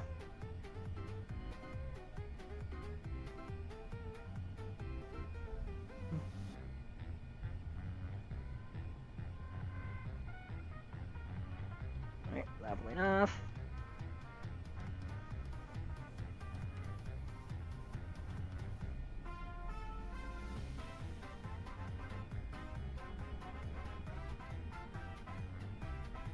Come on, I can afford to get a little lower.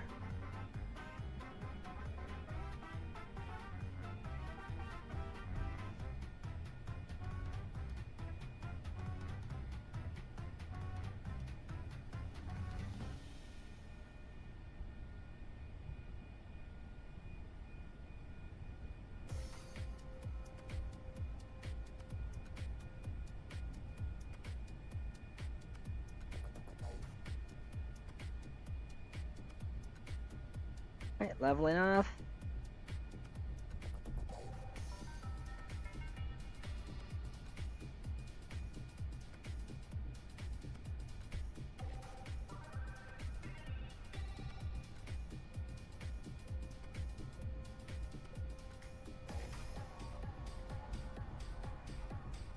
Fire 1.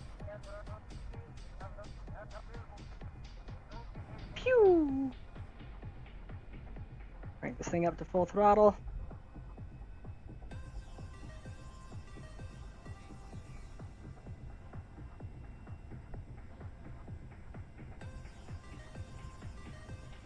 Pew! Hehe. That was fun. Alright, let's get out of here. Low all tanks.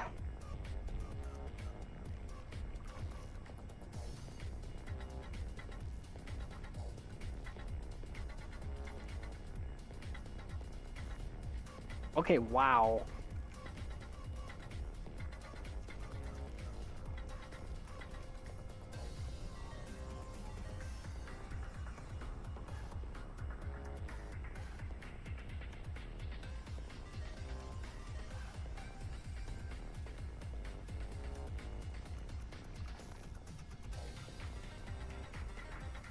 That was the most rapid ascent I've ever done stably and controllably.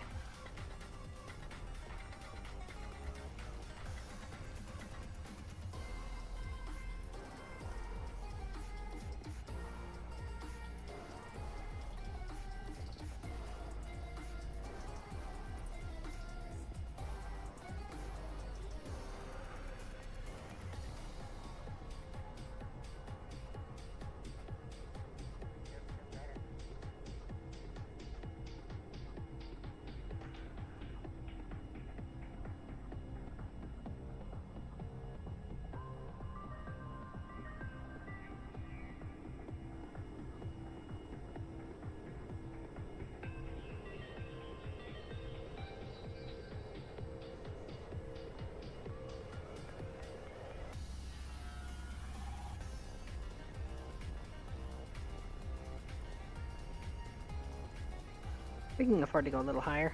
More fuel efficient up there anyways.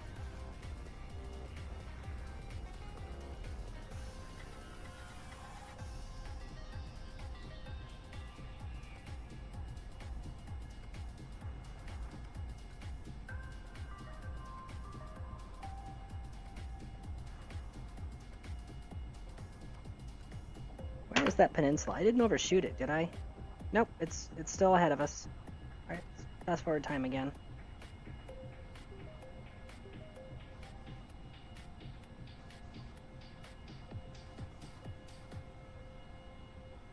I am glad that they have the whole altitude control module, but I would love to be able to just punch in a custom altitude, you know?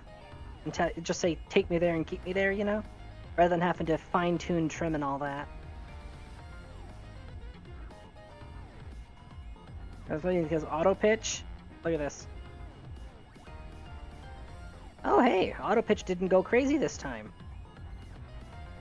Let's level off and see what happens. Yeah, that's what I thought. Okay, let's wait for it to stop oscillating, see where we're at. Okay, no, it's actually handling it just fine. Huh! Go figure.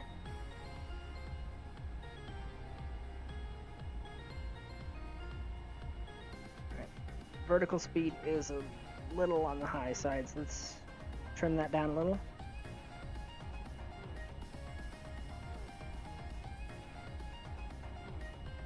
There we go. That is the closest to pure level that we can get.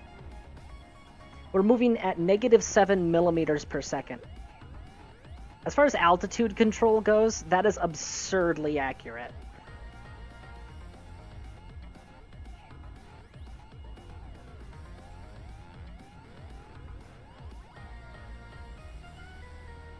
Okay, well now it's -8, so let's think.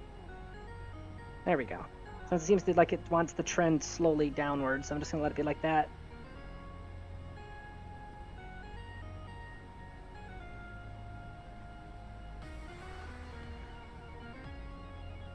Oh, really?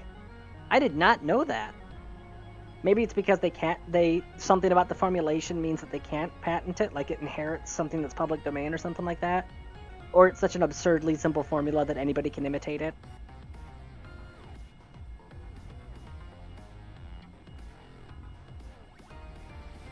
Suddenly reminds me of the confetti conspiracy. Sorry, not the glitter conspiracy. Is that the single largest consumer of glitter in the world, or at least of glitter manufacturing capacity in the world, is a closely guarded secret. However, various internet sleuths have deduced that it's actually the US Air Force. Because the same equipment that's used for manufacturing very specific grades of glitter can also, with just a few adjustments to the machinery, manufacture chaff. And the Air Force uses a lot of chaff.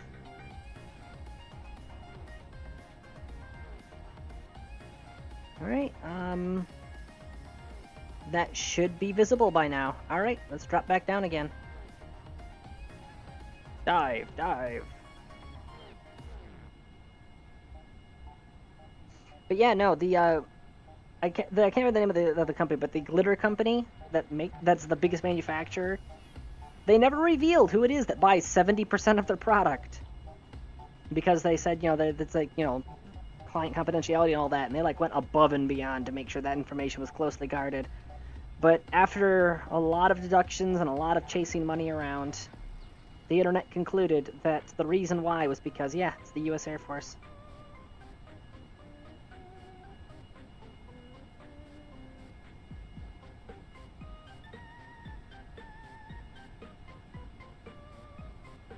Oh, yeah, Burnin' and Burrito, what you just said there, that might very well be why.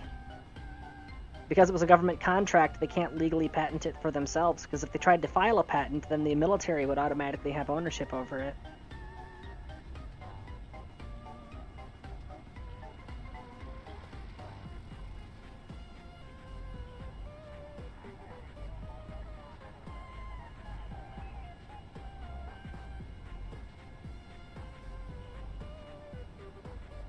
Land ho!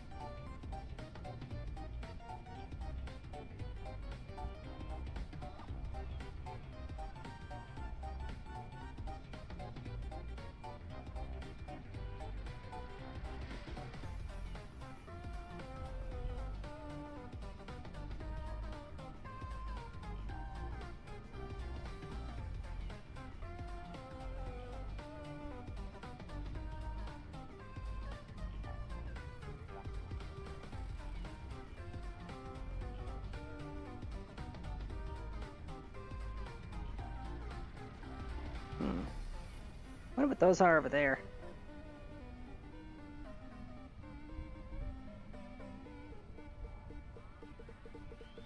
Hey, you know what? I'll get kill rot.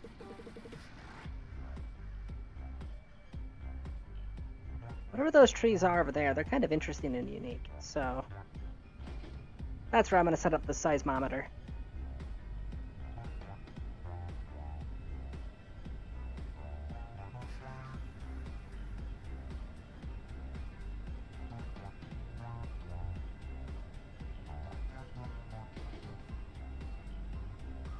Okay, now they're tweaking and changing. Oh, are those palm trees? Heck yeah. Nice little tropical getaway for the Kerbals.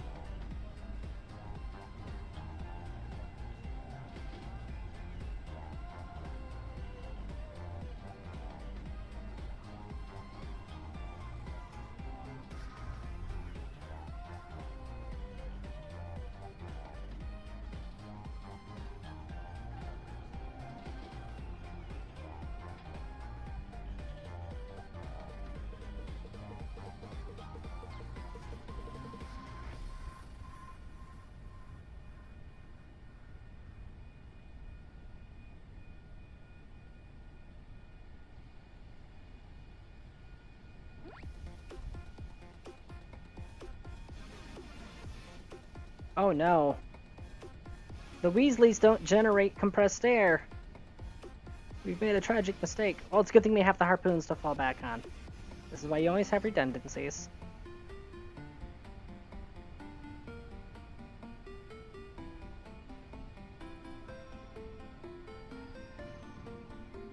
Ooh. Okay, calm down, calm down.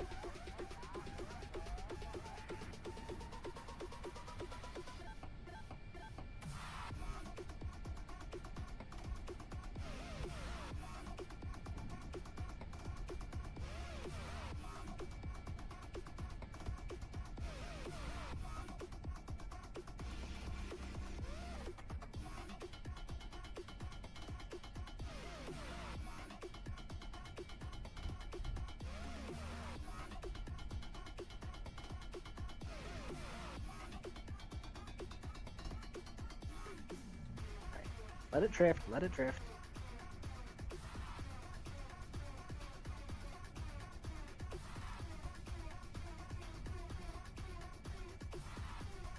Okay, yeah, we're balanced.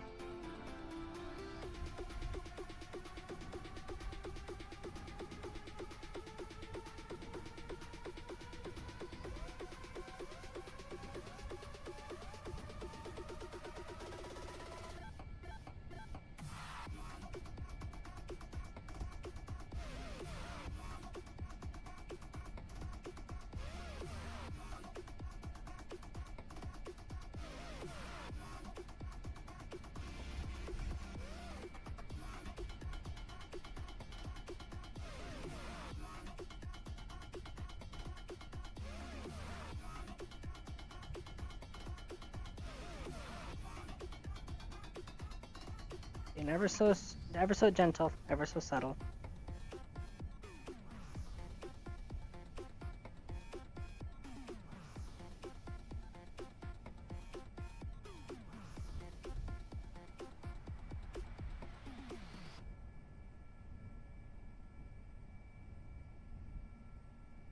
Just waiting for my true altitude to get below 50.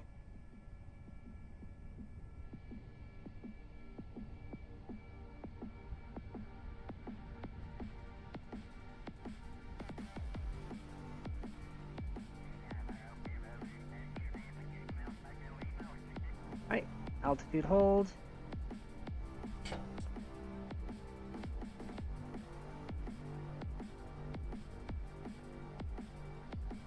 Okay. Track table. Forgot cosine. Alright, let's drop it down to 30.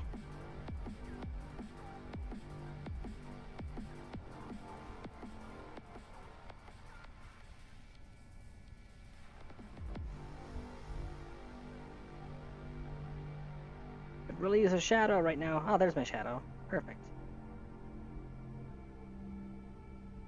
Wait for that to finish reeling in.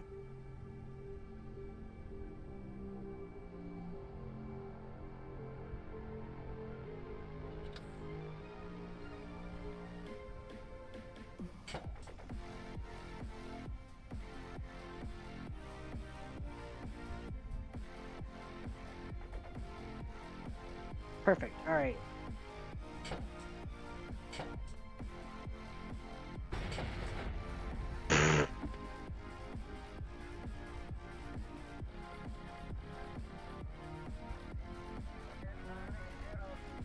Well, one of my harpoons just broke. It is the rear left one. All right. Retract cable. Oh, winch is gooey. Oh, heck yeah. Perfect.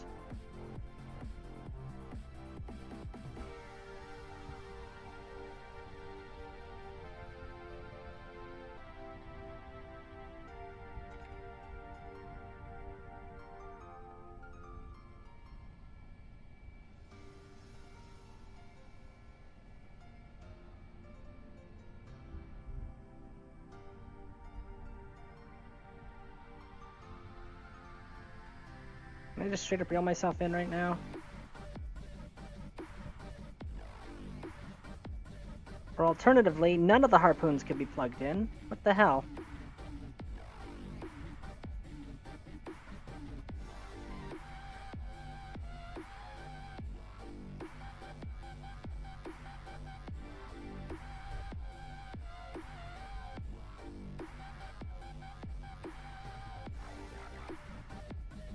Come on.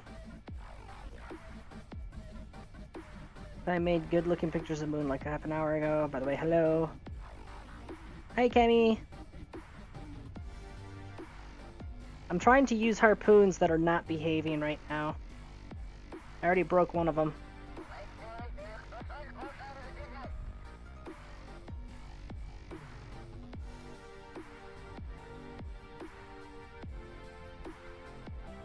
Come on.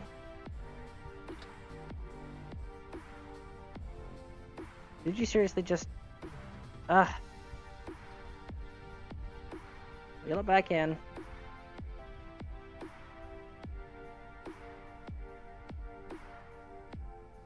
Hydrate, you bastard! Hydrate! We'll do just that while I'm waiting on the dang things to reel in.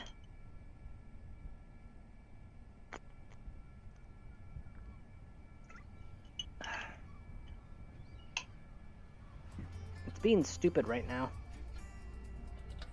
Alright, that one's retracted. Alright. And now... eject. Aha! I heard it! It plugged in. Stretch. Alright, we're good. Eject. No plug. Alright. Instant stretch. Retract.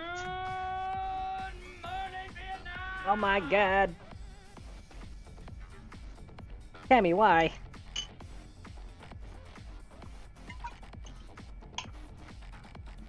And I'm currently in campaign. I actually have a reason why this ship is here right now.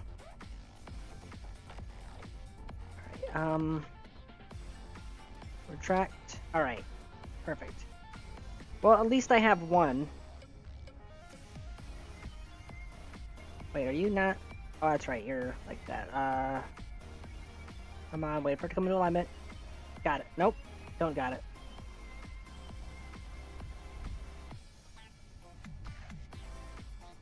Come on. Oh my god, why are you like this? Oh, because I'm grabbing the wrong one, that's why. I seriously just popped that one loose from the ground because I thought I was trying to sense the wrong one. Ah! Alright. Screw it. The harpoon test was a failure. They do not make sufficient landing gear. They just don't have the torque they need.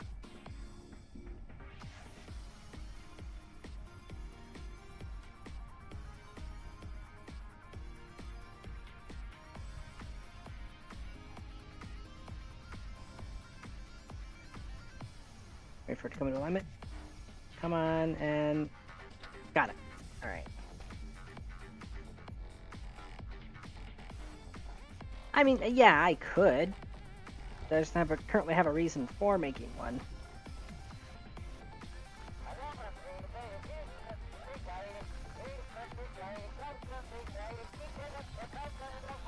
Alright, nice and gentle landing. Alright. Kill the tanks. Let it settle. Alright. Crew hatch. Empty, of course. Crew hatch. Transfer Ronald. Transfer Ronald. There we go. Transfer Zambaratu. Ronald EVA. You are...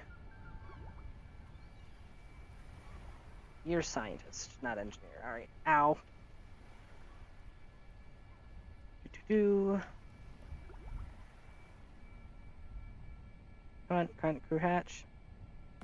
EVA Zambaratu. Yeah, you're the engineer.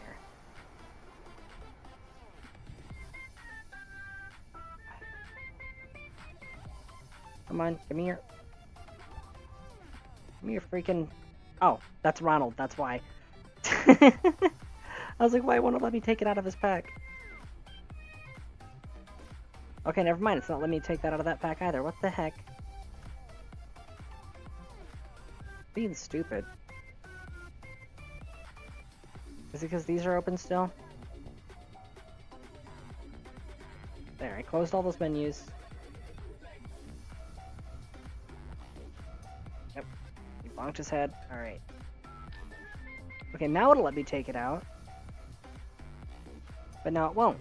What the hell?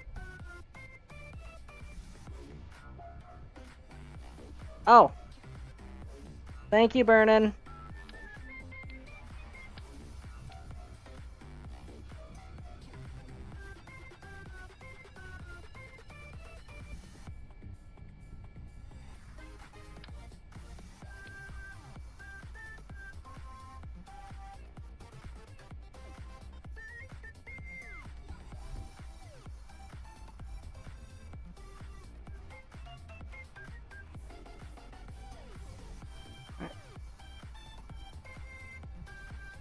That is definitely worth being sad over.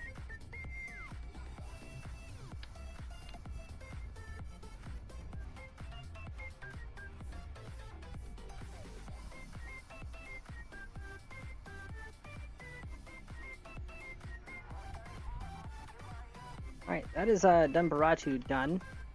He's gonna go back on the airship.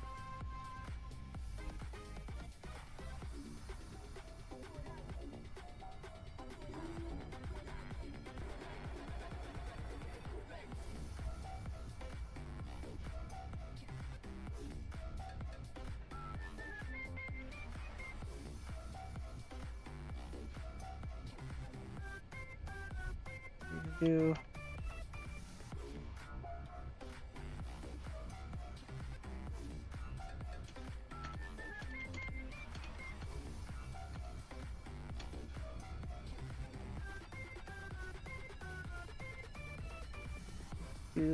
okay, back in game.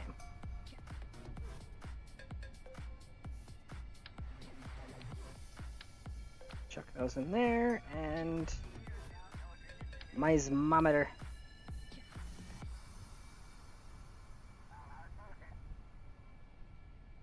Boop.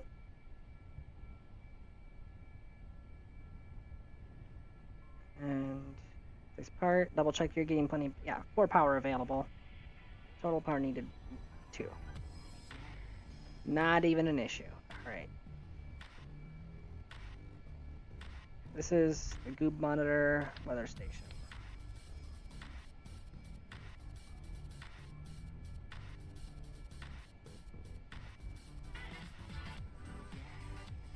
I'm going to put the weather monitor right here.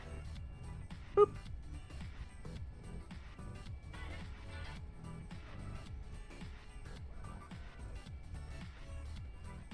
And go.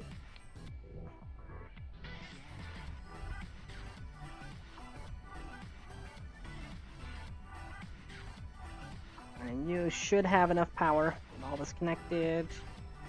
Power needed, power available. Check, check. Alright. Calibration on the seismometer. 45. 45. 45.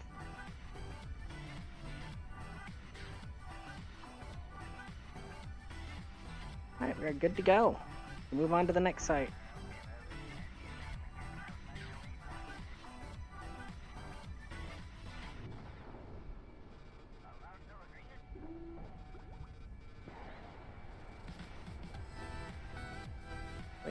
Wait for it to neutralize.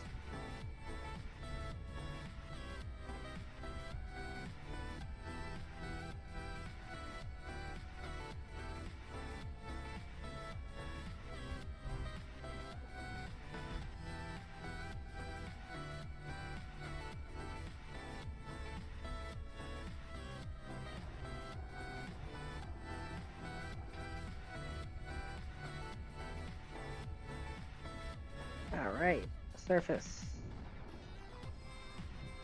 Heading 90, execute. I wonder if the aircraft autopilot will actually behave this time. Off, heading hold, set, engage. Nope, disengage autopilot. Slam the brakes. I don't get what its deal is, honestly. Punch all those in then, and nope. I don't get what's wrong with aircraft autopilot. I honestly don't. It's just busted. Alright, I think we are good to go.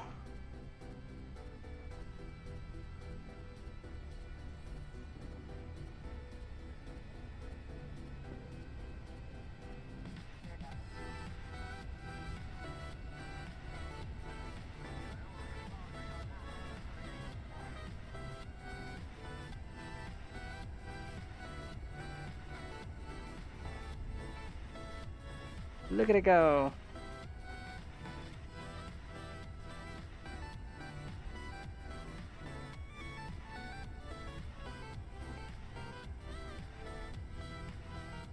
Alright, so seismometers, we got one there, one there.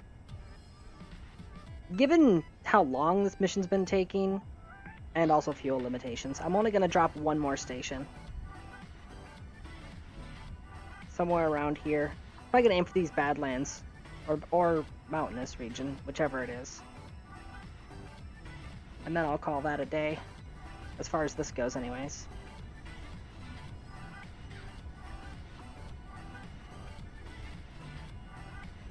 Alright, blow all tanks, let's go.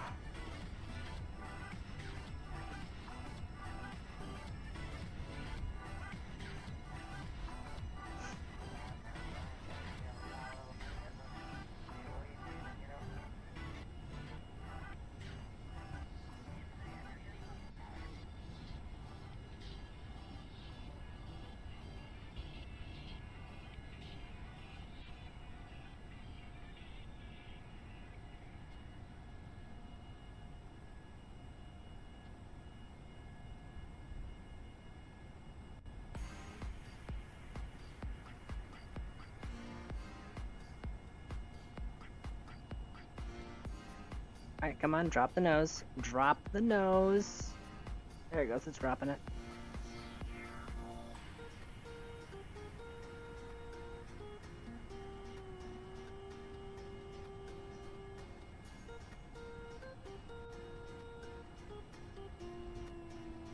U-571. Which coat's that?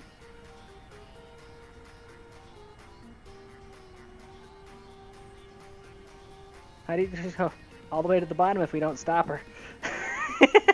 That's actually a good line. So, how high does it go? All the way to the top if we don't stop it.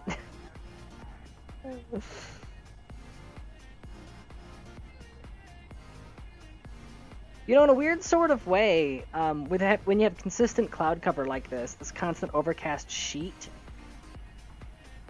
it kind of is like that. It's like an inverted submarine. Because you run more risks the higher your altitude goes, and you're basically below the surface, quote unquote, when you're above the cloud layer because you're invisible from the ground unless they have radar, aka sonar, you know?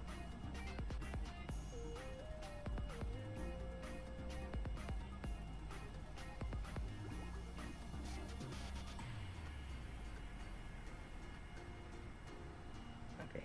Auto pitch, you gonna cooperate here? Okay, there it goes. Oh yeah, thermoclines. 100%.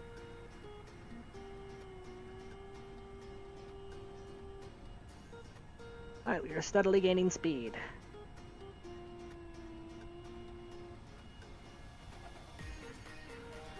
Oh, right!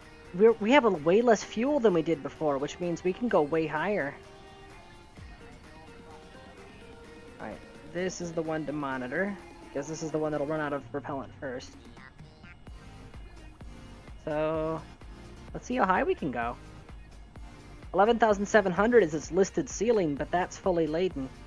We've dropped off some equipment, and we've dumped the 2 drop tanks.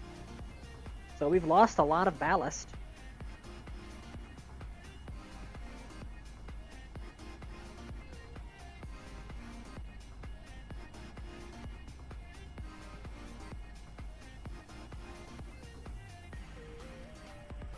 Let's crank that on up. Let's go.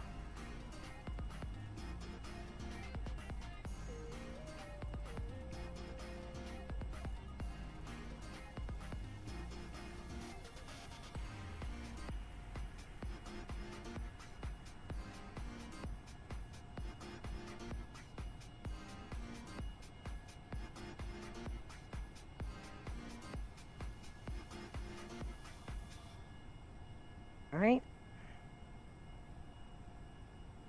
Rear envelope is usually the one that runs into issues first. It's currently at 80%, and we're hitting what was previously our ceiling.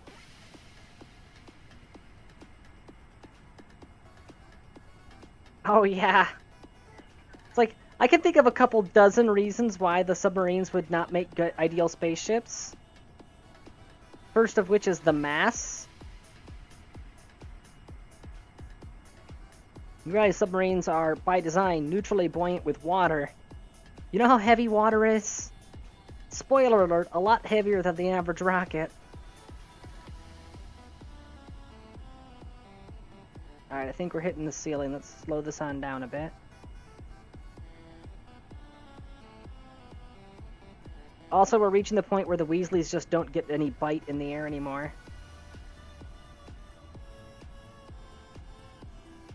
Yeah, because they're designed to take the pressure from the outside, not the inside. Also, the nuclear reactors on them are water cooled, so that's an issue. No water in space.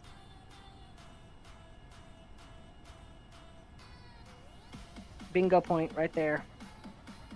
Rear ballast just hit 100 for a second. So 13 kilometers. That is our ceiling when low on weight. Much higher than that, the thing starts to lose maneuverability. But even at this altitude, we're actually starting to hemorrhage speed. Oh wait, no, it's starting to get back up to speed again. Hold on. I'm gonna let it cook. So the amount of speed lost isn't actually all that significant, but the amount of fuel economy gained. Yeah, look at that. Holy crap. It's gaining fuel economy by the second as we get up to speed.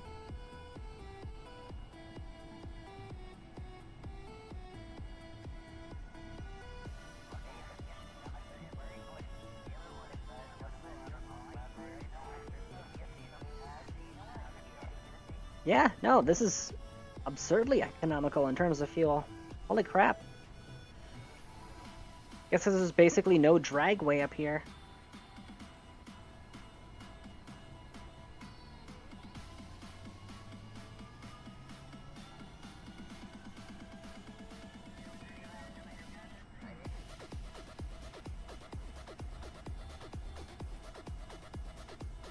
Now there's the new one that I installed. The other one was the one on the mountaintop. Oh, sorry, no, it wasn't mountaintop. That was the one at the archaeology site, which still has 5% calibration. I would launch a mission to go calibrate it from the desert airfield, but it won't let me launch missions from the desert airfield for some reason. Oh, hey, look, it is. Those are mountains. I was right. Oh, that's not even the ones I'm looking for. Yeah, that's those right there, I think. Also, the icon is a pod. Let me change that. Airship control? Oh. Huh. Static lift stopped. Total lift.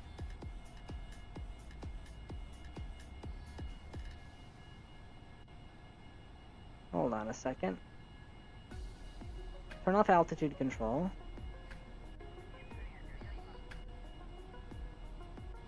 Interesting. I'm assuming that airship control... Oh, there it goes.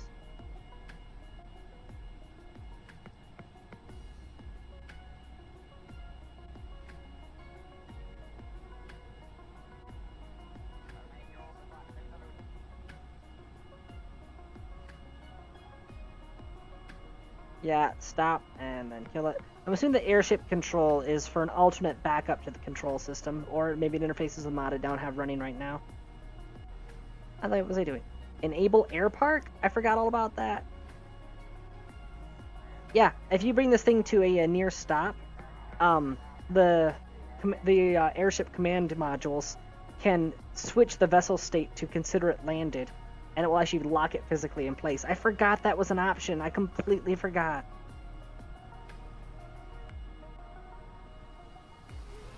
Alright, what was I doing? Ah, there was something I was going to do, and I can't remember what it was now. Vessel naming, that's it.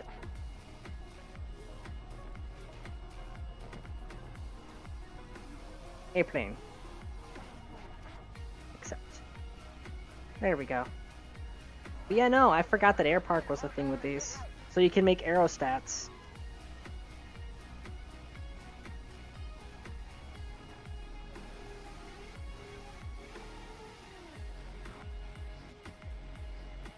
Alright, we're almost to the halfway point to the destination over here.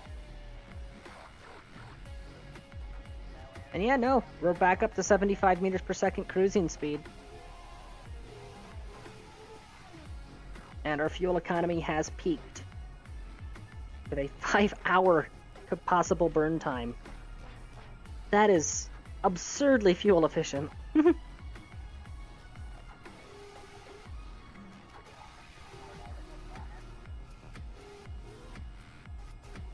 Holy crap, we're coming up on 5 hours.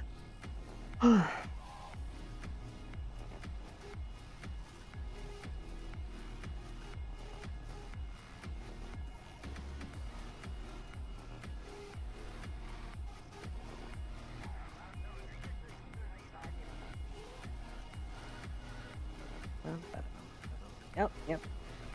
There's land ahead.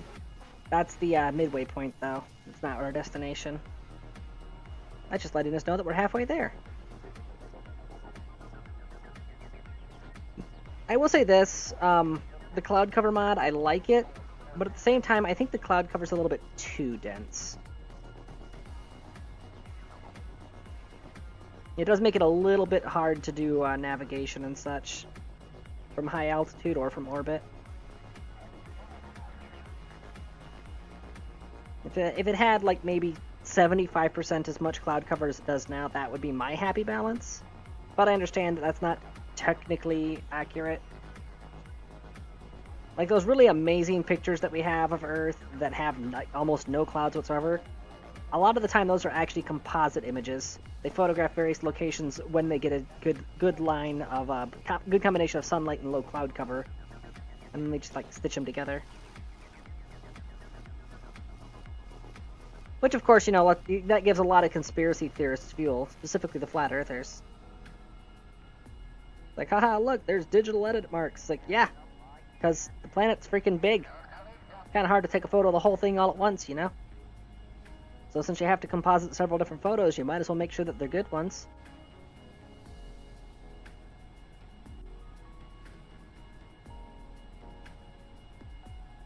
Flat Earthers are a trip, man.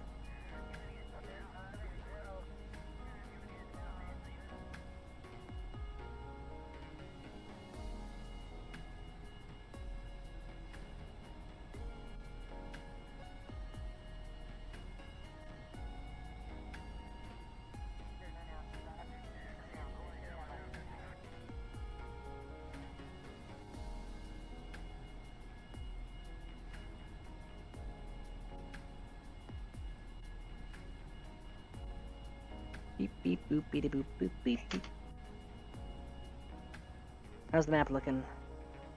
Oh, we're passing the halfway point now. Yeah, see, this is why I'm saying, like, I'm gonna call it here after this next lab that we set up. Is like, this is taking way too long. Hey, nerd! We're back to doing airship missions again. Because, I detected a Class I asteroid on a collision course with Kerbin.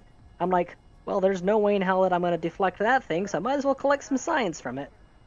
So I actually pulled my best engineer and my best scientist off of Ozzy, brought them back planet side, so they can go set up several seismometers strategically placed around the globe. So it doesn't matter what side that it hits on, we'll still get good science.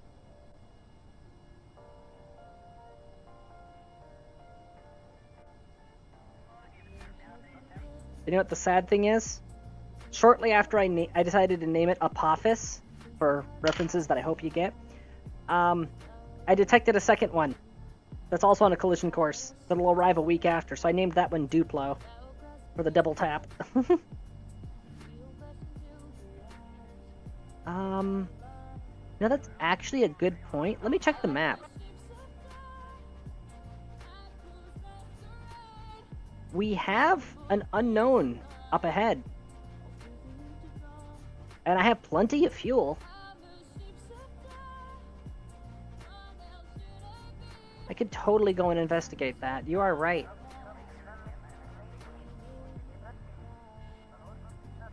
Oh yeah, boo.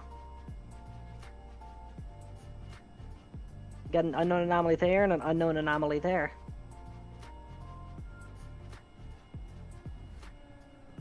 Could definitely go investigate those. However, I don't have a been there, done that on board this ship. I would just have to remember what those are. Okay, if it's another launch site, then yeah, it'll immediately unlock it. But if it's an anomaly of some kind, I have no means to scan it. Because this mission wasn't meant for that.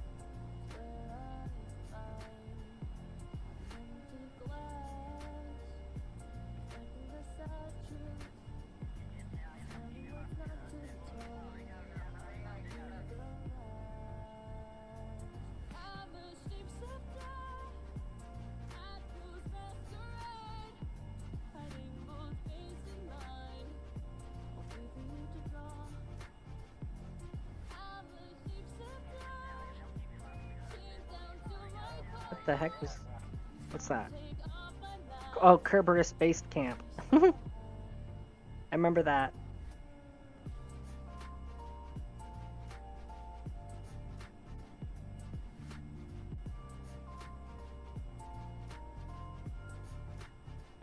There we go, we're all zoomed in. Ooh, that is a really interesting site right there. That's where I'm going to set up the seismometer. And it's halfway to the destination, so... yeah. There we go, let's begin a slow turn. Okay, say slow turn, and then I put the thing into a drift. Alright.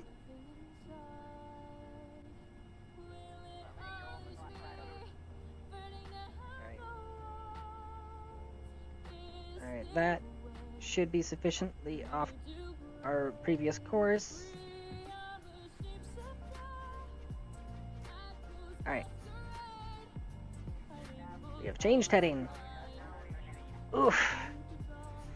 A stretch. Ugh.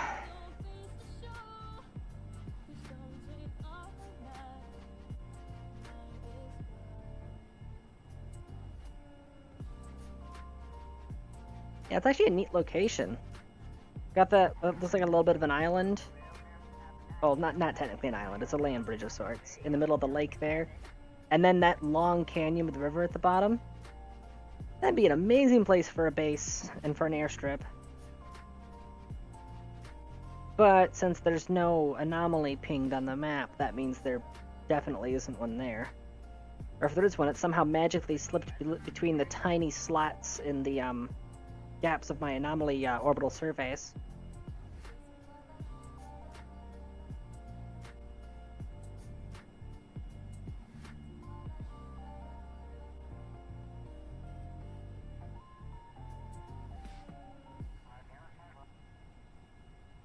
Also, I just realized I've left altitude control off. I've just left it static at 91%. So we're automatically adjusting to our ceiling as we burn fuel. So we are technically steadily and slowly gaining altitude.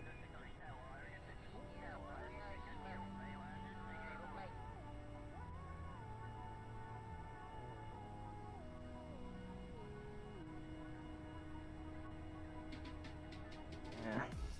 We're almost out of daylight too, so this is... once we get to that island, or sorry, that lake with the land bridge thing in the middle, I'm probably going to park the ship there for the night. Skip through until morning. I know I'm burning another day that way, but like, what else am I gonna do? How much time do we have left?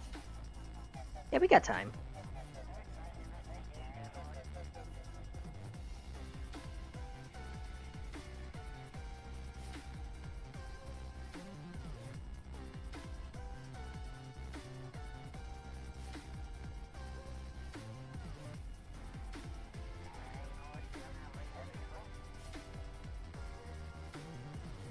Ah, really wish this thing could go faster.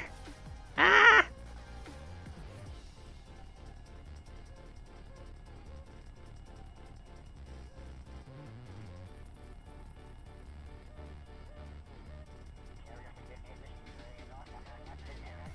Hey, you can actually see it moving on the map now.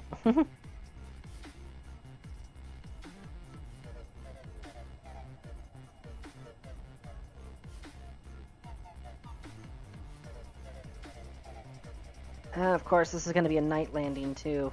Ugh. You know, I'm actually tempted to attempt using the sky brake.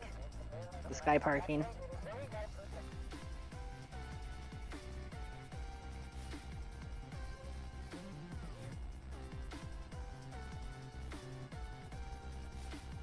Yeah. That night is setting in fast right now.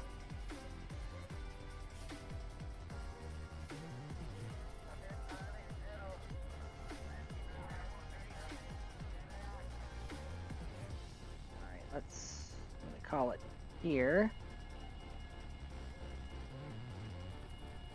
Slam the brakes.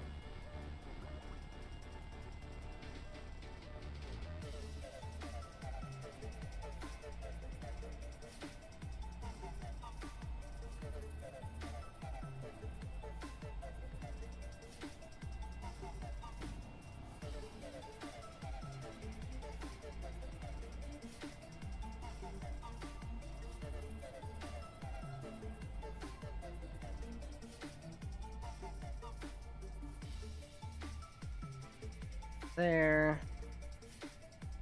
Guess I don't need to deal with you guys at the moment.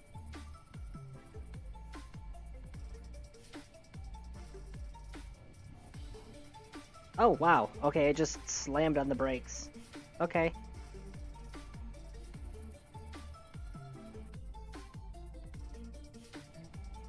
That was easy. Okay. And then set flying. And it should... Yeah, holy crap.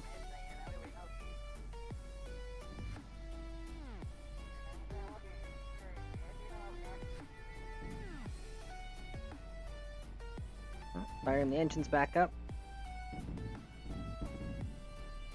Okay, calm down.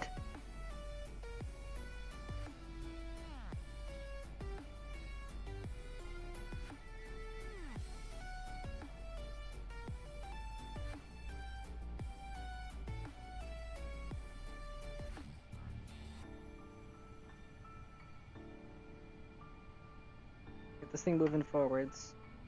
Get those engines some air.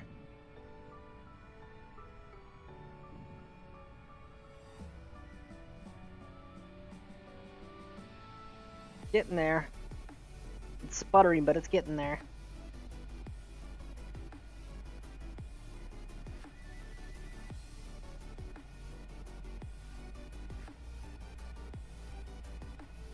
I was gonna flame out again.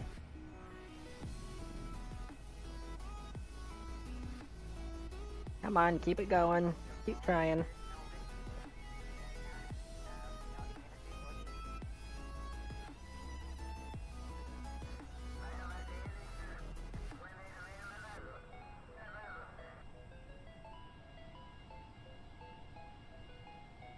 Thankfully, the rudders are able to compensate for one of the engines being down. Just need to get above the threshold to get that thing fired back up again. And we're about to hit it. This is climbing. As soon as this hits 100, this will start getting some air. There it goes. Come on. It's trying.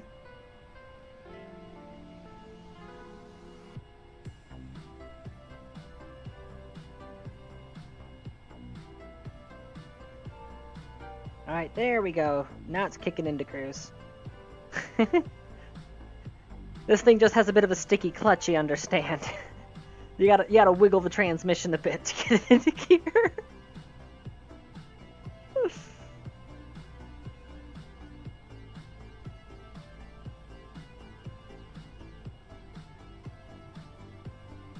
Alright. There she blows. And we are going. We're good.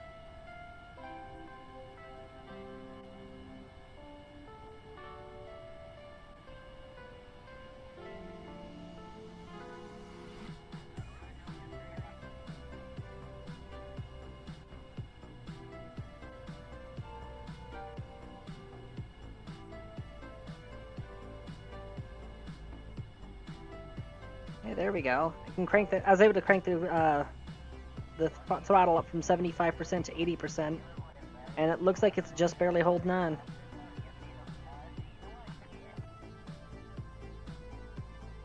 Oh, I am way off course. Hold on.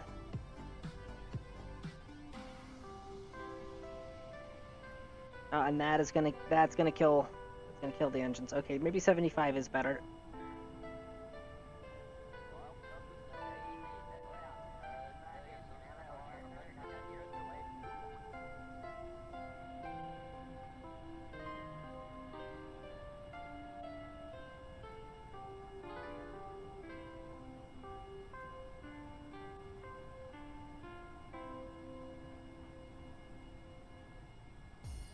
Yeah, I can imagine being stuck with the wrist brace for 4 days would be maddening.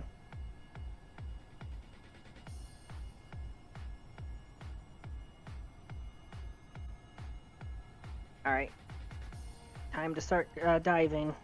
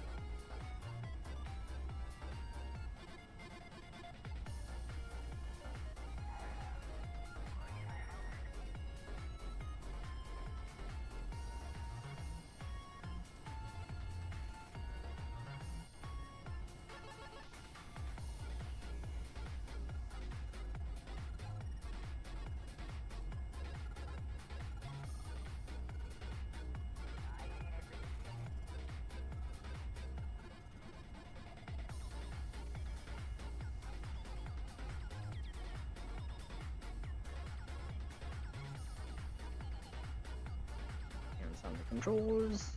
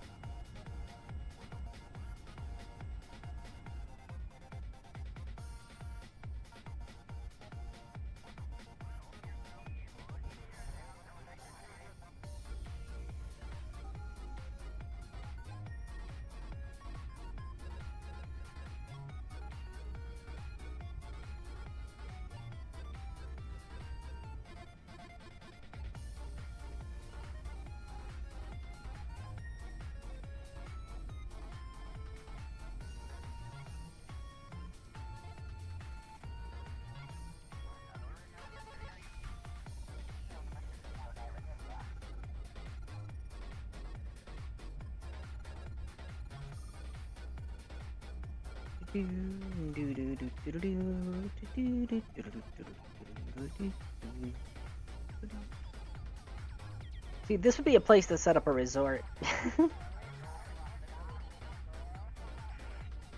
Like, can you imagine a tropical resort set up right there?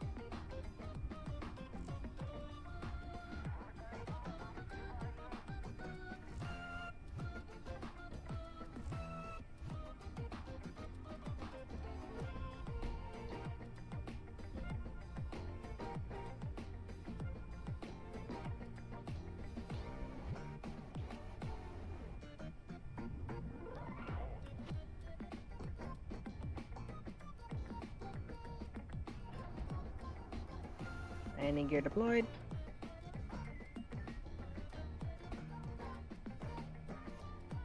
I'm gonna put it right in the middle of this island here.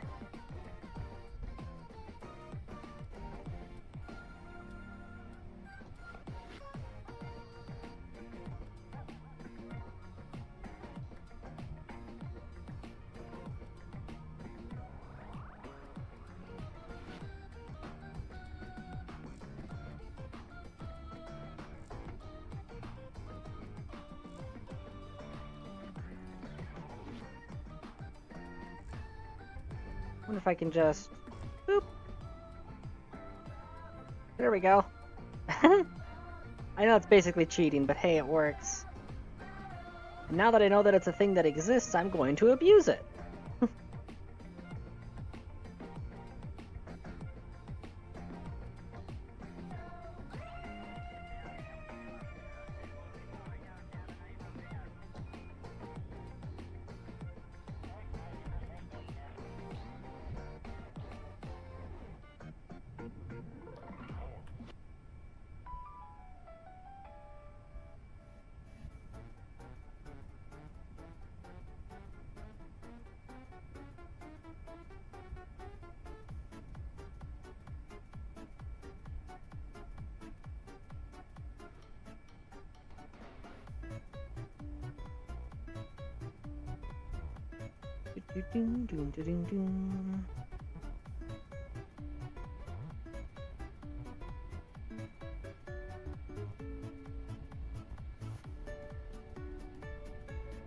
Rock samples. I don't think collecting rock samples from Kerbal does any good, though. I think it's only the baobabs and the crystals that are actually worth it. Oh, cherry picking. Very nice. Sounds like a lot of fun.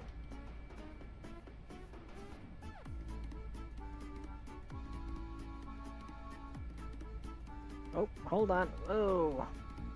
Kind of a steep angle there.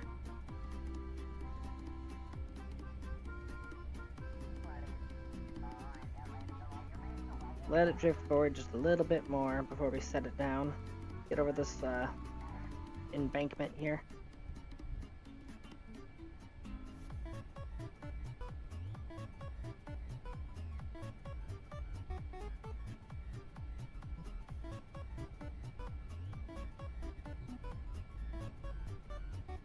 Alright, there we go. That's good.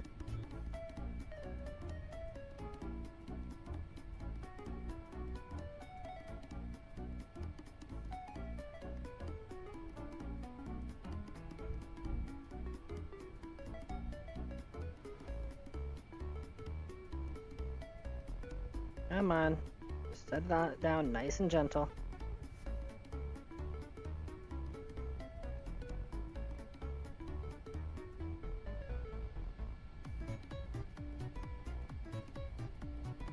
What is that over there?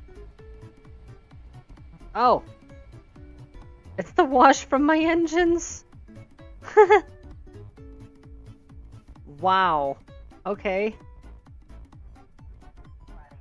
I guess those things have infinite range on them.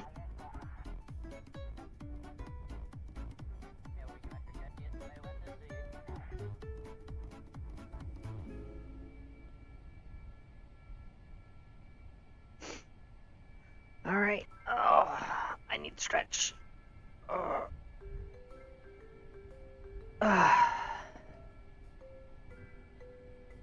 Make sure it's grounded. Crew hatch. EVA Dumbaratu. Whee! Bonk. Blah.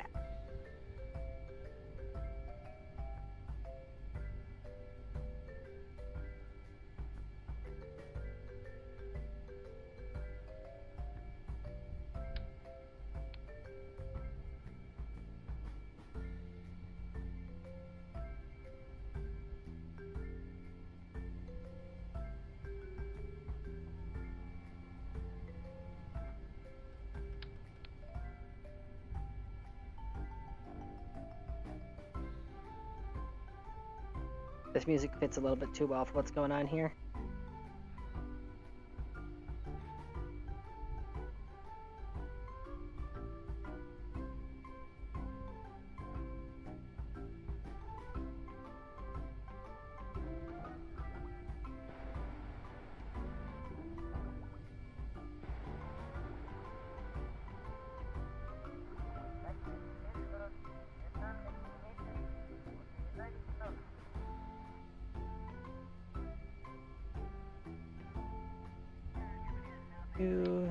Seismometer.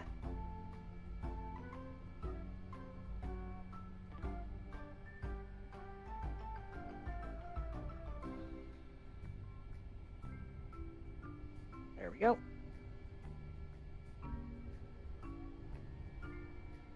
Weather station.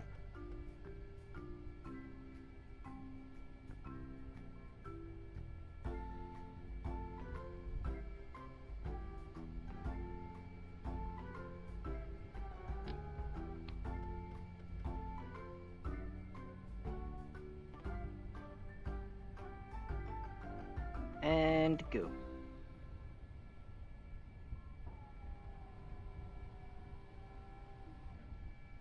$45, $45, $45. All right, perfect.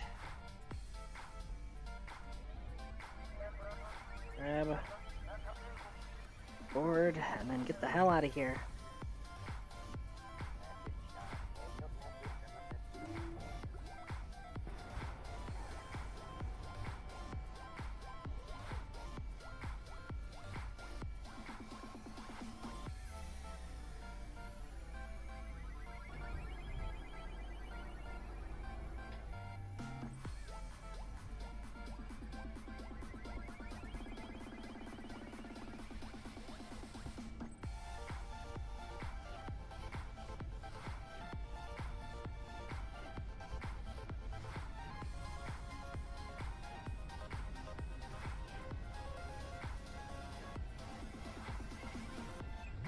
Rocket.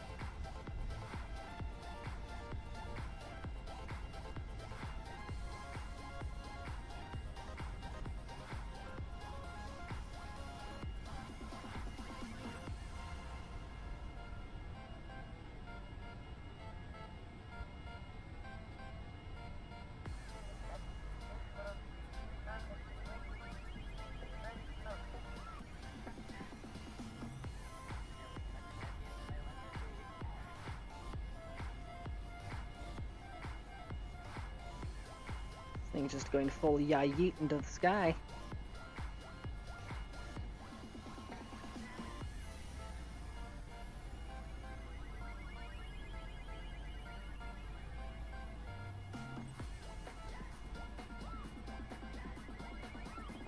And look at that fuel duration just climbing rapidly.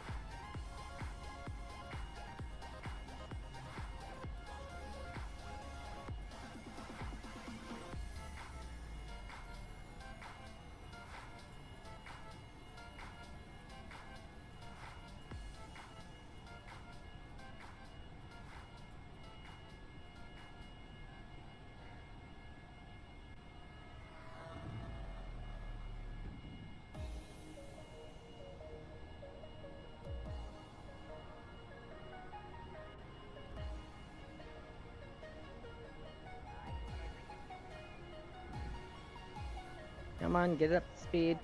There it goes.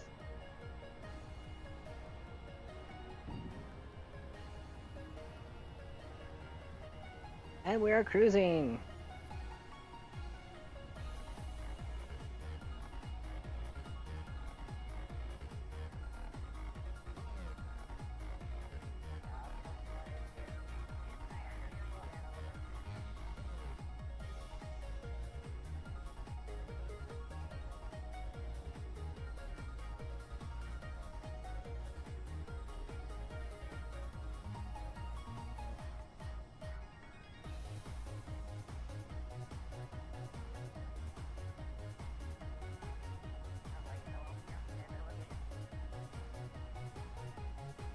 And we burned a bit more fuel and dropped a bit more equipment, so even higher ceiling.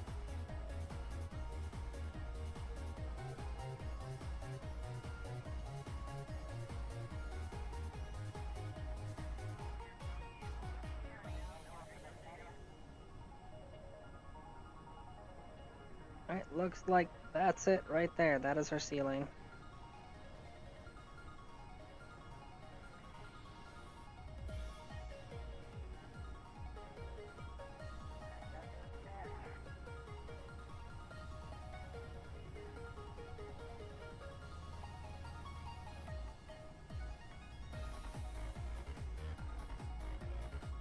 You're at 100.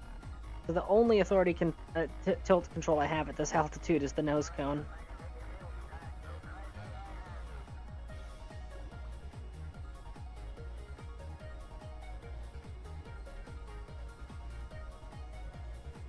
Doing everything I can to keep the nose down right now.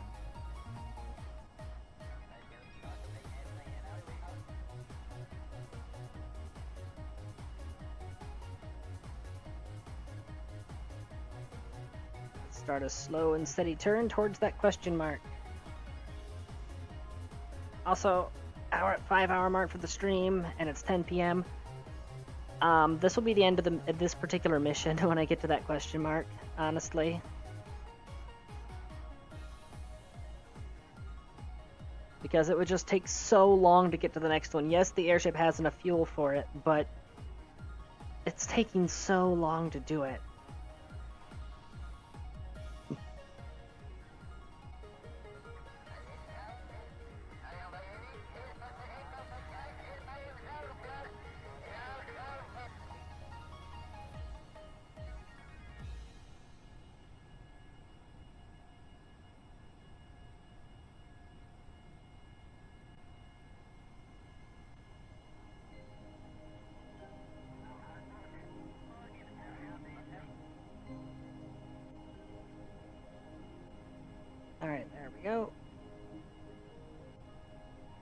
Actually, I can afford to be just a few more degrees to the south.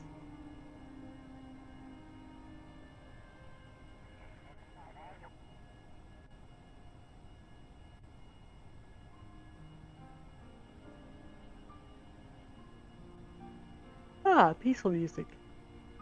It's making me sleepy.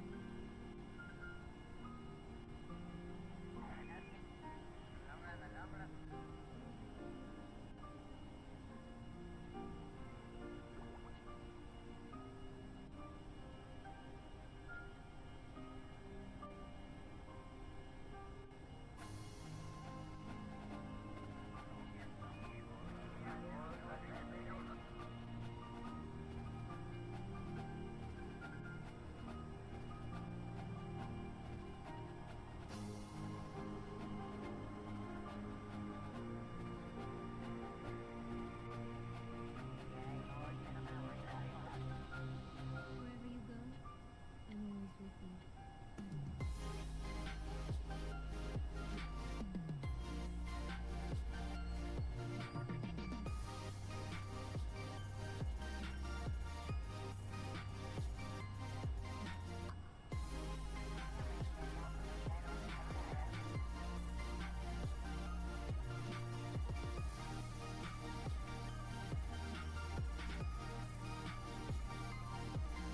There we go. Now they're both on the same screen.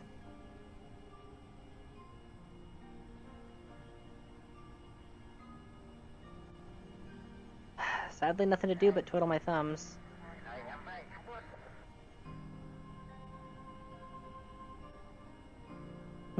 Yeah, they've been on this voyage for a full day now. 1 day and 2 hours. Almost 2 days in Kerbal time.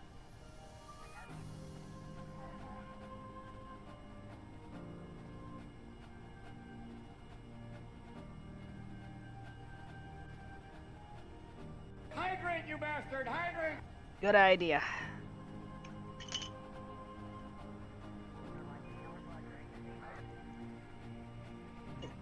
Ah.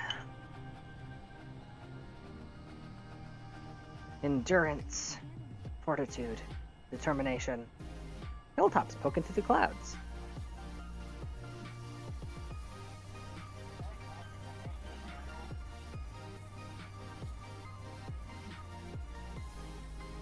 We're getting there.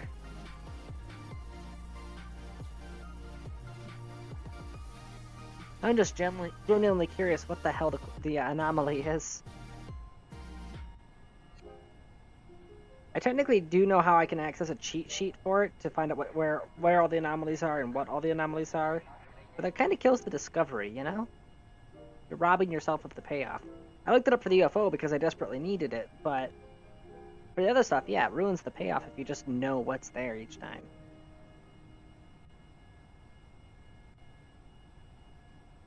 Alright, need a course adjustment.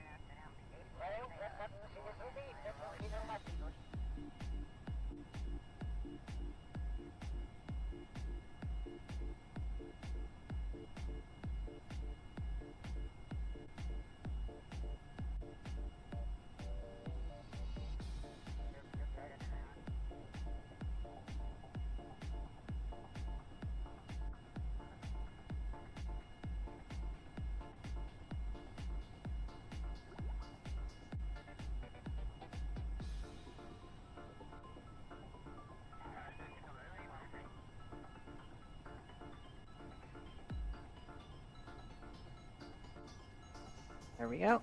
That is aligned.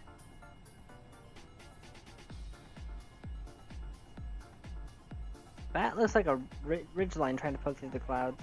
Or that... No, sorry, that's 2 layers of cloud cover. I should get below the upper layer.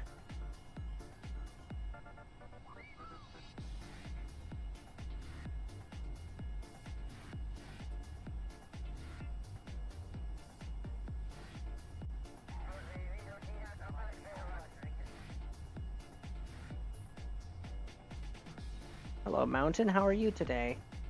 This will make things interesting. Should get my hands back on the controls here. Oh yeah, that's a lot of mountains there. I'm gonna have to be careful and watch my altimeter.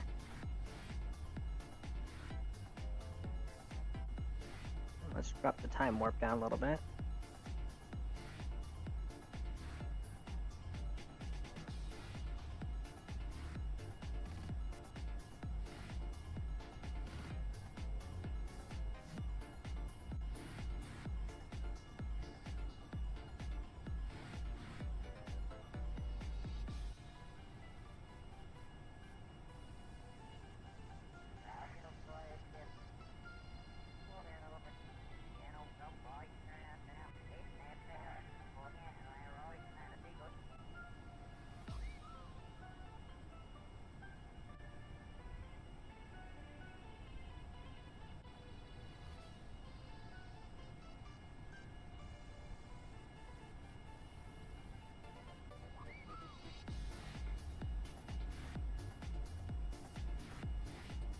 Oh, I do not like what the altimeter's saying when we're just now hitting the upper clouds.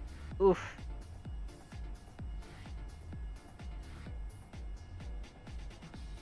Let's back the engines down a bit.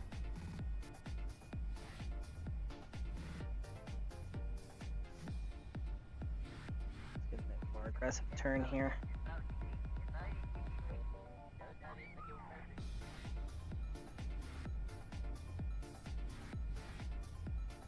I'm damn near on top of it. It is a rebroadcaster dish. That's what the anomaly was. Kind of okay with that, honestly. Makes sense that it's on a mountaintop.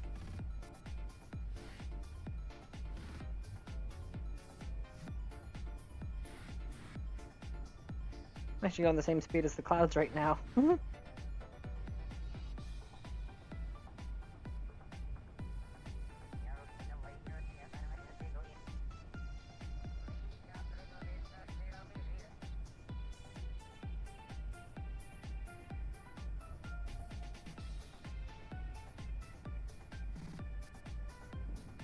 Whoa! Whoa, whoa, whoa, whoa, whoa. Hello.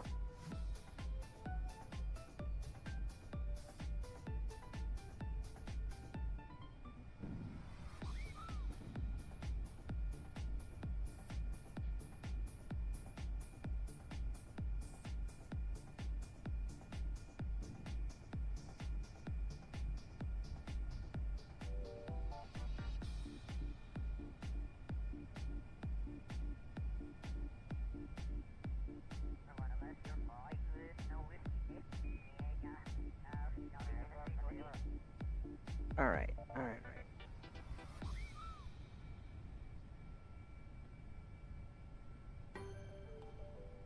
These clouds are throwing off my sense of distance and sense of speed.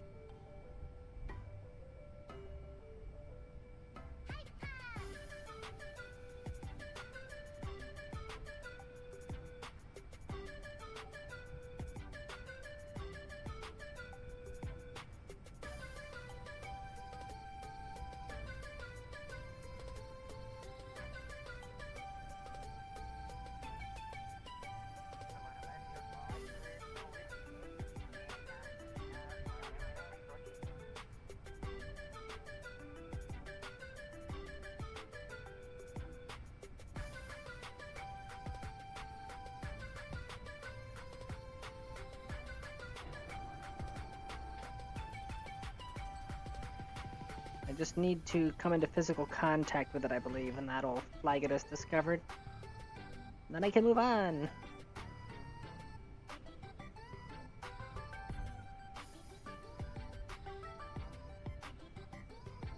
That altimeter's making me nervous.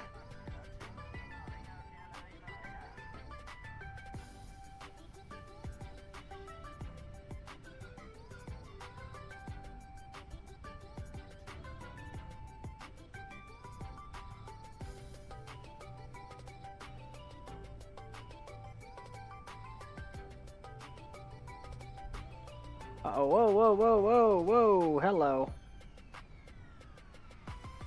Look who just poked up out of the fog. Hi, how are you?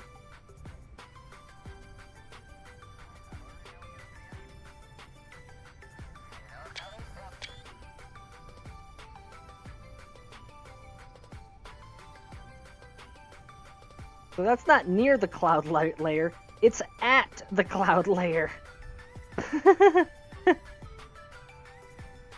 Jeez. That is a big dish.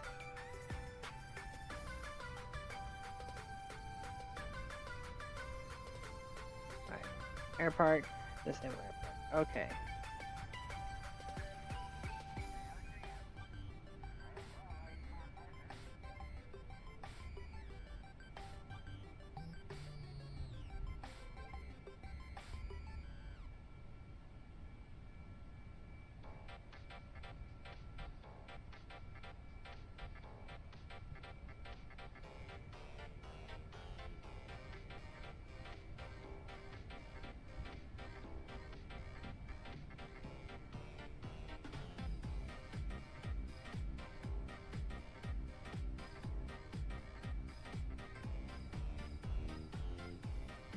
Like I said, I just gotta touch it, and then I can call it good.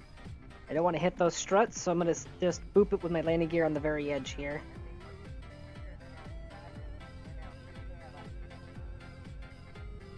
And I hope that bottom edge of the dish doesn't smack me there.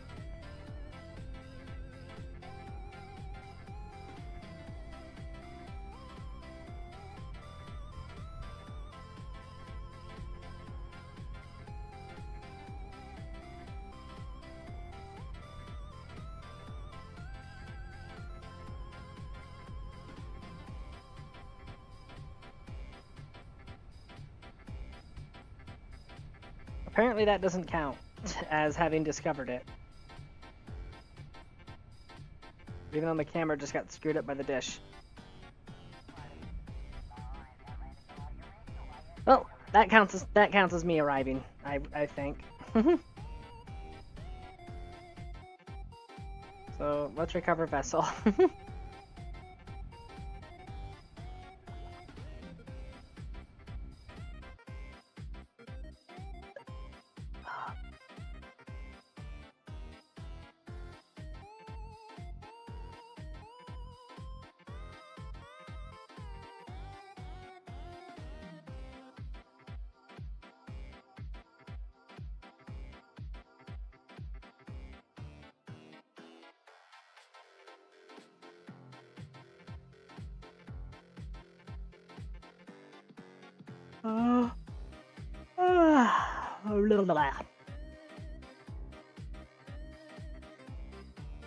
But at the very least, we got those new seismometers deployed. It's about 40% globe coverage, so basically a coin toss, whether it lands on the other side. Besides, with the size of that impact, I'm pretty sure that attenuation isn't going to matter that much.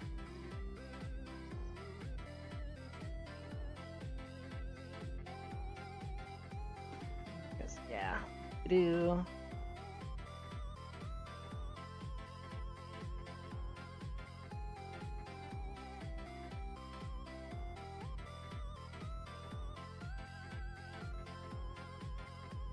Okay, where are they placed? We got one there, and we got one there.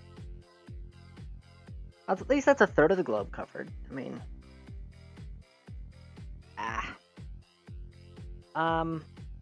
what I could do, again, the desert launch site, it won't let me have that be an actual launch location. For whatever reason.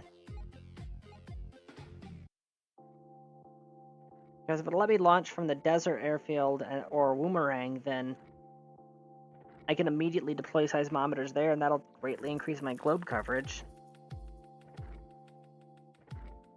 Got a pre-made vessel port and everything.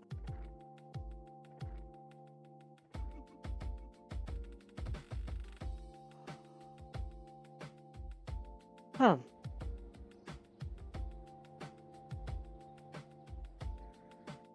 Go to the spaceplane hangar. Because, yeah, those both have runways. I mean, that Oceanside one only has a landing pad, but yeah.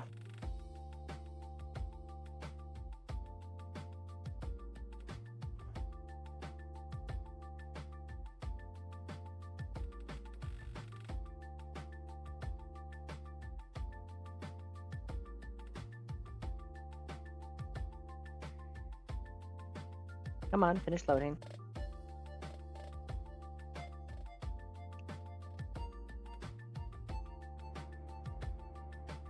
And actually, if having something at Boomerang basically guarantees at least a 50% yield because it's near the pole.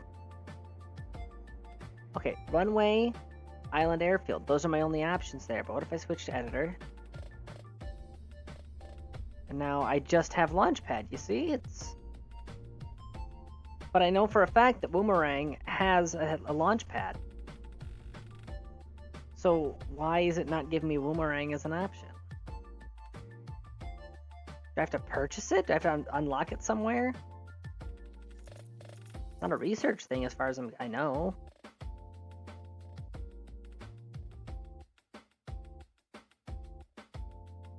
Maybe those just aren't available in campaign. Have to be playing in sandbox mode in order to have access to them. As we go runway.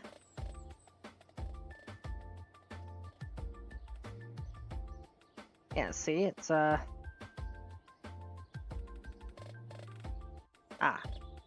this mouse over it. Runway, island airfield, see?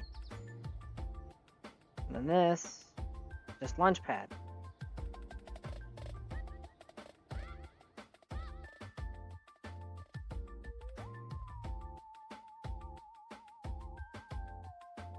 I got nothing. I honestly got nothing. But 31 days till asteroid day. Saving game. And I'm gonna have to call it here. I've been streaming for 5.5 hours. That airship voyage took so much longer than I thought it would.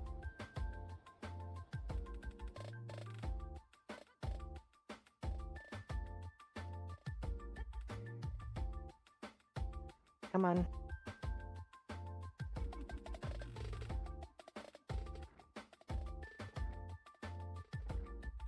Finish loading.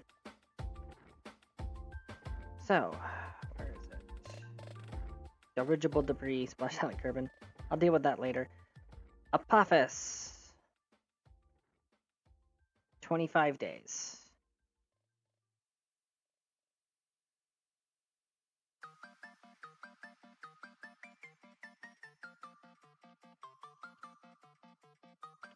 Apophis. Arrival. Fly changes. Removing asteroid day because I've altered the course of the capturable one.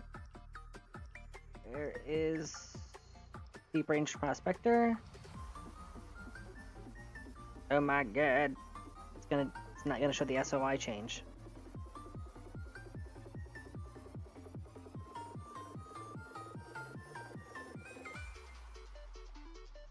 No, sorry, the airship voyage took way longer than I thought it would. I think it's because the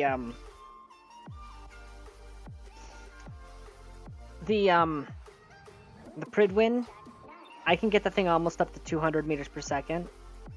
So it didn't take all that long for me to get it to the pole. Meanwhile, Dirigible peaks out at 75, so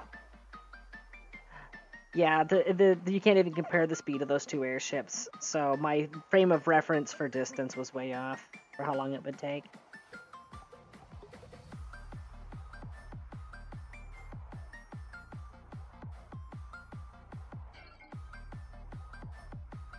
Zooming out, zooming out, zooming out, zooming out further.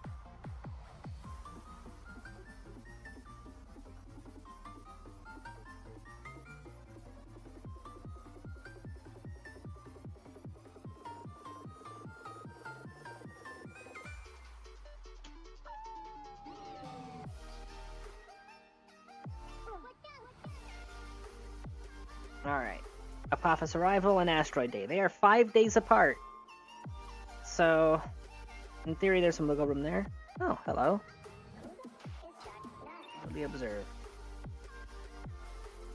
Then Duplo. View and tracking station.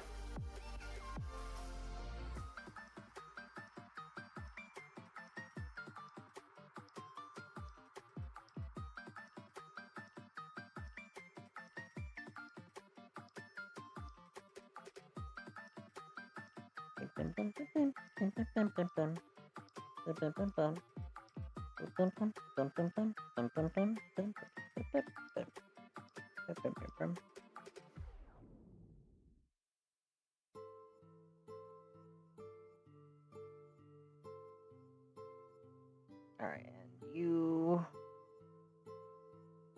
encounter Duplo arrival.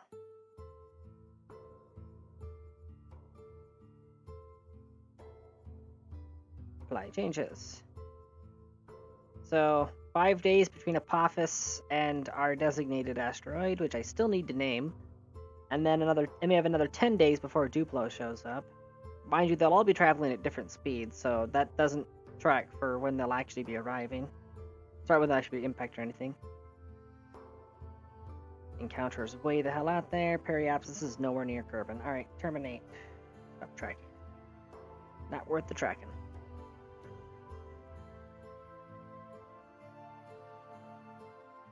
And then this debris is just, it's gone. It's long gone. That is Elon Musk's car gone. Alrighty.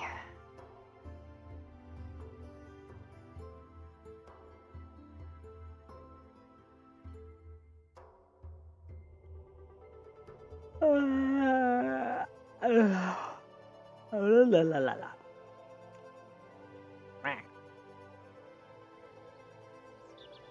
Come on, load it in. There it goes. Come on, game, you good? There it goes. Had a small conniption there. Alright, save game, save. And calling it there. Powder, LSD, shrooms. Oh my god, what? Forgot I had that video paused. Ah! And so that you don't get really curious about what the hell I was watching, here, I'll actually let it play for just a couple seconds. There are some pretty terrifying drugs out there. There's the ones we all know about: alcohol, marijuana, anything in a white powder. Yeah, the title of this video is What Happens When You Take the Scariest Drug in the World. That's why it got my attention earlier. I had it paused this entire time. I've had it paused like 5 hours. Ah! This is why you don't have too many tabs open. Alright, anyways, gonna find somebody to raid out to. Let's see. Ooh! RP1, finishing up plane missions. Uptime. 2 minutes, either 2 hours, 19 minutes or 2 minutes, 19 seconds. Either way, 10 viewers. They actually went through the effort of, they got face cam, they got avatar, they got all the stuff. Oh, it's Rachel Maelstrom. I'm actually following her. Okay.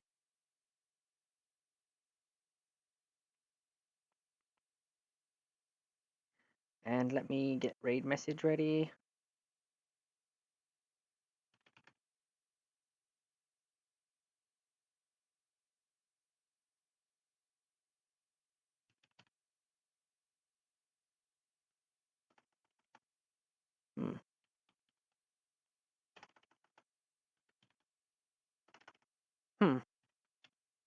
There are no emojis for airships?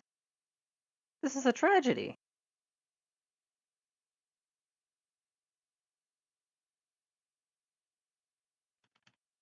Fine, I'll just have to make do with planes.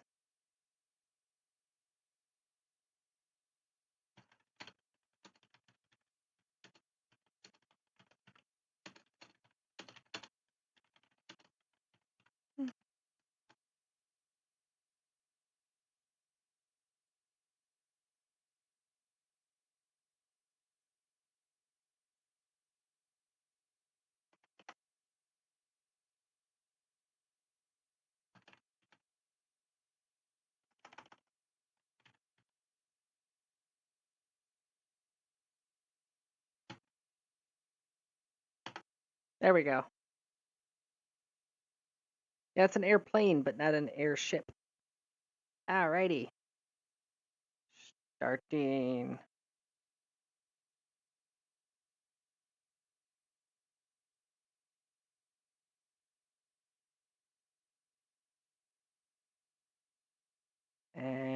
we go.